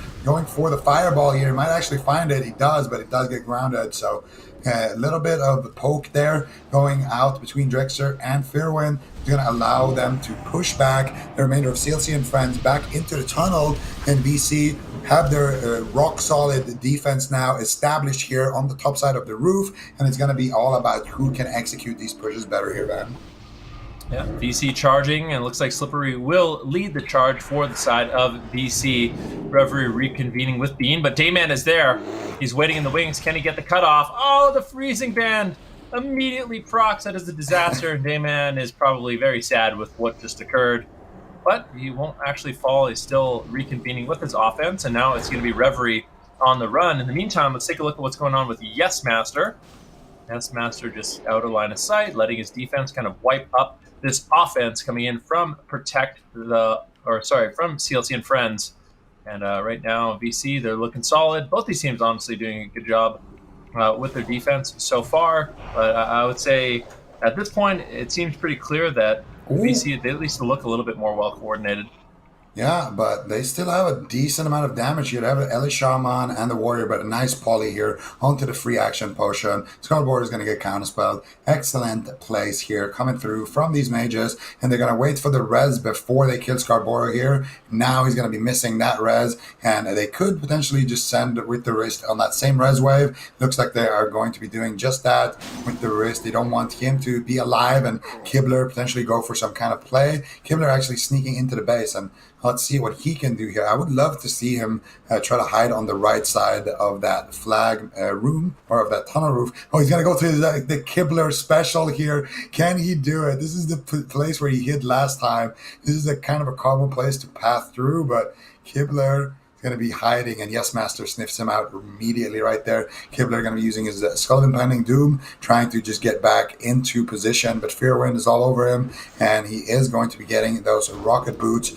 Gets scattered here. Fearwind loading up big damage, And I think Fearwind is not going to be able to kill Kibler in that situation, but Kibler is going to be forced out of the base. So a victory for VC nonetheless in that situation. And Reverie back in that rooftop position, still trying to wipe out the offense of VC here. Dayman still catching a couple of heals here, and it looks like they're struggling a little bit with killing their offense here. Keith Blunt and Poker doing what they can, keeping the members of VC alive, but now Ellie Shaman is going to jump down. I do believe Dayman is going to be finished here. Gets a massive lightning bolt, and priest damage as well coming out from low QQ should be enough to say goodnight to Dayman. Yep, and it looks like both these teams, Reverie kind of nice and secure in his base, and it looks like both these teams are going to be kind of resetting their offenses at this point. There's a bit of a VC presence here in the Horde side base, but I really don't think they're going to be able to accomplish too much with how much defense there is on the side of CLC and Friends. If you look at killing blows right now, there's a big lead here for VC in this match, and that, I mean, if it does come down to it, I mean, we did see in the last game killing blows that they end up mattering, or actually the last time we did see VC, I believe they actually did lose on killing blows. So that's something maybe they've realized, hey, we need to be winning these team fights just in case, 35 minutes elapse. That's going to be a win condition for us and not the enemy team. So I think that's something that's really important for all these teams to kind of realize is unless the flag has been capped, you really can't be just throwing away killing blows and taking super risky plays because they can absolutely backfire in the long run. Yeah, and at this point, like you mentioned, VC does have a pretty clear lead in terms of those kills, but anything can happen with these pushes as we progress. And right now, there's a massive push happening here from CLC and Friends. You can see a lot of members there in that tunnel going to be looking for some potential here to potentially get some kills. You can see Scarborough already has that berserking buff active. So the most dangerous player on the entire map has to be Scarborough right now. You could just pop Elemental Master and just cast an Earth Shock, and that would probably be, 60% of Yes Master's HP. There is a speed buff. I would love to see with the wrist maybe pick that up. Nobody's going to pick that up. They don't notice that the speed buff is there, potentially. Scarborough looking to make a pick here. Iron Grenade comes through. He connects it onto Fearwind. Can he get the Chain Lightning? That is the question here. Looks like he's just going to go for the Frost Shock. He takes a massive fireball to the face from Drexer. OG looking to peel up the situation here as well. And they're just looking to kind of, battle their way up on this banana here. Yes Master still going to be staying up top. They're still buying themselves a lot of time here. That berserking buff is going to be fading from Scarborough, so that massive damage potential is going to be gone here. And now Dookie blinking 1 yard and then going down without the ice block. Not exactly what you want to see. And I do think with Dookie going down like that, that push should be thwarted here from the side of VC. And Reverie just still kiting around. And like you said, I feel like, actually, I mean, VC right now, there's still a decent presence on the Horde side base. Dust is there. He's been instrumental in actually taking down the flag carrier. He's able to put out a lot of damage on that Warlock if he can get to target. The problem is it's not super easy for that to happen. Reverie's still just kiting, but look at Dayman in hot pursuit right now. Rocket Helm does land, and it looks like Reverie will be able to escape. Yes Master in the meantime, completely fine. It is Reverie. I mean, look at Reverie. He's got no mana. At some point, he's actually going to have to try to sneak down for a drink, or he's not even going to have the mana to shift forms. And Dayman is still just chasing him. He's going to be mounting up. Bean's there. Reverie keeps him in combat with a rank 1 Moonfire. Nicely done. And now I think with Bean able to back him up, maybe they can take down Dayman. If they can actually drop Dayman, send him back to the alliance side of the base, send him back to the graveyard, that would be massive. Dayman doesn't want to make it easy, rotating back to his healer, rotating back to Keith Blunt, and that should be allow him to survive. But still, this defense right now, coming in from the team of CLC and Friends, it's looking good, and it looks like they will be able to hold on. Yep, and on the opposite end of the spectrum, it looks like Yes Master is going to be able to hold on, but Scarborough is here looking for him right now. Looks like Yes Master is going to be able to make his way back on the rooftop position. There is no Kibblers here in the base, but I still would like to see them, just AoE in their flag room. I don't think they have knowledge of Kibbler, of his positioning, so maybe... I think Yes Master is just going to sit down and drink. I guess they know where Kibler is on the map. Kibler actually is in that tunnel, so I'm going to see if he can sneak through here. Fear Window doing a good job just keeping up the flares.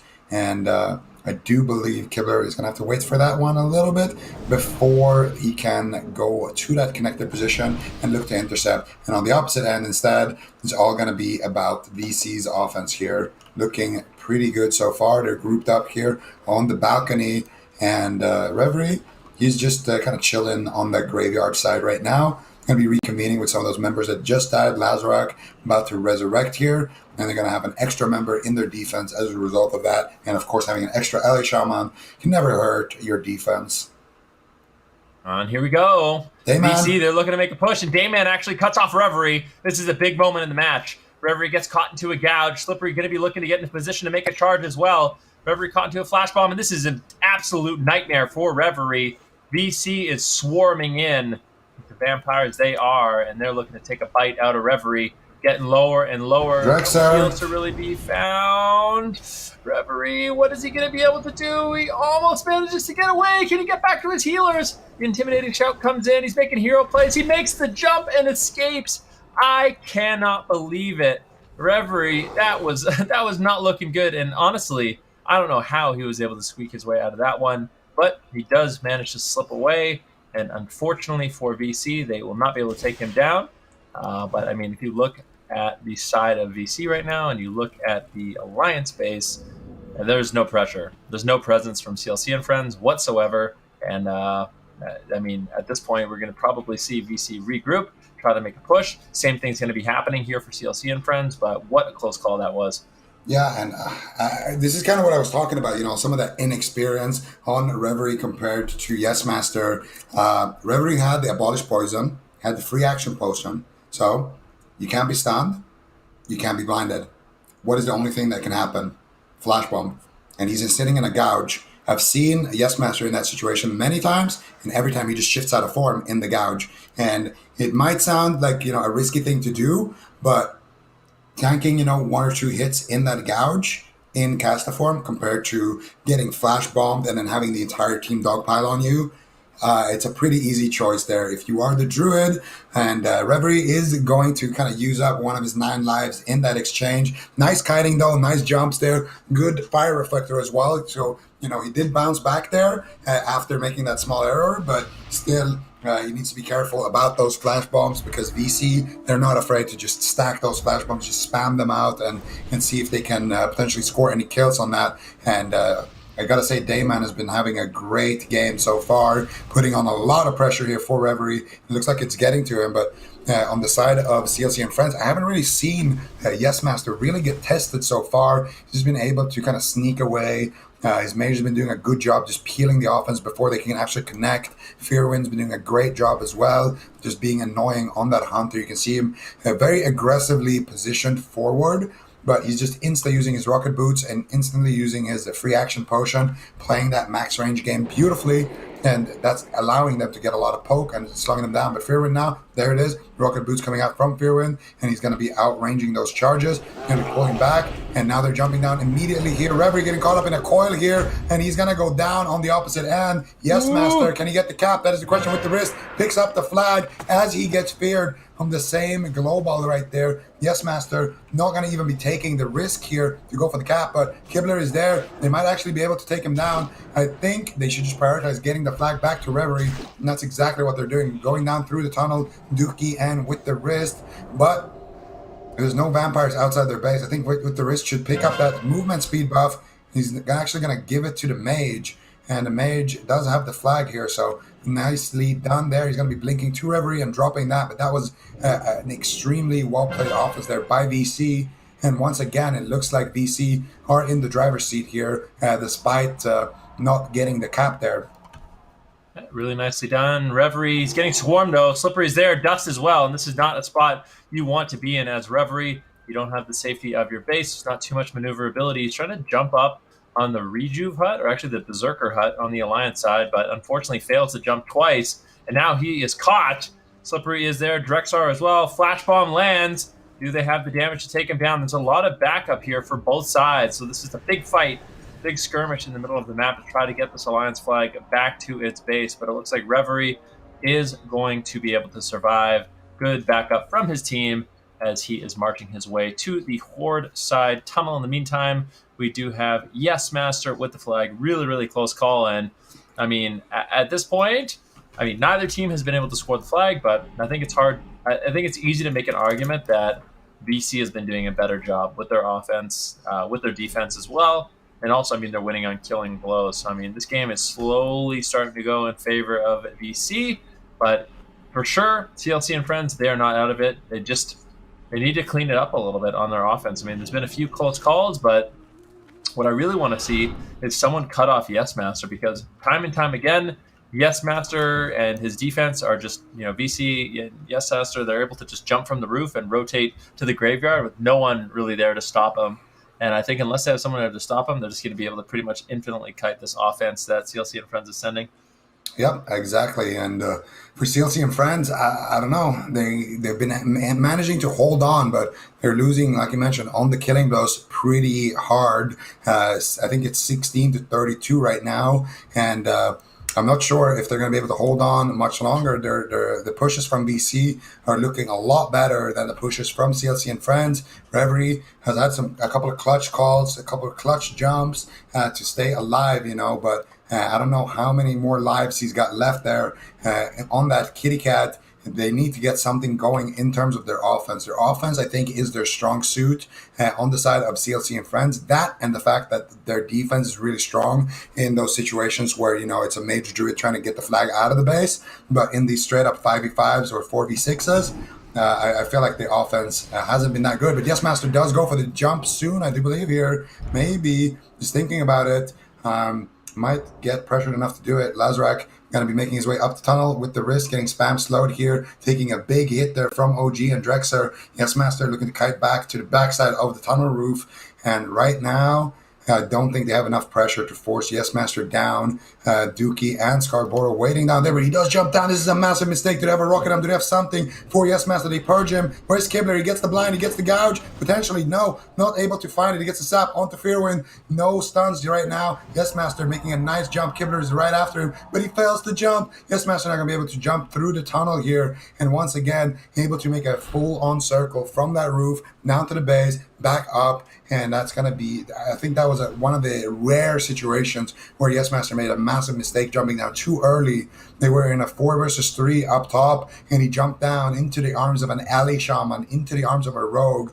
I would have loved to see Kibler just use his gouge, but maybe he couldn't get in front of him early enough to get that gouge there. Would have been enough time there for a big setup to happen, a couple of more purges to come through, and they could have potentially taken off the free action potion. But Yes Master running into with the wrist here. OG is there though, backing him up with lol QQ. So I do think he's going to be fine. He shifts the flash grenade right there. OG going to be rezzing there with Drexer, with Fearwind, and I do believe VC is going to be able to survive another attack at the back of those plays. Reverie though. Reverie is not looking good. Big damage coming in from Slippery Dust as well. He reflects the Soul Fire. Nicely done. But I still think Reverie's in so much trouble. Freezing Band doesn't land, but Reverie's caught into the Death Cold. Dayman is there, and there's just an overwhelming amount of damage. Reverie is barely holding on, but I don't know how much longer he can hold on. Yes Master charging back into the base. Dookie grabs the flag. Dookie now trying to get away, but Yes Master says, hey, you're not going anywhere. Fearwind, like Zemek and Drex are looking like they will be able to take down Dookie. At the same time, though, Yes Master taking quite a bit of damage. Can they get the flag? Kibler in a position. He grabs the flag. He's on the run, but there's too much of a Vampire Clan presence in this base, and it looks like that will be a cap for BC.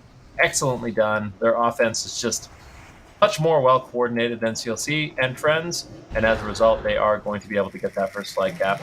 Yep, I completely agree. Very, very well played here by VC, finding the kill there onto Reverie, and also, surviving so many assaults there. Really nice kiting there between Yes Master and, of course, the Mages and Hunter, and they are going to be up 1-0 here. I gotta say, they had that opportunity when Yes Master jumped down where they all were able to connect, but Yes Master too slippery on that druid, not letting himself get caught up in any of those flash grenades, and of course Kibler not able to find the gouge, not able to find the lockdown that he needed, maybe didn't have the rocket helm ready yet, and unfortunately for him, And, an opportunity like that maybe comes once or twice a game against a team like VC, and that's going to be a missed opportunity. But they have an opportunity here for the speed cap, and this is something that CLC are quite good at, having Kibler and Bean kind of playing defense and then going for those early caps and see if they can do it. Right now, Slippery does have the flag here on the side of VC, and he is already making it through to the base, getting a speed cap potentially here for his team, whereas LolQQ, he's still struggling pretty hard here on that ramp side. A lot of members from VC still on him, about 50% HP. Drexler is there, and Dust Piece as well getting caught up in the polymorph. LolQQ dropping the flag for Reverie, picks it up, and it looks like Reverie should be able to potentially get out of here. You got Yes Master there with the sneaky title charm, maybe looking for a bash here onto Reverie and see if he can find it. Little Druid on Druid action while Zolp is the one carrying the flag. Does look like both teams should be able to get the flag across here. Slippery. Oh, Slippery drops the flag. This is it. This could be a counter cap here. They have Keith Blunt, though, running for the flag. Dookie's all over him. Dookie slowing Dayman here. Bean looking for Keith Blunt. Can he get it? Reverie, how are you going to get there? I don't think he can get there before Keith Blunt unless he has a dash or something or a speed boost in that tunnel. How long can they last? This is a massive moment here for CLC and Friends. If they get this cap, they're going to be the team in the lead against VC, and it's all about Keith Blunt here. Can he make the jump in time? Reverie is so close. If he gets feared, I think he's going to get it. He gets it on the Rocketdom Global. Unbelievable. CLC and Friends getting the Swift cap there. Scarborough with the 1D onto Slippery.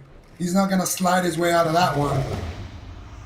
That is absolutely beautifully done. And Reverie in the perfect place actually manages to cap the flag. Well done. That has got to be super heartbreaking there. What a close call that was on that rocket helm.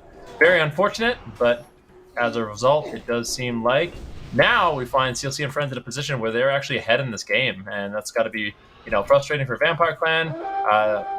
Killing blows aren't really going to matter at this point. The only way Vampire Clan is going to be able to win this game is if they can get the flag capped. That's it. They need to get another cap in this game, and it's likely with how much time is left on this map that we might even see next cap winning this game. Once again, Yes Master is going to fall. Drexler in a good position as well, but do you think this is actually a possibility we see a quick cap here? Yeah, it could be. Reverie's already crossed the map here. He just needs to do the graveyard jump. And right now, there's no way any of these vampires are going to be able to clothesline him in time. Drexler has the flag, but he gets blinded. This is where Kibler shines. Look at him with the 2v1 here. Gets a big hit onto Drexler. He kills him. Gets the recap. No, OG with the quick fingers here. Once again, picking up the flag, but Kibler's all over him. Scarborough is all over him. A lot of vampires in that tunnel. OG completely out of mana. Gets the speed boost here. And Scarborough is in the midfield here. Yes Master is there. They could potentially drop it. They drop it. Did they get the click? Yes Master does get the click there. But there are so many members here from CLC and Friends looking to capitalize here. If one chain lightning can connect onto Yes Master, he is a dead man. Lazarak is there with the frost shock. They need to purge Yes Master. They do get the free action potion off of him. Intercept connects from with the wrist. Do they have the damage? That is the question. One chain lightning could close out the match. Any of these shamans could potentially just win the game for their team here. But it looks like Yes Master is going to be able to survive for now. He's doing what he can here in that bear form, getting escorted here by the entire squad of the Vampire Clan, and he looks like he is in a flash bomb actually. It looks like he should be able to survive, though. Not enough offense left on the side of CLC and Friends, but oh my goodness, what a close call. And this is exactly what we're talking about. CLC and Friends, when it comes to those coordinated pushes, let's be honest, they're not as good as VC. But when it comes to these quick caps, Kibler and Bean, man, they are such a deadly duo. So good at that Rogue Hunter. They can take down 2 players in a 2v2, 3 players in a 2v3, They've done it so many times, and they do it again. And once again, OG here being the hero for VC, picking up the flag. If Kibler gets that return, all of a sudden it's 2-1 here for CLC and Friends at the back of those quick caps. Ooh, let's see what does happen. VC, they have to make something happen now. It looks like there is a lot of defense here for CLC and Friends. Drexar moving forward, Slippery as well, but it looks like Drexar will fall. And I think with Drexar falling, this offense will absolutely crumble. And I don't even know. I feel like I would be okay at this point if CLC and Friends decided to turtle. If they literally, put on their turtleneck sweaters, rolled it up all the way to the top, covered their entire neck, and just kind of stalled it out in this game, I wouldn't I wouldn't be upset. I think it would be okay. I think they have enough time. Maybe even send, 1 or 2 on offense. Just have Kibler. And look at Kibler's positioning right now. He actually is on offense. So at the very least, I want to see Kibler doing that. But yeah, we really need to see them clean it up. They cannot allow the team of VC to make a thorough push. I mean, that's what we saw earlier today. They were a little bit sloppy on their defense. But you see all members, if they're going to do it, they're actually not. They're going to be learning from their lessons, I guess. And they're actually just going for an offensive push. And I really don't mind this, to be honest with you. Just keep up the offensive presence. They have full faith in that. And I just like the fact that they're believing in themselves. Yeah, I think at this point you got to trust yourself and go with you gut. There is so many people from VC though making this push, and honestly, I wouldn't have minded if they just came back and sandwiched them just to buy themselves, more and more time here, and not allowing them to get that perfect push that they're looking for. They just res on the graveyard, so I do feel like that would have been a play to make here. But yes, Master getting caught up in a sheep shot here. He does get the rocket arm onto Kibler, and OG and Firwind are there to back him up. Yes, Master going to be dropping down here, realizing that he needs to start kiting. There's a big push happening, and this could be a mistake here. Reverie, what are you going to do on the opposite end here? Dayman does get crowd control, and Reverie does jump down here. Reverie in that kind of rooftop position, but do they have the damage? The good thing here for CLC and Friends is that they have forced out the trinket of Yes Master, so any stun, any flash bomb that connect will stick onto Yes Master, and that could be what they need to set up another kill here, as Yes Master is just sitting there on that rooftop position, chilling with that free action potion with the wrist, looking for the charge, but he does get trapped here by Fear when LolQQ is there with the dispel. Can he reach him? Does he have a fear? It could be massive. Yes Master looking for the jump here, and he does fall down into the tunnel, but I do think he's going to get intercepted here, and there it is. He has no trinket here. If they can get one stun, that's going to be it. Yes Master getting spam slowed. So much damage coming out from CLC and Friend, and he gets one dig in the tunnel. Lexemic on that priest picks it up, but he takes a massive chunk of damage as well, and with the wrist returning the flag, Reverie with the flag capture, and all of a sudden CLC and Friends are up 2-1 in this game, only one cap away from closing it out against VC in the lower bracket final. Whoever loses here will go out of the tournament. Whoever wins will be advancing to play against Protect the Lumber in that upper bracket. All VC needs to do is get one cap before the game ends, and they will have that final cap, which means they will win, but they only have 5.5 minutes to do it. Ben, can they do it? It would have to be a quick cap. I do believe that. It would have to be a quick cap. There's no question about it. OG's going to be going for it. Slippery and Poker there as well. And it does look like no one's actually been able to pick up the flag. And let's see what exactly goes on right now. We do have with the wrist, with the flag, going to be marching across the map. He does have his Skull of Impending Doom ready. He's looking to get speedy. He's looking to turn it up a notch, and he will be. And Reverie actually in a decent position as well to actually drop the flag. Is he going to do it? Reverie sitting in stealth. He gets feared with the wrist. Is he going to drop the flag? Reverie! Oh, they return it. Not too bad of a situation. Not too bad of a situation. Looks like OG. Actually, Slippery is going to be picking up the flag. And let's see what Slippery is able to do right now. Trying to march out of the Alliance side base, or sorry, the Horde side base, but they're not making it easy. There's a massive presence from CLC and Friends. Slippery getting feared up and bursted down, snared up yes, now. Master. Yeah, and we'll see. Yes, Master actually does manage to get the flag, and he will be marching out of the tunnel. Good handoff there by the team of VC, and they got to make this one quick. LOLQQ definitely needs to get that flag to, someone a little bit better than carrying the flag than a priest, but I mean, this is a great opportunity right now. If VC ends up capping this flag, if they can get the quick cap here, then all of a sudden they're going to be in the winning position in this game. So LOLQQ is going to need some serious backup, and I'm just not sure if there's enough time for him to actually get it. I think at this point, CLC and Friends, they need to just take down Yes Master. If they can put Yes Master down and return the flag, they're going to be in a decent spot. But if they cannot, I mean, I really am afraid here for CLC and Friends. Yeah, CLC and Friends are not looking in the greatest spot here, but Yes Master is actually out of mana. Bean draining him. He can't even shift into travel form. Do they have the damage though to pick him up? And the flag does get returned here by Dayman. Yes Master literally waddling right now, trying to get there in range. Lazarak looking for the damage, but Drexler is there appealing for him. Kibler is in position though to intercept. Can he find the blind? Kibler has to be the hero for his team. He's looking for it. He gets the cheap shot, and here we go. Free action potion coming through. OG is there. Can he get any CC onto OG? Yes, Master drops the flag, picks it up once again. Kibler in a polymorph in 1 second. OG picks up the flag, going for the blink. Can he get the cap? I do believe he's going to be able to get it. Such a close match. 3 minutes left on the clock here, and I do believe OG is going to be able to find the cap. Unbelievable. Kibler had such a close call there, and OG will be capping the flag. 3 minutes left in this game. That's gotta be the win here for VC. They still have 3 minutes though.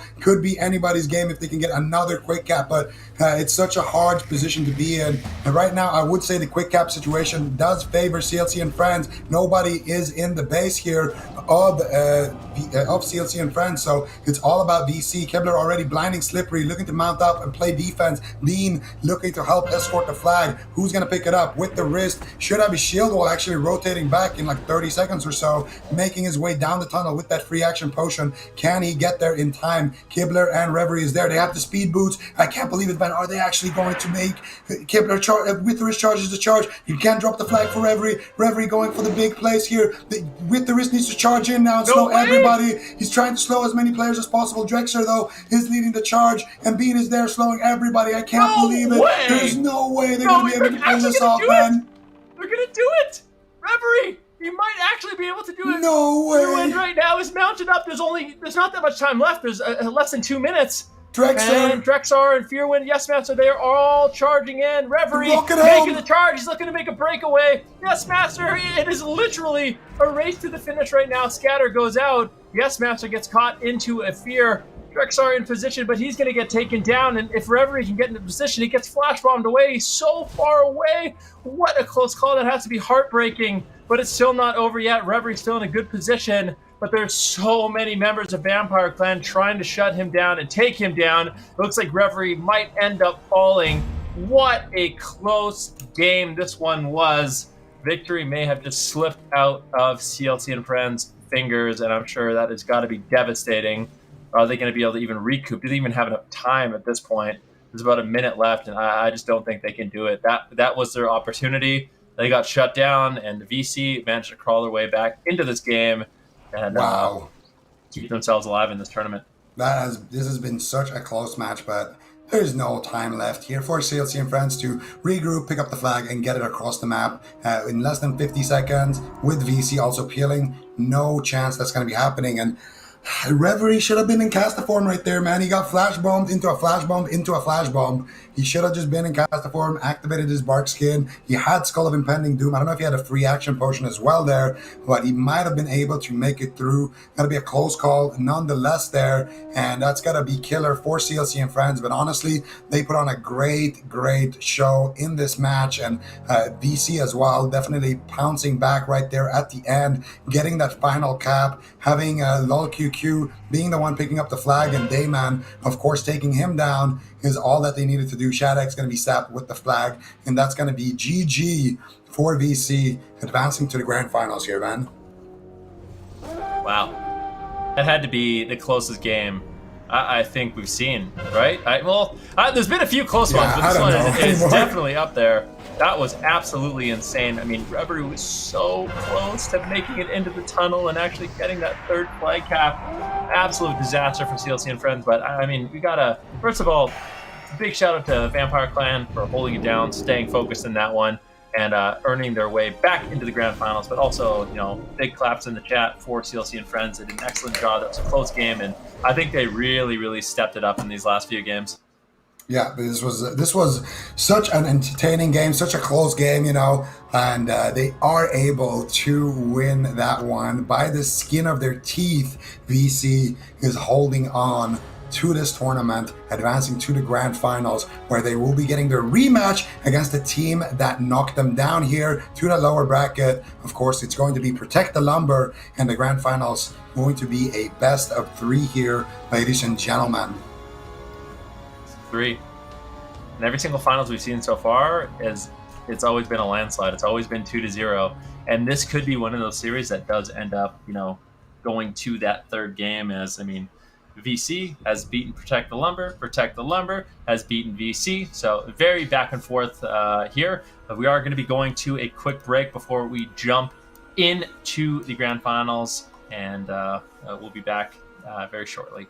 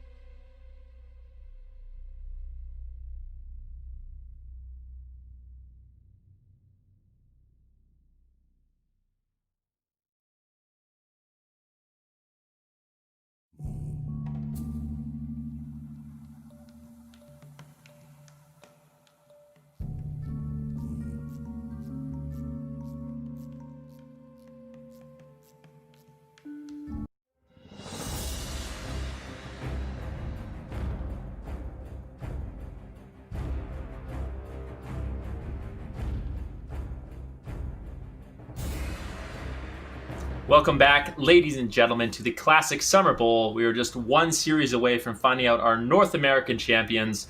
Zico and I have actually been joined by a wonderful guest, Mr. Esfond himself, the legendary Red Bull. How you doing today, man?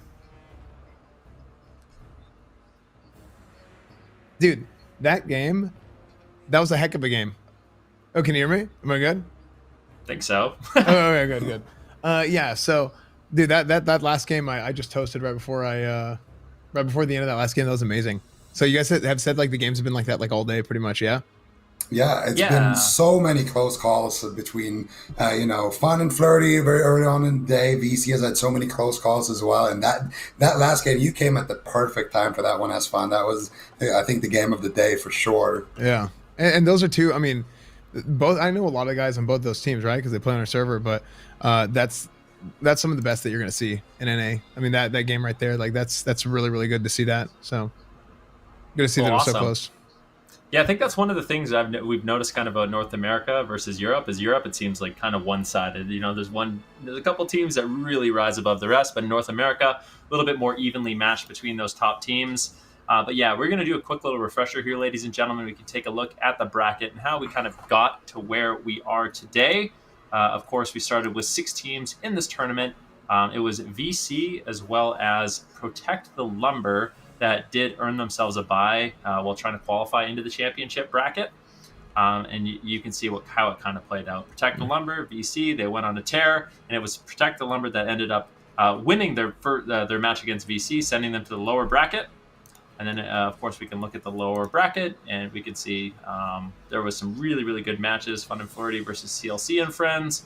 CLC and Friends earned their position in the lower bracket finals versus VC, but ultimately in a very close game, the one we were just talking about, VC ended up coming out ahead in that one, and they're going to be making it to the finals. Now, I mean, my question here, Zico, is do you think VC really learned anything from their first matchup with Protect the Lumber? Like, what adaptations do you want to see from them moving forward into the grand finals? Honestly, I think Protect the Lumber looked just like a different team today. They've just been, in general, looking super dominant, having a little bit better pushes. So I'm not sure. I think it's just going to come down to who plays the match better. And obviously having a best of 3 sample size is going to be, in favor of VC. I would say, having more games, being more consistent, having more experience, that's going to be nice for them. Even if they do drop a map, they have the chance to kind of come back in that best of 3 format. Yeah, and I mean, just looking at these two teams, Esfond, I know you said you're familiar with a lot of these players. Would you give either one of these teams like kind of a clear advantage, or do you think it is going to be like really, really evenly matched and come down to little things? I think at any point, like anytime you're getting really competitive in WoW, right? Whether it's retail or classic, it's always going to come down to little things, right? There's a lot of really good players, and just having specifically in vanilla WoW, a lot of it is it's about like the knowledge of the game, right? Knowing what kind of tools you have at your disposal. A lot of times people talk about how classic might be unbalanced or whatever. I think it's really about what the whole game has to provide, as opposed to just like the class balance or your spec balance, right? So it's cool to see everybody using everything at their disposal. That's going to be a big factor, I think. Yeah, I mean, definitely. And we're seeing these teams really implement a lot of those things, like a lot of the different consumables and engineering items. And I think that's kind of one of my favorite things about Classic WoW is the fact that every single time you drop combat, you're rotating in a new trinket. You have 30 trinkets in your inventory, and you're always rotating them in. And depending on what trinkets you have available, what consumables you have available, you're going to be able to make like really unique plays. And it's about how you adapt to those situations. But we are going to be jumping into the game, and this is, of course, going to be the grand finals, a best of 3 between VC and Protect the Lumber. Keep in mind, VC, the first time these two teams met, did end up winning, but Protect the Lumber, it looks like they have really stepped up here today. And I think this might be the first time in a finals where we do see it go to a game 3. Yeah, and we are going to get that Horde versus Alliance final here in North America once again, which, I mean, that's the best way to decide which faction is the superior one. I mean, me and Esfond, we already know which one it is, but Alliance, for those who exactly. Yeah, I just had to double check. I feel like I'm being ganged up on here a little bit, but actually, I wanted to get your take on that, Asfond. I really wanted to get your take on that because that's something we've kind of discussed amongst ourselves. But Mhm. who do you think, if anyone, has an edge when it comes to factions in PvP or in Warsong? I think I actually do think it's Horde a little bit. I think that there's some things specific to Classic with like spell batching and some other stuff that kind of turned out to be different from back in the day. Just with like the batch windows being so big and everybody having such better internet now, shamans are super strong. The lack of progressive itemization, right? So there's just itemization is a little bit different than it was. As Classic goes on, those differences are going to be a lot smaller, right? Because we're coming up on the 1.9 patch with Phase 5. So it's just going to keep like slowly, like the gap is going to keep closing. But I would say realistically, shamans have more, or sorry, Horde has a little bit more like upfront firepower, and then paladins have, or alliance, sorry, with paladins have a little bit more like utility that they bring to the table with like blessing of freedom, blessing of protection, that kind of stuff. So Cool. Yeah, I mean, we have seen Alliance do exceptionally well, but I mean, that just could be the players in at least in Europe, kind of all congregating on one specific server slash faction, Mhm. like we are seeing. But yeah, the gates have opened, and both these teams going to be kind of in the middle of the map right now. We have Dayman playing defense here for VC, and then of course Shook playing defense for Protect the Lumber. Yes, Mats are going to be rotating into the base, and we'll see. It's actually Kotas rotates back, so Warlock Rogue playing defense here for the side of Protect the Lumber, and then of course VC. They kind of sit back, not exactly playing right in the middle, playing a little bit closer to their own base, so they can quickly rotate back players like Fearwind if they need to. Yeah, and we are going to see OG looking to sneak his way into the base, but Gainsay looking to potentially disrupt him in that situation. If OG can make it to the base, that's going to be great for him, where he can help out Yes Master. And I don't think Yes Master can afford to wait for him in this situation, so might become a 1 versus 1 situation between Yes Master and Shook. And Yes Master right now is looking for Shook in that base, trying to find him in stealth, but Shook has great positioning, and there it is. Free action potion, Skull Impending Doom. Shook, what are you going to do? Shook's pathing very off right now. He's not going to be able to reach Yes Master by the looks of it, and Yes Master just looks like he's going to be able to get out of the base completely scot-free. Shook is still there. If you can't get in range of that rocket helmet, it could be devastation here for Yes Master, but he is running extremely quick. Cortez is there, catching him with the coil. Dooney Loon is there on the other shaman. Drexler needs to land a counterspell, and he does excellently there. Yes Master with the Shadow Reflector, and now he's going to be able to cross the map right away here. Sif, though, caught up in that rocket helmet into the blind here by Dayman in the base, does get Dispel out of that one, and now Sif looking to make his way back up on the tunnel roof. I would say this is a big advantage so far, though, for VC. I mean, there's no question about it. Sif is kind of out of position right now. Dayman trying to get there, but Takia is going to be shutting that down. Nicely done with the rocket helmet, just to slow him down a little bit. Fearwind in position as well. Potentially even Key one. No, they actually are going up the tunnel. So it looks like Sif will be able to walk out of this one. Actually, passing Yes Master, and Yes Master doing a great job locking down Sif with the rocket helmet. Now there's a lot of members of Vampire Clan. They are all over Sif. There is big backup here for Sif, so if they can find the heals, if they can find the peels, he might be able to escape, but definitely Yes Master set that up quite nicely, and Sif is in so much trouble.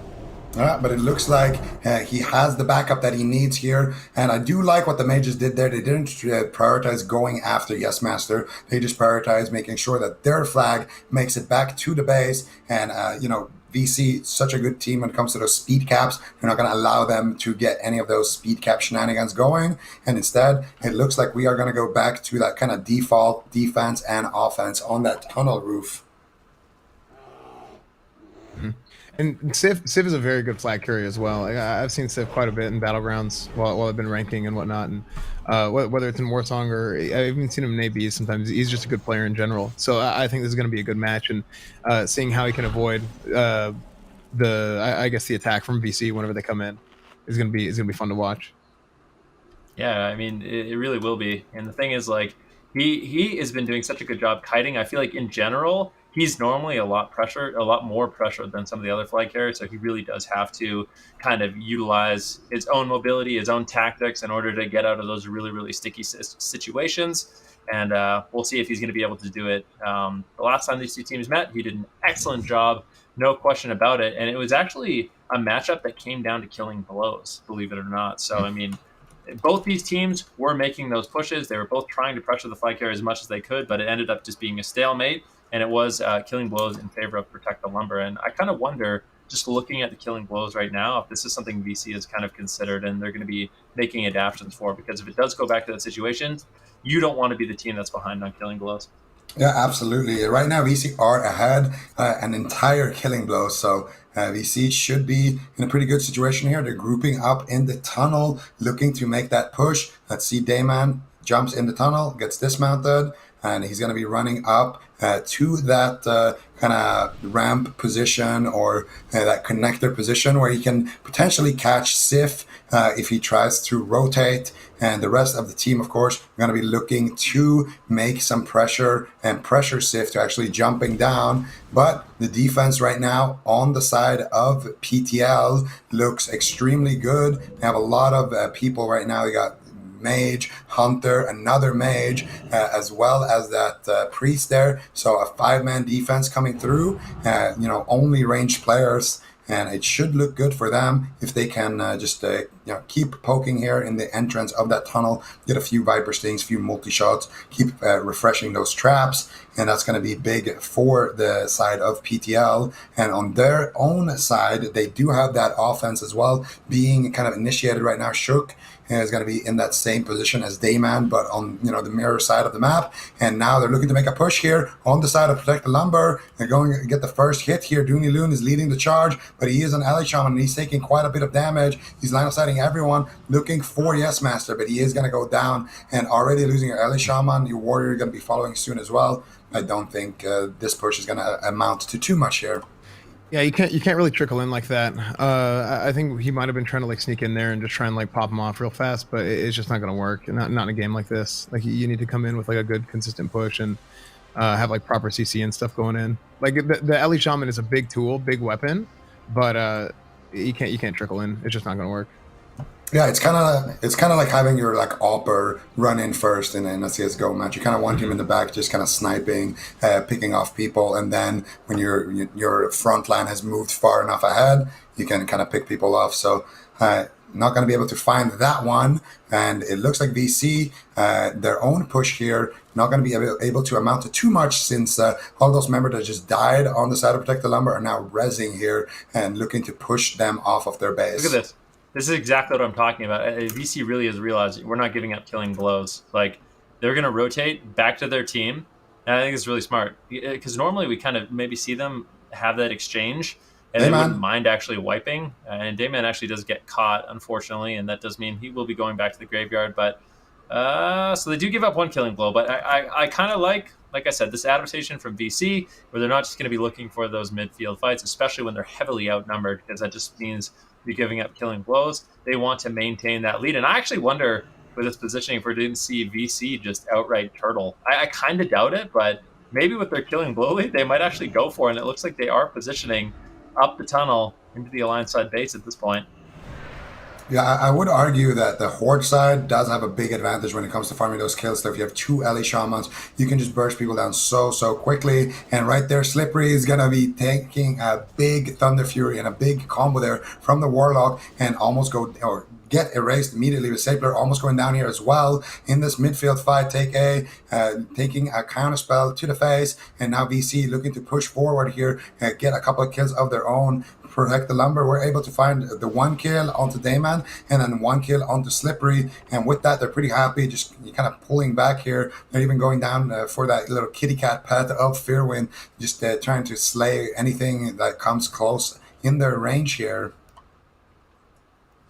Yeah, and I mean, we'll see how this one does play out. It does look like BTL, they are just positioned in the mid of the map, and this is the first time we've seen VC in a position like this. I feel like they're not exactly sure what they want to do. Either they want to turtle or they're just trying to take the fight. I think they really just don't want to find themselves in that same situation we saw before, and maybe they're just going to be looking to kind of adapt their strategy. It looks like they will be rotating back up. Dayman's actually going to be sneaking in, so at least having a bit of a presence on the Horde side of the map, a little bit of an offense with that rogue, and actually revealing his position. So letting them know, you know what? If you're going to send too much on offense, I am here, and I am going to be willing to pick that fight if I need to. Yeah, I would argue that the Horde side does have a big advantage when it comes to farming those kills. So if you have 2 Ellie Shamans, you can just burst people down so quickly. And right there, Slippery is going to be taking a big Thunder Fury and a big combo there from the Warlock and almost go down here as well in this midfield fight. Yeah, and we are going to see Damon has that hunter's mark on him, so Gainsay is going to be looking to hunt him down. And if Damon can use maybe a potion like a resto pot or something, he could clear that hunter's mark. But for now, he just needs to avoid a Gainsay. If he ever stealths, Gainsay is just going to be able to hunt him down. Cheats is there now as well. And Dayman he's going to have to go for a rotation. If Dayman gets caught, these are the kind of kills that can really matter at the end of the match. And Gainsay is going to be able to reach him. And there's the Serpent's things coming out. Hunter's Mark has been refreshed. And of course, those concussive shots here onto Dayman might mean that he's just going to go down. Concussive shot stun. And that's going to allow Gainsay to close the distance a little bit more. A couple of more arrows should do it. Dayman even missing the res right there. So very unfortunate for him. And another kill is going to go in favor of Protect the Lumber. They're slowly creeping up on those 9 kills that VC has. Been able to make 3 picks without giving up a single kill themselves. Right now in the midfield, we do see a bit of a skirmish once again. Dayman getting picked off, like you mentioned, and now there's just a bit of a ballroom blitz here in the middle of the map. Yes, Master on defense as well, kind of just sitting back and waiting. I mean, Slippery taking a huge hit of damage right now. Could end up falling, getting the shield on, in defensive stance now, getting healed, will charge forward and potentially look for a pick here on this warrior. They get this arms warrior down. It would be big. The Thunder Fury comes in as well as the shield, but he will ultimately go down, and that will be a little bit of an advantage there for the side of VC. Yeah, well, I'm sitting with Sif here while he's sitting on top of the roof, and I want to see if he has any words. If we could just, Sif, you got anything? No? Sif, you want to Man, a few words. Yeah, I think we'll just...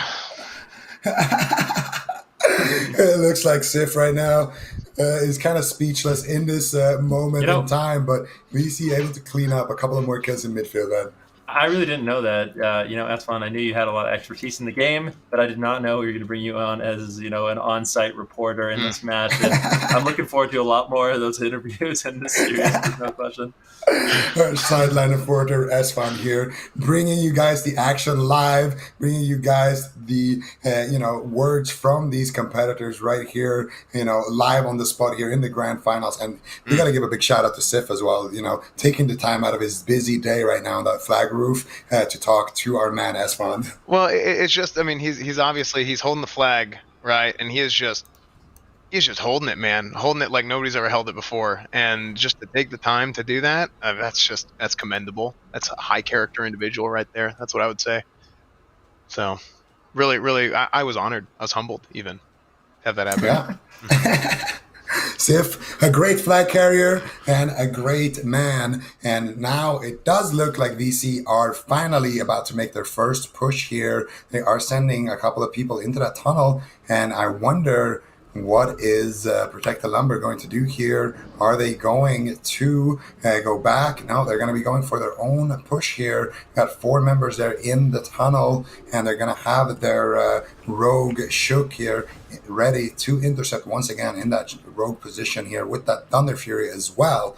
And let's see which one of these teams can get ahead with these pushes. I do like that the turtle strategy here from both of these teams is kind of being thrown on the shelf here, and instead they're looking to focus down these druids, seeing how they have time to attend to interviews in the middle of the game.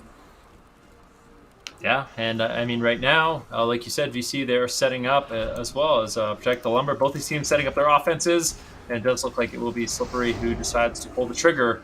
Is he going to be able to get done? Sif just going to be sitting on the top side of the map. Dayman actually not waiting in the wings. He's just charging with the rest of his team.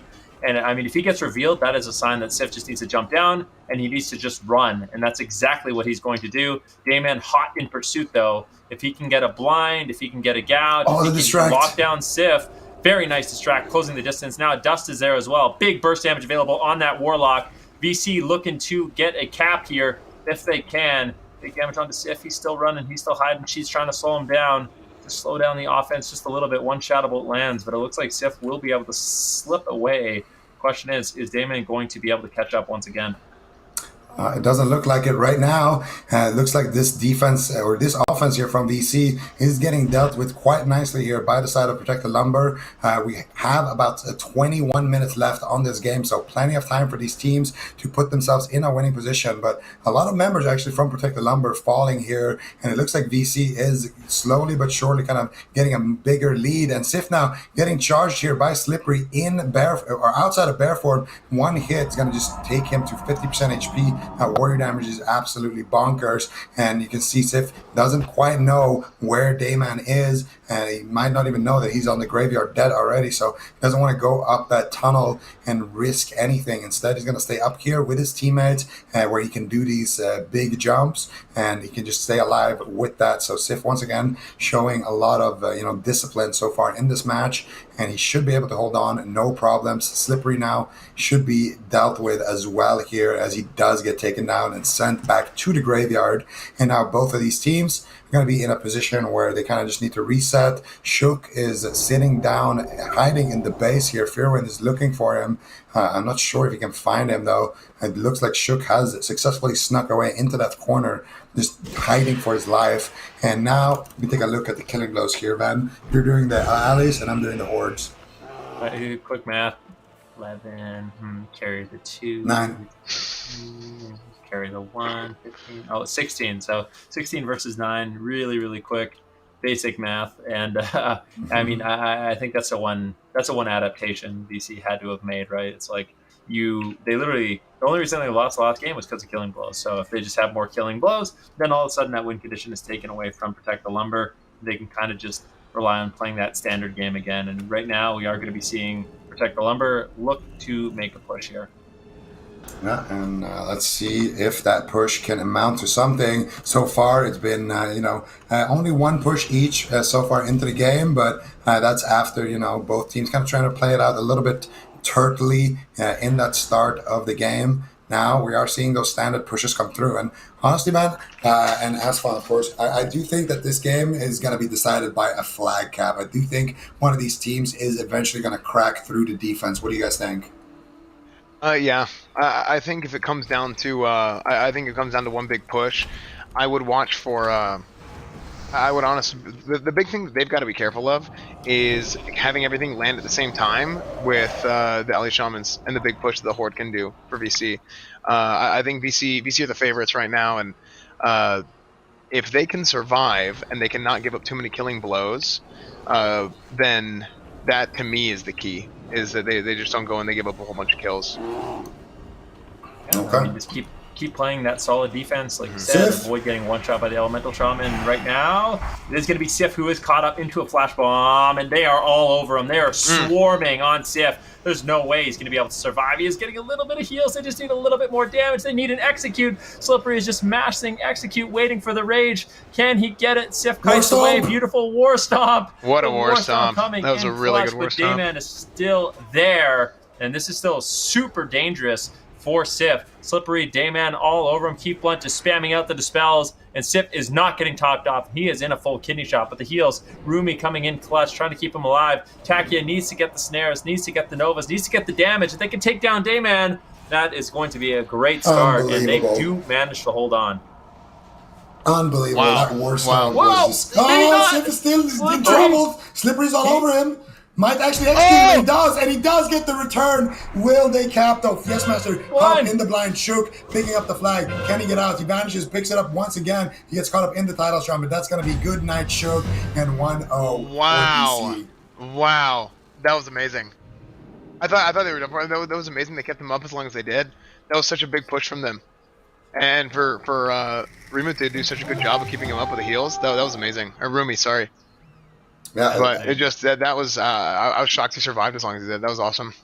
I mean, I kind of thought the push was over, but I mean, this is classic WoW. Warriors with gear can kind of do, they could do crazy things if the crits are right? And Slippery, he managed to stay in, managed to create a lot of pressure, and ultimately it was Sif that did fall. And that does mean that Vampire Clan will be up 1-0 in this match, and actually looking like they could potentially look for a quick cap here. Let's take a look at where Slippery is on the map. He's just going to be sitting back, kind of waiting for more reinforcements. So maybe not a quick cap, but definitely feeling pretty secure with his positioning right now.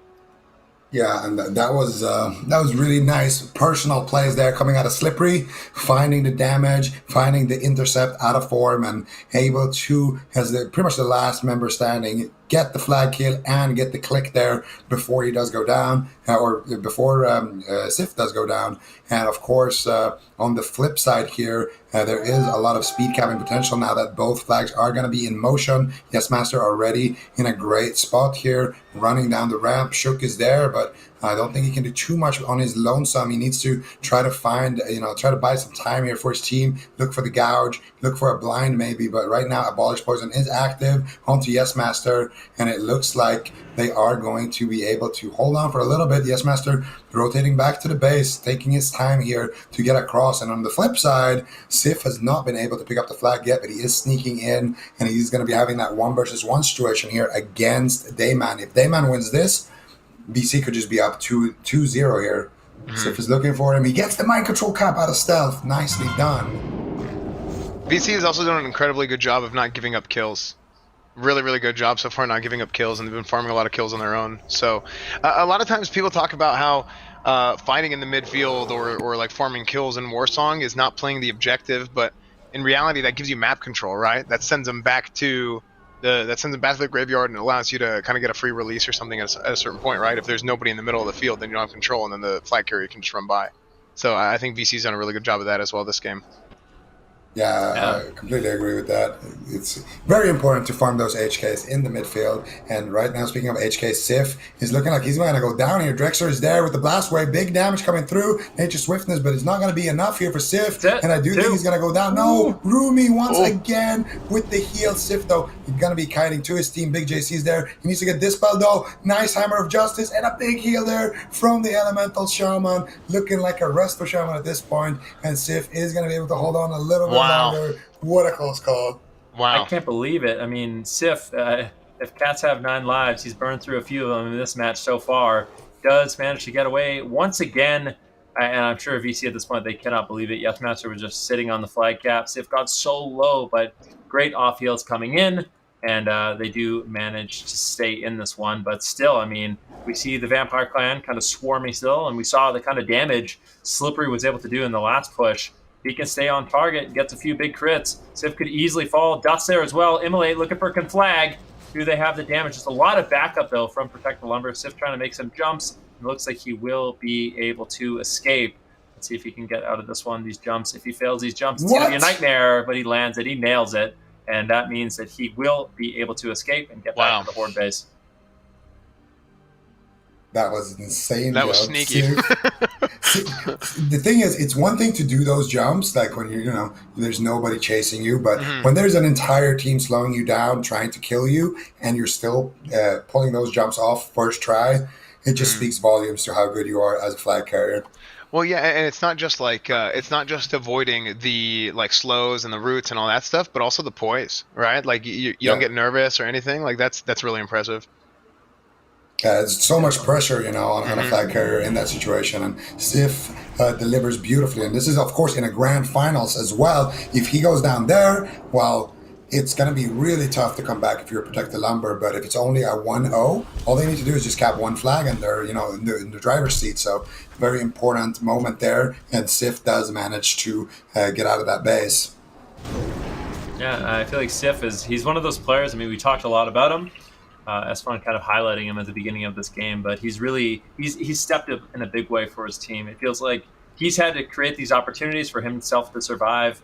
Can't completely rely on his team in a lot of these situations, as they're getting kited and snared and crowd controlled, but he's always finding these escapes, and that last one was absolutely beautiful. Now we see Vampire Clan, they are going to be grouping up with their offense outside the Alliance tunnel, and it looks like they will be sending 5. So 5-person offense. They have 5 on defense right now. Both mages going to be pulled back, and Drexar is one of those people, depending on the situation, who always kind of just floats. Normally what we do see from Drexar is if they wipe the offense, then he will immediately rotate and try to help his team on offense themselves. We'll see how this one plays out, as both these teams are looking to make a push.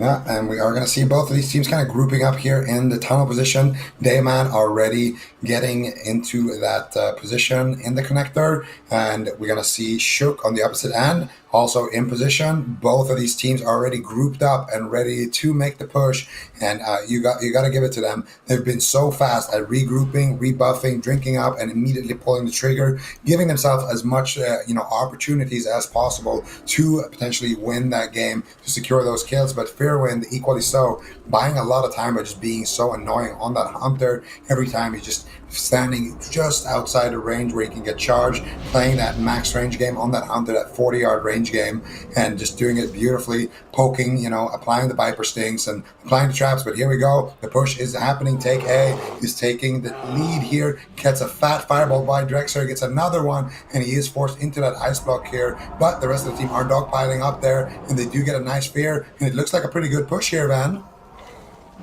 Yeah, it definitely does. I mean, right now, the big pressure here onto Guestmaster. He gets the mind control onto Dooney Loon. I mean, that's fun. That's a lot of pressure right now. Yeah, there is. I mean, he popped the fat, but he tried to book it right away. So he did that, and then he got the mind control cap off right before he got into combat. So what that does is basically it takes away one of their healers right out of the fight. It's not that Dooney Loon's not going to do anything for the Alliance there whenever he's mind controlled, but he's just basically removing a guy from the fight. So it's like a hard CC essentially. Oh! TK, he's here intercepting. He gets a Nova. Shook is there. They got the polymorph on Lexemic. Do they have something? TK needs to get another poly. He gets counterspelled nicely done by Drexler. There's a kidney shot. Do they have a blind or something? They need to crowd control this priest. They need to kick him. Shook, what are you doing? Kick him. He's not going to land any interrupts here, and Lexemic is going to be able to get so many heals out. A nice push, though, so far here by the squad, and now Yes Master should be kind of okay. Still getting chased here by Take A. A Cone of Cold connects here, and he's still not out of it. Quotas is there. Shadowburn could be enough. A nice concussive shot proc, though. He's going to interrupt that fear. Beautiful stuff there. What an incredible job getting away. Just the ability to dodge, like being able to move and having that kind of presence in the flag room, in the base, is so important for Druid or for any flag carrier, right? But Druids just have so many tools at their disposal that allows them to excel at that. Being able to use all that is so important, and it's really, really impressive seeing Guestmaster do that. Yeah. I mean, I just think that's one of those things. It's why he is in the grand finals and why he's just been so impressive to watch. Both these Druids at this point really making plays and stepping up for their team. Guestmaster will be able to hold on despite a very close call. Good interception there by Takia. I like his positioning. I think if things had just gone a little bit more in their way, they could have actually ended up taking Guestmaster down, and maybe we could have had a tied game at this point. But still, pressure on for the side of Protect the Lumber. They're down one flag cap. And this game is just what? This game is already 27 minutes elapsed. This game is flying by at this point. That's absolutely insane. So less than 10 minutes to go in this one, and that does mean that pressure is now really on here for Protect the Lumber. Yeah, and we are going to see both teams grouping up once again here, looking to get ready here. But Kodos is actually on defense. He was such a pivotal member in their offense, and it looks like they are going to be walking out to a squad of vampires here. Sapler and Kodos is probably going to get destroyed here, but I do think Vampire Clan might actually want to dodge this fight here, and it does look like that's exactly what they're going to be doing. They don't want to waste any time fighting off that Warlock and that Warrior. They don't know, the players on that rooftop, if they're going to come down and back them up or not. And instead, they're going to be going into that tunnel. Both teams kind of having a gentleman's agreement to just let themselves push. And Yes Master, last time it was an extremely close call onto him. If they can get a push like that again, and he could potentially go down. And remember, guys, this game will time out at 35 minutes, and it is whoever got the most recent flag. So VC is up 1-0, and if the game times out at 1-0, obviously that's their win. But if Protect the Lumber can get a cap before that 35-minute mark, all of a sudden, VC are the ones with the pressure onto them here. I definitely, here does look like there's going to be a push. Right now, Takia actually playing offense at this point, so going to be rotating, trying to play some offense. Drexler just spamming in the fireballs, trying to get a pick here. If they can take down just one member of this offense coming in from Protect the Lumber, you're going to be feeling a lot more confident. You can see Yes Master, he's waiting. He doesn't exactly want to jump down just yet. He knows essentially Shook is waiting in the wings, and he is. So Yes Master, not going to play it greedy. He's just going to play up top and try to win this team fight. If he needs to, he can jump down, but there is a rogue waiting, and that rogue is looking to take him down. And now this is a great offensive push. They're swarming all over him. Yes Master's in so much trouble. So many really players bad. here on Yes Master. He gets destroyed. Wow, what a Flag push. gets dropped. And Sif, can you get the cap? That is the question. He's maneuvering his way across, but he does get death coil. Drop it to Sheets. Let Sheets blink in maybe. But Sheets doing such an excellent job. They're doing it. 2 members. And it looks is like so Protect the close. Lumber is going to do it here. They're It's doing fun. it. Wow. They're actually going to do it. He is marching his way into the Horde base, and he is going to cap this flag, which Damon. does mean... Damon. Oh, Oh, so close. No, Dayman that is was so heartbroken. close. Wow, what an attempt by Dayman though. Coming with the rocket helm, that would have been so amazing if he would have pulled that off.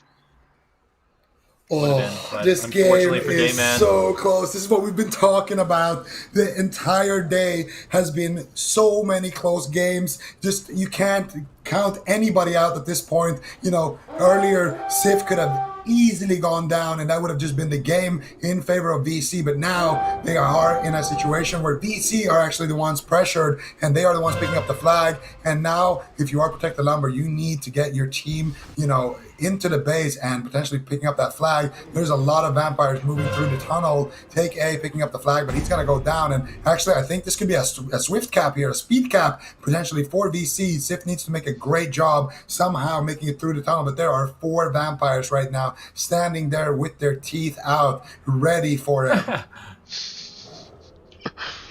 Yeah, they definitely are looking to take a bite out of Sif. Let's see if they can do it. Sif is sneaking in. Fearwind actually finds him. He's got a little bit backup though. Dunalumi, Sapler, Rumi, Cheats, all rotating. Yes Master is going to be marching through the tunnel, and it is a race to the finish. At this point, they need to grab that flag, but it is not going to be easy. The defense of Vampire Clans is really solid. And Yes Master, he's just so close, but Sif is there, and it looks like Sif will be able to pick up the flag. But here's the question: can Sif escape? They might actually just take Yes Master down. They take him down really quick. Oh wow! Send Okay. him back to the graveyard, and they turn that on. They turn that situation on its head. And PTL, they They are might looking get a solid. swift cap, dude. Yeah, this is a dangerous situation for VC right now. They might actually be able to pull off the swift cap. Yeah, they don't have. I'm looking at the map right now. They don't really have good angles on him, and if Sif gets away from Slippery here, then they're pretty much done. Slippery's gonna have to make a big play here. Yeah, and I he's got think keep he will be on. able I to. think- That flash bomb Yeah, is that more flash than bomb enough. is big. Keep on. Yeah, and that's it. Both flags being returned, but I mean, if you're Protect the Lumber, you can't be feeling too bad about that. Look how much time is left on this match. There's 4 minutes, less than 4 minutes to go, and neither team has the flag. So Yes, at this Master. point, Yes Master, he's moving forward. Shook's going to be playing defense. I wouldn't even mind if Sif played defense as well, and they just play 2-man defense, try to take down Yes Master. Just don't let him get that flag. I think that's probably the safest route to go, but I'm sure at this point, Vampire Clan can't believe that this game has, it appears to have slipped out of their hands, but there's still a chance, there's still a little bit more time. These games have been so close. Let's see if they can do it. Drexer is there, Lexamic is coming, OG and Keith Blunt as well. Shook is doing a great job so far though, buying time here. Can he get the blind though? That is the question. Abolish Poison coming out from Yes Master. I don't think Shook actually has the blind. I feel like he would have used it if he did, and he does get the net there onto Yes Master, buying a couple of extra seconds. Drexer is going to be there now with the polymorph now, and it looks like both teams are going to be able to pick up the flag here. Sapler, what are you going to do here with that flag though? He's on the flag on the enemy side roof, waiting there with Big JC.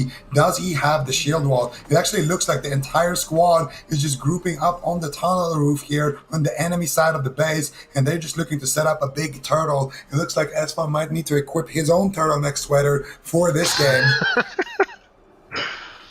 Yeah, I'm in Texas, so we don't have many turtlenecks here, but and it's summer, so yeah, thankfully that's not what I'm wearing right now. It would not be good.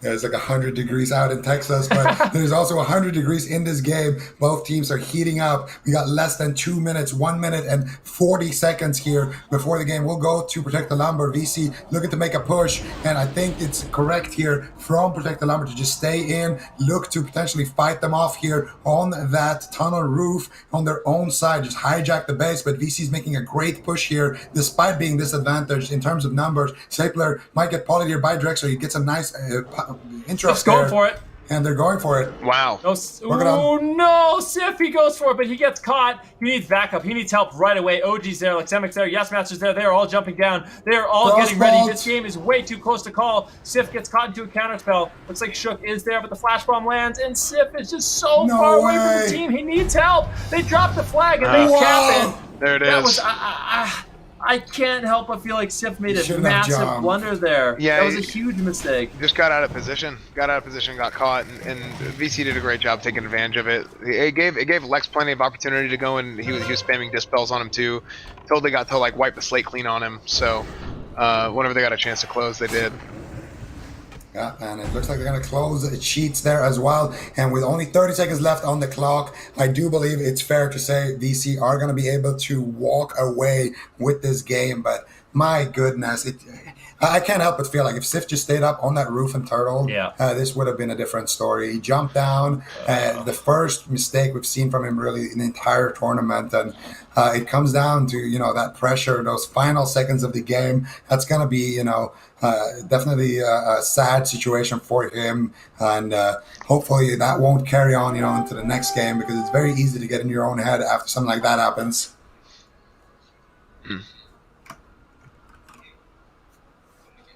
That's the game. There it is. That will be the game. VC in this best of 3 claims game number 1 in the grand finals. I really feel like, extremely close game. We could say that. I feel like there might have been a few mistakes there by Sif at the very end, but overall, an extremely well played game. Esfon, do you think going into game 2, it's going to be another one of those games? What do we want to see from Protect the Lumber to pull off a victory? Well, I think something that's really important for them to do is do a better job of getting kills. Kind of like we talked about earlier, controlling midfield and having good map control. A lot of that comes from being able to win the team fights, and I feel like they should have every opportunity to do that. The VC team is really, really good, but I think that if they focused more on being able to control the map, getting kills, then at least if it gets to the point where they're in a stalemate, then they can at least get the kills up on VC. So that's what I would say is it should be a focus. All right. Well, I think that is a huge part of it.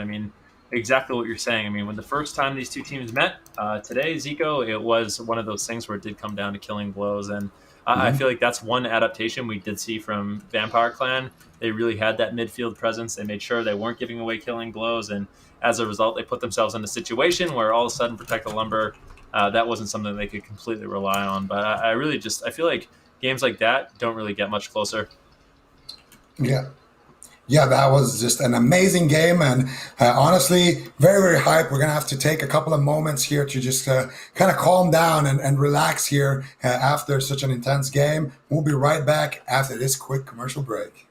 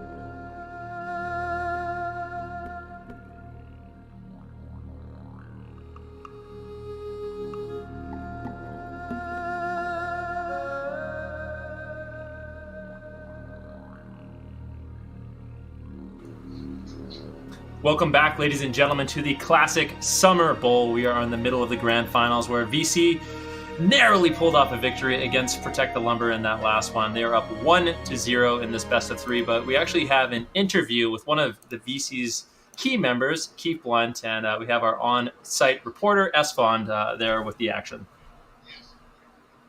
Blunt is a dwarf priest that has been playing for VC. We're very excited to talk to you here. Do you have any words for the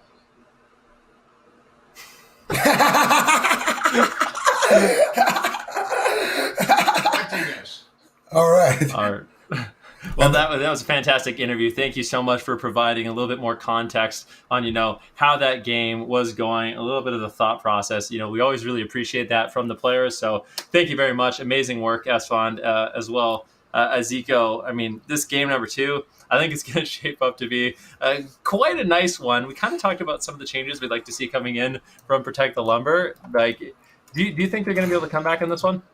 I'm not sure. I mean, just listening to what Keith Blunt just said, I don't think Protect the Lumber is going to have much of a shot. Keith Blunt said that they made a couple of errors and they're going to look even stronger in that next game. So I really don't know. He seemed confident, and obviously Protect the Lumber, they tripped on the finish line, and I'm not sure if they're going to be able to bounce back. Something like that can definitely take a toll on your mental, but we'll see what these guys can do. They did win them earlier on in the upper bracket, so anything is possible.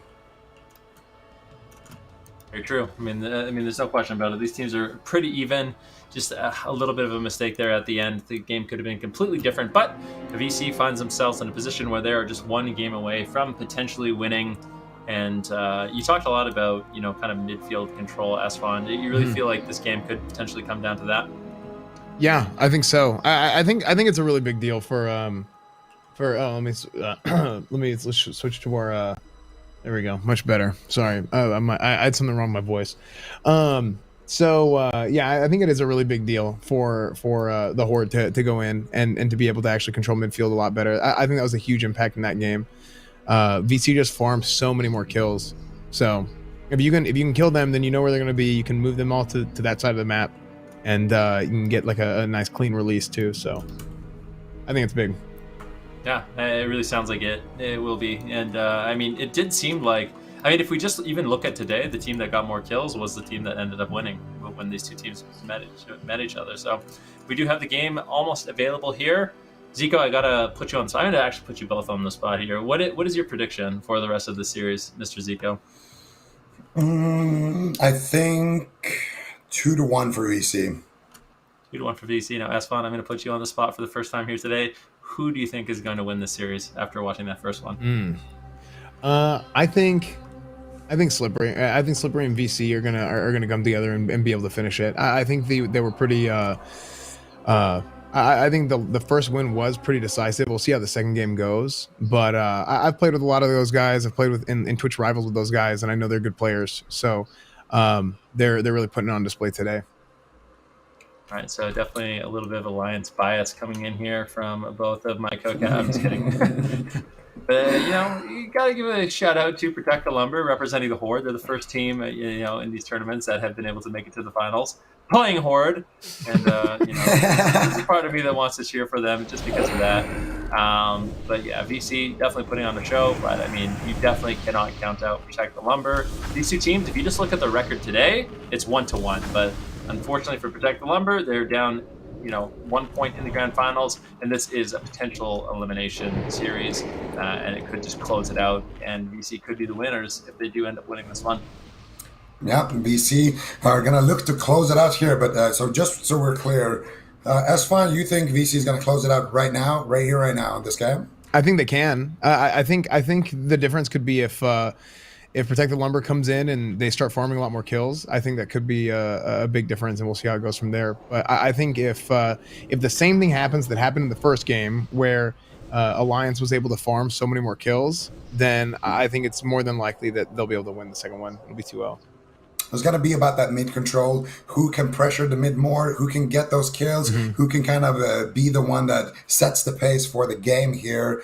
Game number 2 in a best of 3. So right now, this is match point for VC. If they can win here, they win the entire shebang. And of course, on the opposite end, Protect the Lumber. They need to protect their lives in this tournament right now. They have to win this game. And Benruki, you think Protect the Lumber is going to win this one and bring us to game 3, or do you think VC's closing this one out? I said it all day. I think this is going to be the finals that does go to a game 3. I think I think the big thing for me is Protect the Lumber. That last game, I mean, I'm not going to lie, probably extremely frustrating, like excruciatingly frustrating. So what I hope they did during the break was get up from their computer, put some cold water on their face, shake it off, scream into a pillow if they need to, but they definitely need a little bit of a reset. And I think if they got that reset and they can kind of just calm down and play their game, they definitely have a fair shot in this tournament. But that's one of those things where you can just go on full tilt. And if that does happen, I feel like VC is just going to completely stomp them in this game.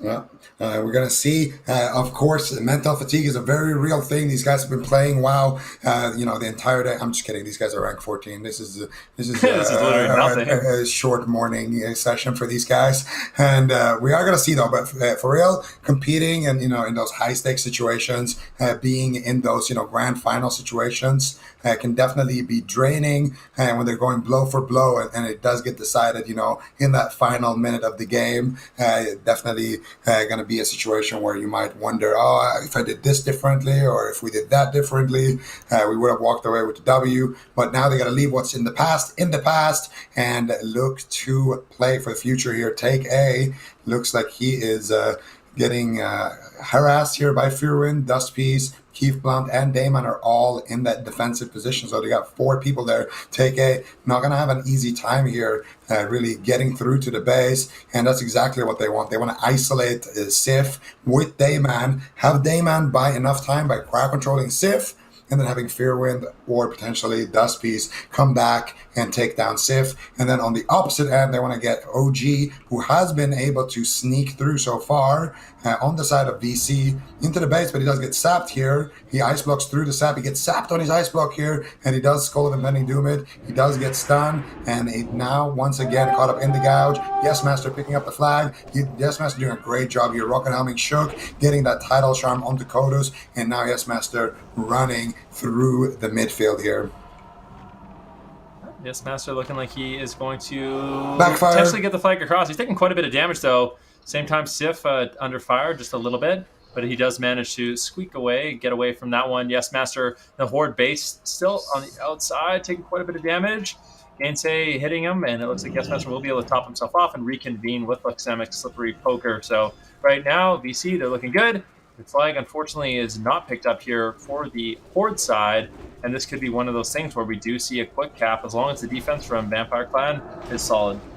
Yeah, Sif is going to have to do the graveyard jump here, but there are 5 vampires right now waiting for him in the base. What is he going to do? He does make the jump, take A, does pick up the flag, ice blocks, repicks it. Can he get away with it, though? That is the question. Not going to be able to, and that's going to be a return by Drex, so now Cheats is dead as well. And I do think these 2 mages should have waited for Sif, because now Sif is in pretty much an impossible situation. Fearwind covering one entrance with that free action potion, Dustpiece covering the other entrance. One scatter shot could be enough to slow him down. Already Yes Master in position here in that tunnel, making his way up and potentially going to be able to get that capture. And there it is, OG able to secure the win, or the first cap right off the get-go here for VC. And this is something that they've been able to do a lot of the time. They're really good at that kind of speed capping game, and they're going to net themselves a nice win there, and a lot of it is at the back of Yes Master's play there in the start, and of course with OG able to get those rocket helms and that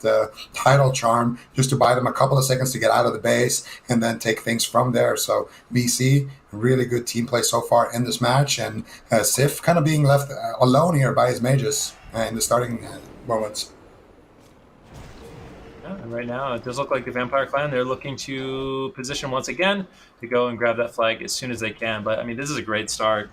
This is what I was talking about. I mean, I really hope there's no tilt factor going on for the side of Protect the Lumber. That was a beautiful cap by VC, but it just seems like they haven't been able to get their offense completely grouped up just yet to grab that Alliance flag. and get it out of the base. Unfortunately, the defense here is looking really solid. I mean, if you look at Vampire Clan, they have 5 people on defense right now. They're really committing to this defense. And once again, if we can see if this 5-man offense, Slippery, Poker, Yes Master, as well as these 2 mages grab the flag, I mean, this is going to be looking extremely good for the side of Vampire Clan. Yeah, and we're going to see if they can get that flag now. It looks like OG is going to be the man of the hour here, picking it up, going through the tunnel. No real contestant here is going to be able to swap it over to Yes Master.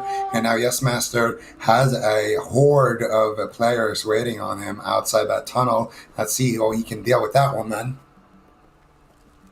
Actually, just getting look at this. I mean, right now, Protect the Lumber, they're just saying, you know what? We're sending everyone. We got to get that flag. It's time. So they're sending a massive push right now to try to get Sif in there and try to get that flag in his hands. But at the same time, Yes Master slowly but surely closing the distance. So time is of the essence right now, and we'll see. Vampire Clan, they're very good at closing the distance on that flag carry and bursting him down. And I feel like they definitely have a great shot here, S1. I'm interested to see what route Yes Master is going to take up here to go back into base, because there's so much congestion in the Alliance base right now. I want to see if he's going to go roof or tunnel, and I mean, kind of see how he plays it. Yeah. Sorry, I meant ramp or tunnel, but yeah, same thing. Yeah, I mean, we'll definitely see. Ooh, cheats. He manages to grab it, Zico. Do you think he's going to make it out? He drops it. Sif does pick it up, and Sif is getting swarmed. And Yes Master actually is just going straight through. He's going to risk his own position here a little bit, running through, trying to kite, getting to the flag return spot. Flag does get dropped, gets picked up here by Gainsay on that Hunter, but that's not who you want the flag on. Gainsay is going to have to do excellent job here kiting, but I don't think he's going to be able to survive. The Sapper charges are coming out. Too many vampires here. Flag does get dropped and returned, and that's going to be 2-0, 6 minutes into the game here. So I think the decision to go up the tunnel and go right into the flag room, I think the reason why Yes Master did that is because knowing that there was so much congestion in the flag room, if he goes and sits on cap, then he's going to be able to get it right away if there's a return. But if he's on the roof or elsewhere trying to stay away from everybody, then they're going to have an opportunity to pick it up, and then you have to try and get the flag back again. So I'm assuming that's the reason why he did that, but that was cool to see. That was interesting. Yeah, and I do think as well, even if he does go down there, their flag is probably not going to be leaving the room anyway. So at worst, it's a reset, and at best, you get a cap. So it does make sense there for Yes Master to go for that kind of play. And he's been having a great tournament so far, been making good decisions, and of course, playing it out mechanically very well as well. So far, VC up 2-0 here, 7 minutes in, and it begs the question, guys, do you think that last game from Protect the Lumber kind of tilted them a little bit there, losing at the last couple of seconds there on the finish line? Do you guys think that plays a factor here? I think you definitely, sometimes whenever you lose a tough one like that, sometimes you go back to the drawing board and then you try and start from scratch, and you try and like throw everything at it and say like, okay, like, we did all this wrong, did all that wrong. And really that's not always the case, right? It might be like 1 or 2 little mistakes, or sometimes your plan worked just fine. You just didn't execute it. Right. So I think maybe, to some degree it could have been a little bit of that. It also looks like VC is just playing it out a little bit better in terms of defense. You're not really allowing people to leave their base. They're having a lot more members kind of just sit in their base and relying a lot more onto OG as well as Yes Master to just single-handedly get that flag across, basically. Mm-hmm. And both these teams are so good, right? There's a reason they're here. So sometimes the games they might seem it might seem like something's like a big mismatch or a big play. Like right now, VC is up 2-0, but it's those. I mean, it could very easily still like draw out. I mean, it's only 8 minutes in, right? There's so much longer potentially left in the game that Protected Lumber could still come back. Absolutely. Protect the Lumber still have, about 26 minutes left in this game. So plenty of time to make plays, plenty of time to come back. And all they would need to do is get 2 caps. I mean, ideally, they would want to get the third one as well. But if they can get 2 caps in those 26 minutes and hold on, they will be granted that victory. So Let's see if they can do it. Right now, Sapler in a bit of a sticky situation here on the ramp, looking to take down Dust Piece, but it's not a fair fight. He has a healer with him, and that's going to mean that Sapler gets back to the graveyard. And now VC having a little bit of an issue themselves getting into the room and actually picking up the flag here. Lexemic and Slippery a little bit ahead of everyone, and I think a lot of it is because of OG falling a little bit earlier. But now OG and Yes Master are reunited here on the balcony, and I think OG should have no problems here picking up the flag here potentially for his team. And let's see what he can do here. He's actually just going to be peeling for Yes Master. They're both using their Skull of Impending Doom, both using their grenades, using those free action potions, and Yes Master once again able to duck through the defense. But if you look on the base of VC, there is once again a horde of players in there. Sif goes down, though. Is, but I mean, Sif, he just gets taken down instantaneously. The focus fire of VC, they are looking like they're on fire right now. This VC is looking a lot more focused than some of the games we did see earlier, and this is looking like it could just be an absolute 3-0 blowout stomp. What is Big JC going to be able to do? And it just looks like this defense, I just don't know if they're going to be able to grab the flag. It looks like Cheats is able to pick it up. He blinks away, but they're all over him. Drexar, Dayman, Keep Blunt, they're chasing him down. And I feel like if Cheats isn't able to escape, if he isn't able to create some space, he's just getting taken down. They return the flag once again. And let's take a look at where Yes Master is. He's talking to Rocket Helm right now. He's helmed. They're trying to hold him as long as they can. They're trying to hold him down, but the question is, are they going to be able to do it? He gets flash grenaded again, flash bomb after flash bomb, just over and over. Yes Master just lockdowns has to be incredibly frustrating for him, but with the backup from his team, I mean, he knows at this point there's so many vampires on defense. I just don't know if anyone's going to be able to stop him, and I think it is going to be VC, potentially Sapler actually getting there. He sneaks in, he gets the flag with the rocket boots, and he's trying to make it out alive. He might even have his shield wall here. That's fun. Yeah, I mean, now's the time to use it, right? If he hasn't used Recklessness or anything else yet, I mean, I'd definitely pop a shield wall right now. Does swap the flag over to Sif, though, and Sif might go down and catches a fat NS heal, and I can't believe it. Wow, VC what a can't handoff. believe it, but that pass into the big NS is going to allow Sif to keep on trucking here. And what a handoff. You got to give it up to Sapler, really just taking control over the game there. And when they are on the brink of defeat, this man pulls out the flag, gets it out of the room, he gets the handoff, and now they're finally going to get that flag out of the base. Beautifully done. Beautifully done. And it looks like, is Yes Master going to fall? They've actually turned this offense around, and it looks like Yes Master is going to be able to survive. There's so many vampires in the Alliance base right now.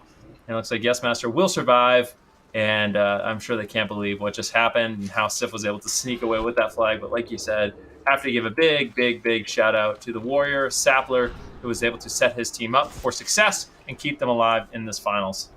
Yeah, absolutely. And one more thing, if you guys could look over here real quick.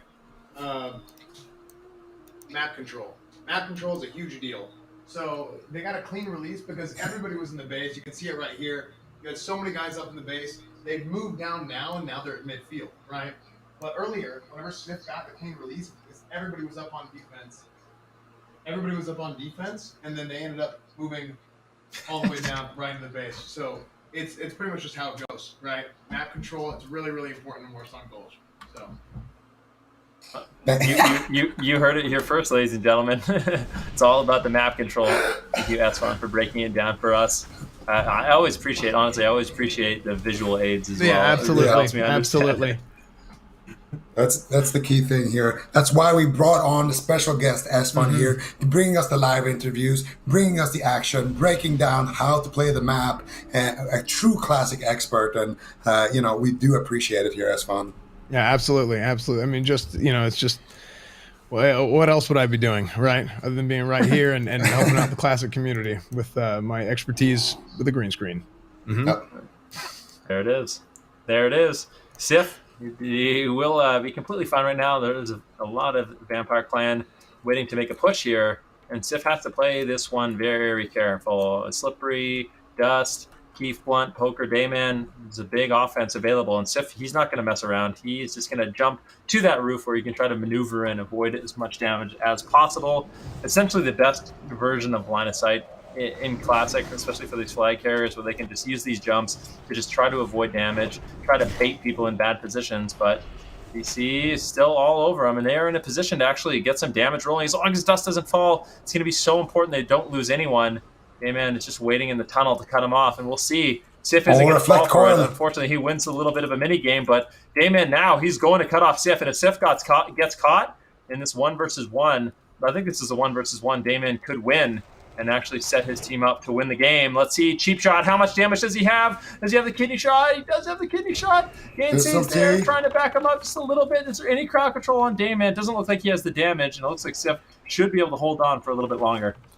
Excellent plays here coming out of Sif, and of course Gainsay is there to backing him up, and they're gonna look to potentially take him down here. And now rest of the VC are looking to swarm over onto Sif, but Sif able to maneuver his way back on that rooftop position, and he's gonna have Gainsay, Rumi, and Cheats with him. So essentially the entire defensive squad, and of course Dayman being dead means that there is not gonna be any support. And we gotta give Sif a fat shout out there with that coil reflect that he just did. There was a blessing of protection on Dust Piece. He was gonna coil him, load up a big shadow bolt, and that was gonna be good night Sif. Preemptive reflect there with that shadow reflector, and then he's able to maneuver his way around that 1v1 with Dayman, allowing his team to stay in the fight.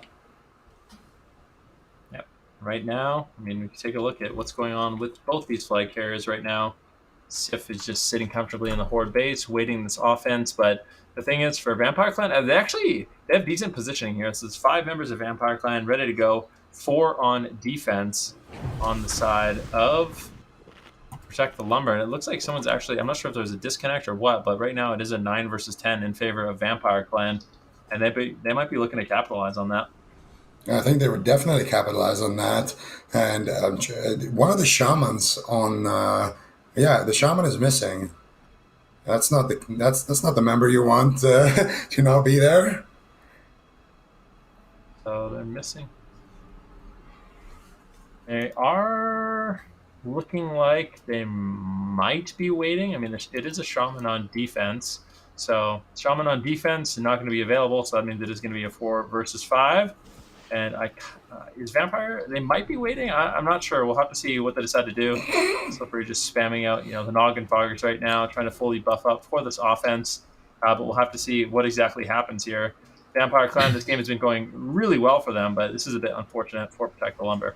Well, something to, I just want to chime in real quick. Something that Protect the Lumber has to consider is they have to go to make a play. Like, if they wait too long, they really don't have enough time to get the 3 caps that they need, right? At this point, they still need 3 caps to win. They're not going to catch up on kills. I just think they have to do something, right? Yeah, I mean, right now, there's a lot of pressure. The Vampire Clan, they're looking to strike. Cheats grabs the flag. Cheats, what are you going to be able to do? He grabs the flag, and he is running for his life. Skull of Impending Doom going to happen, as well as the free action potion, just kiting around the best he can, trying to reconnect with his flag carrier, get back to the Horde graveyard. Is he going to the tunnel? Looks like he actually will be going to the tunnel, but he's so low. Dust is in hot pursuit. And Cheats, he's the last one to stay alive. Gainsay is there to help him. Rumi as well. So finally some heals coming in. Slippery is an absolute decked out monster. He's going to be able to absolutely one-shot Cheats if he is allowed to stay on targets. The flag does get dropped, and it looks like Gainsay will be able to pick it up.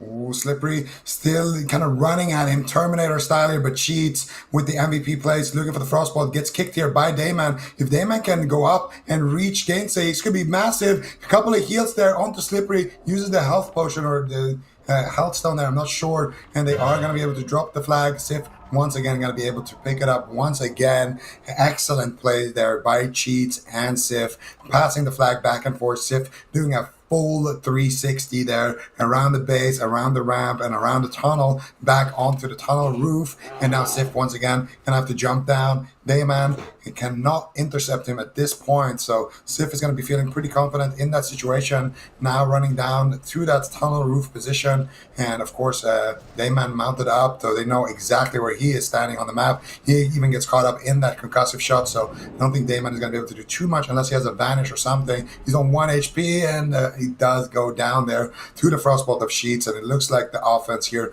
from VC is going to wipe. I mean, right now, so far, I mean, this is not the greatest position for PTL. to be in. But the thing is, they have managed to hold on. Sif still has the flag, and I mean, these mages have been doing a good job. Takia and Cheats, both of them really helping out this druid, grabbing the flag when they need to, doing a great job handing it off, and it's just been solid defense so far. But I really worry for them at this point. I mean, Vampire Clan, if they regroup, they continue to make these pushes with the numbers advantage. I feel like it's almost a matter of time before they're going to grab the flag.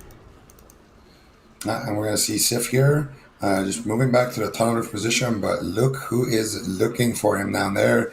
Dayman, he's got Dust Piece with him, and he's got Poker right now with him as well. So dangerous situation here, very delicate moment here for PTL. If they drop the flag ever, then that is going to be a win for VC. And of course, like Espan already mentioned, 15 minutes left on this game, and they need to get not just one flag, but 2 flags, also being down 1 member. They need to have their offense actually making some big moves here if they're going to be able to, win this game. Holding on and surviving the attacks, I mean, that's nice, but you need to have a good offense as well. Yeah, I think I think at this point, like it's going to be very difficult being down a member, and then on top of that, being down so many kills, down a member, you're down 2 flags. They're going to have to pull something crazy off, I think, in order to be able to pull this one out. Yeah, and of course, not going to be having too much mid control as well when that Ela Shaman is missing, which is essentially the secret ingredients here of the Horde.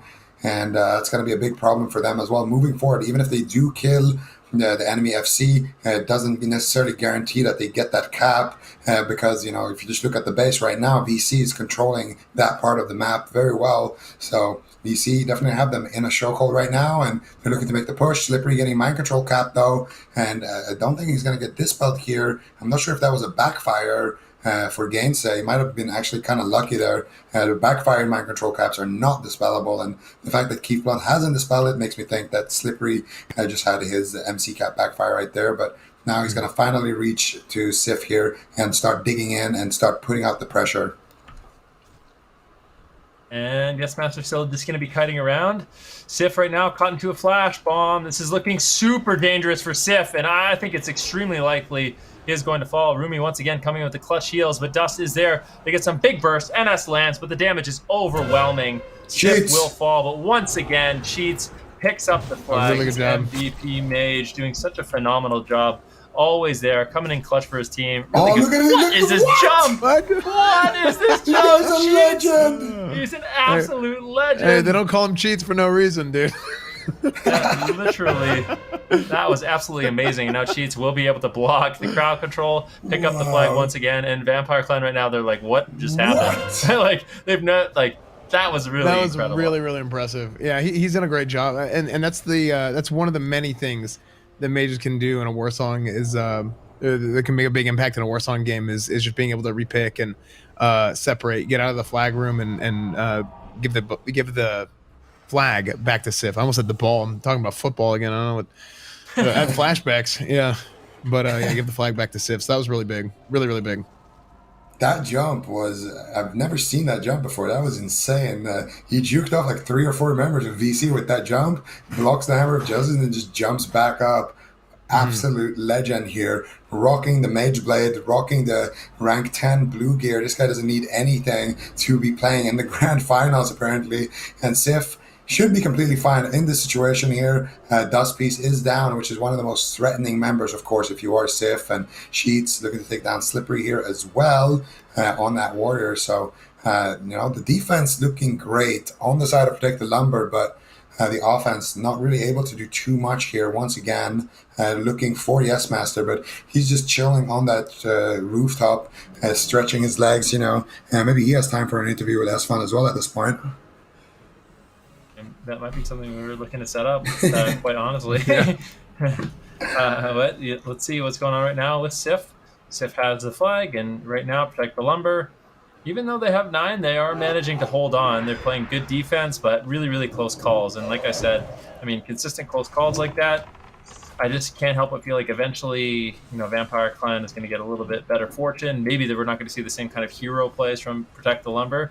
Maybe we will, quite honestly, but I think the main problem for me right now is even if Protect the Lumber does manage to just survive, they're going to lose on time and flag cap. So they have so much work ahead of them. They need to make a push, and what they basically decided to do is say, you know what, we need to defend with 4, and we're going to send 5 on offense. So this is really going to be the test. I mean, so far this defense with Sif has been absolutely amazing, but this is going to be the true test where they're just so far behind on numbers.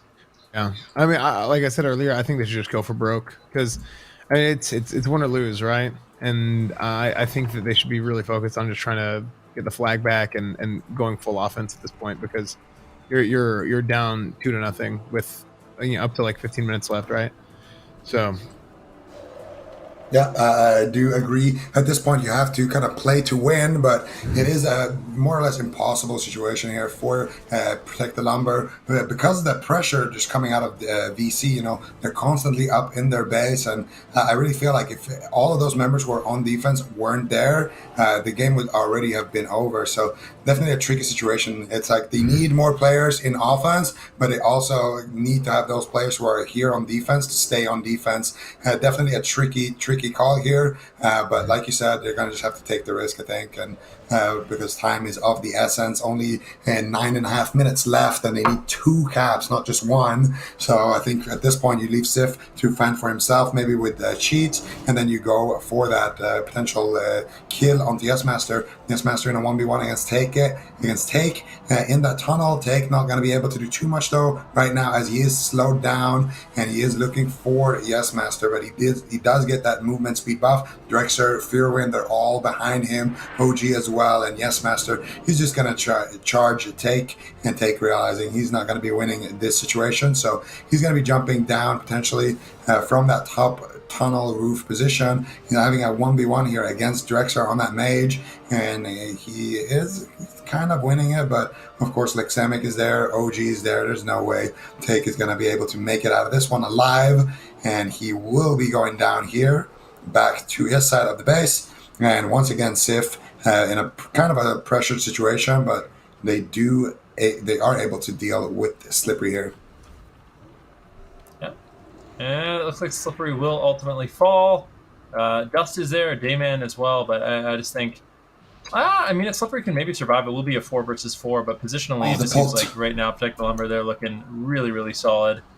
And it looks like Slippery could potentially fall here, but they kind of left Sif alone. Definitely not what you want to be doing.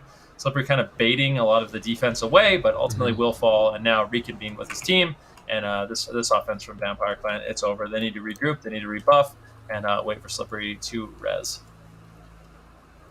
Yeah, we're going to see if they can do that. Sif making his way down through to the tunnel, and there's actually a lot of vampires in the tunnel. Sif now going to be sitting down for a Sif, getting that mana bar back to 80% or so, as he was completely out, completely tapped, and now making his way back on the tunnel roof position, but already an early push here by Dayman. Let's see if he can do it. Sif, obviously, he's just going to try to jump down here, but if Dayman can clothesline him with a rocket arm or something, that could be big. He's looking for the gouge. He gets the flash grenade. Dayman also dodging cheats here. Sif is going to get feared back into the entire squad of VC. Keith Blunt is there, spamming out the dispels, and Dustpiece looking to load up a Talisman of Ephemeral Power. Big immolate conflict rate, but he does get counterspelled in the nick of time. Deathcoil does come out here, though. Rumi is there dispelling it, protecting his flag carrier, but Dayman is there as well, looking for a kidney shot, looking for a gouge. Any lockdown onto Sif is going to stick. No more free action potion here for Sif, so if anybody reaches him, he's going to be in massive trouble, but right now it is looking pretty good. Slippery has rezzed, and Take is doing what he can here, making sure that Slippery can't just clothesline Sif here in the situation, but Dayman does reach him. There's the man of Sheep Shot, and now here's Poker, here is the Warlock. Dustpiece gets counterspelled, but he's casting a different school. He gets Blessing of Protection. Sapper Charge is coming out. The kidney shot onto Sif. Big damage here, but Cheats is there, peeling the situation. Sif looking for the graveyard jump, but Dayman there once again with the gouge, just unrelenting in this assault. And there's the Hammer of Justice. Can they get the damage though? There's an immolate into a conflagrate, connecting there onto Sif as he makes those jumps. Wow, that was really, really impressive to be able to do that. And also Poker chasing him. Poker being able to make those jumps right behind him. I think for both of them, that was incredibly impressive. Poker all over his tail, but unfortunately, just too being fast. A Paladin only really able to auto attack, unfortunately. Yeah. So I'm not going to be. I'm just kidding. Sorry, I had to, man. I'm sorry. Well, when you're holy, right? So. Yeah. Sif does manage to escape once again. Honestly, I mean, got to give a bit of a shout out to Protect the Lumber, who has been managing to at least hold on with their 9 members in this game, but this game is slowly slipping out of their fingers because, I mean, if you look, there's only, 6 minutes left on this game, a little bit less than 6 minutes. So definitely time is of the essence. They need to try to make an offensive play, but it is just, without the numbers, it's just so difficult. Just one person has such a massive impact in a game like this. So when you're making a push with 4 into 5, that is such a difficult fight to win. Yeah, they're essentially missing their striker, that Ellie Shaman, the guy who packs the hardest hit on their team, their glass cannon. So definitely a key member to lose. But that's the thing about Classic as well. Like, who isn't a key member to lose? No matter who you would lose on your team, it's an important person because that's the beauty of Classic WoW. It's just every class brings something unique to the table. You need some classes to help out with slows, and some classes to be there for dispels, and some classes to be there for offense, and rogues to kind of intercept people from stealth. It's just every class is unique and every class is needed, and losing your Ellie Shaman, especially when you only have one, is going to be a massive loss, of course, for PTL. But of course, kudos to them after having that awful start, looking like they are in their element, defending for 25 minutes in a 9 versus 10 situation, and now Sif is actually going for offense here with the flag. I'm not sure if this is the line of play that kind of we wanted to see here, but it looks like Sif is going to charge of Slippery and rejoin his team here, and they're going to be putting all eggs on offense. Yeah, and that's really what they should do. That's realistically that's their only option right now. It needs to be a full-on push because they've got to make a play. Something's got to happen. Otherwise, they're just waiting to lose, right? It's one of two things. You're either waiting to lose or you're going to try to win. So it kind of sucks that they have 9 people. I think they lost their shaman after it was 2-0. He disconnected or something happened, and if you want a chance, I mean, you gotta try to make something happen.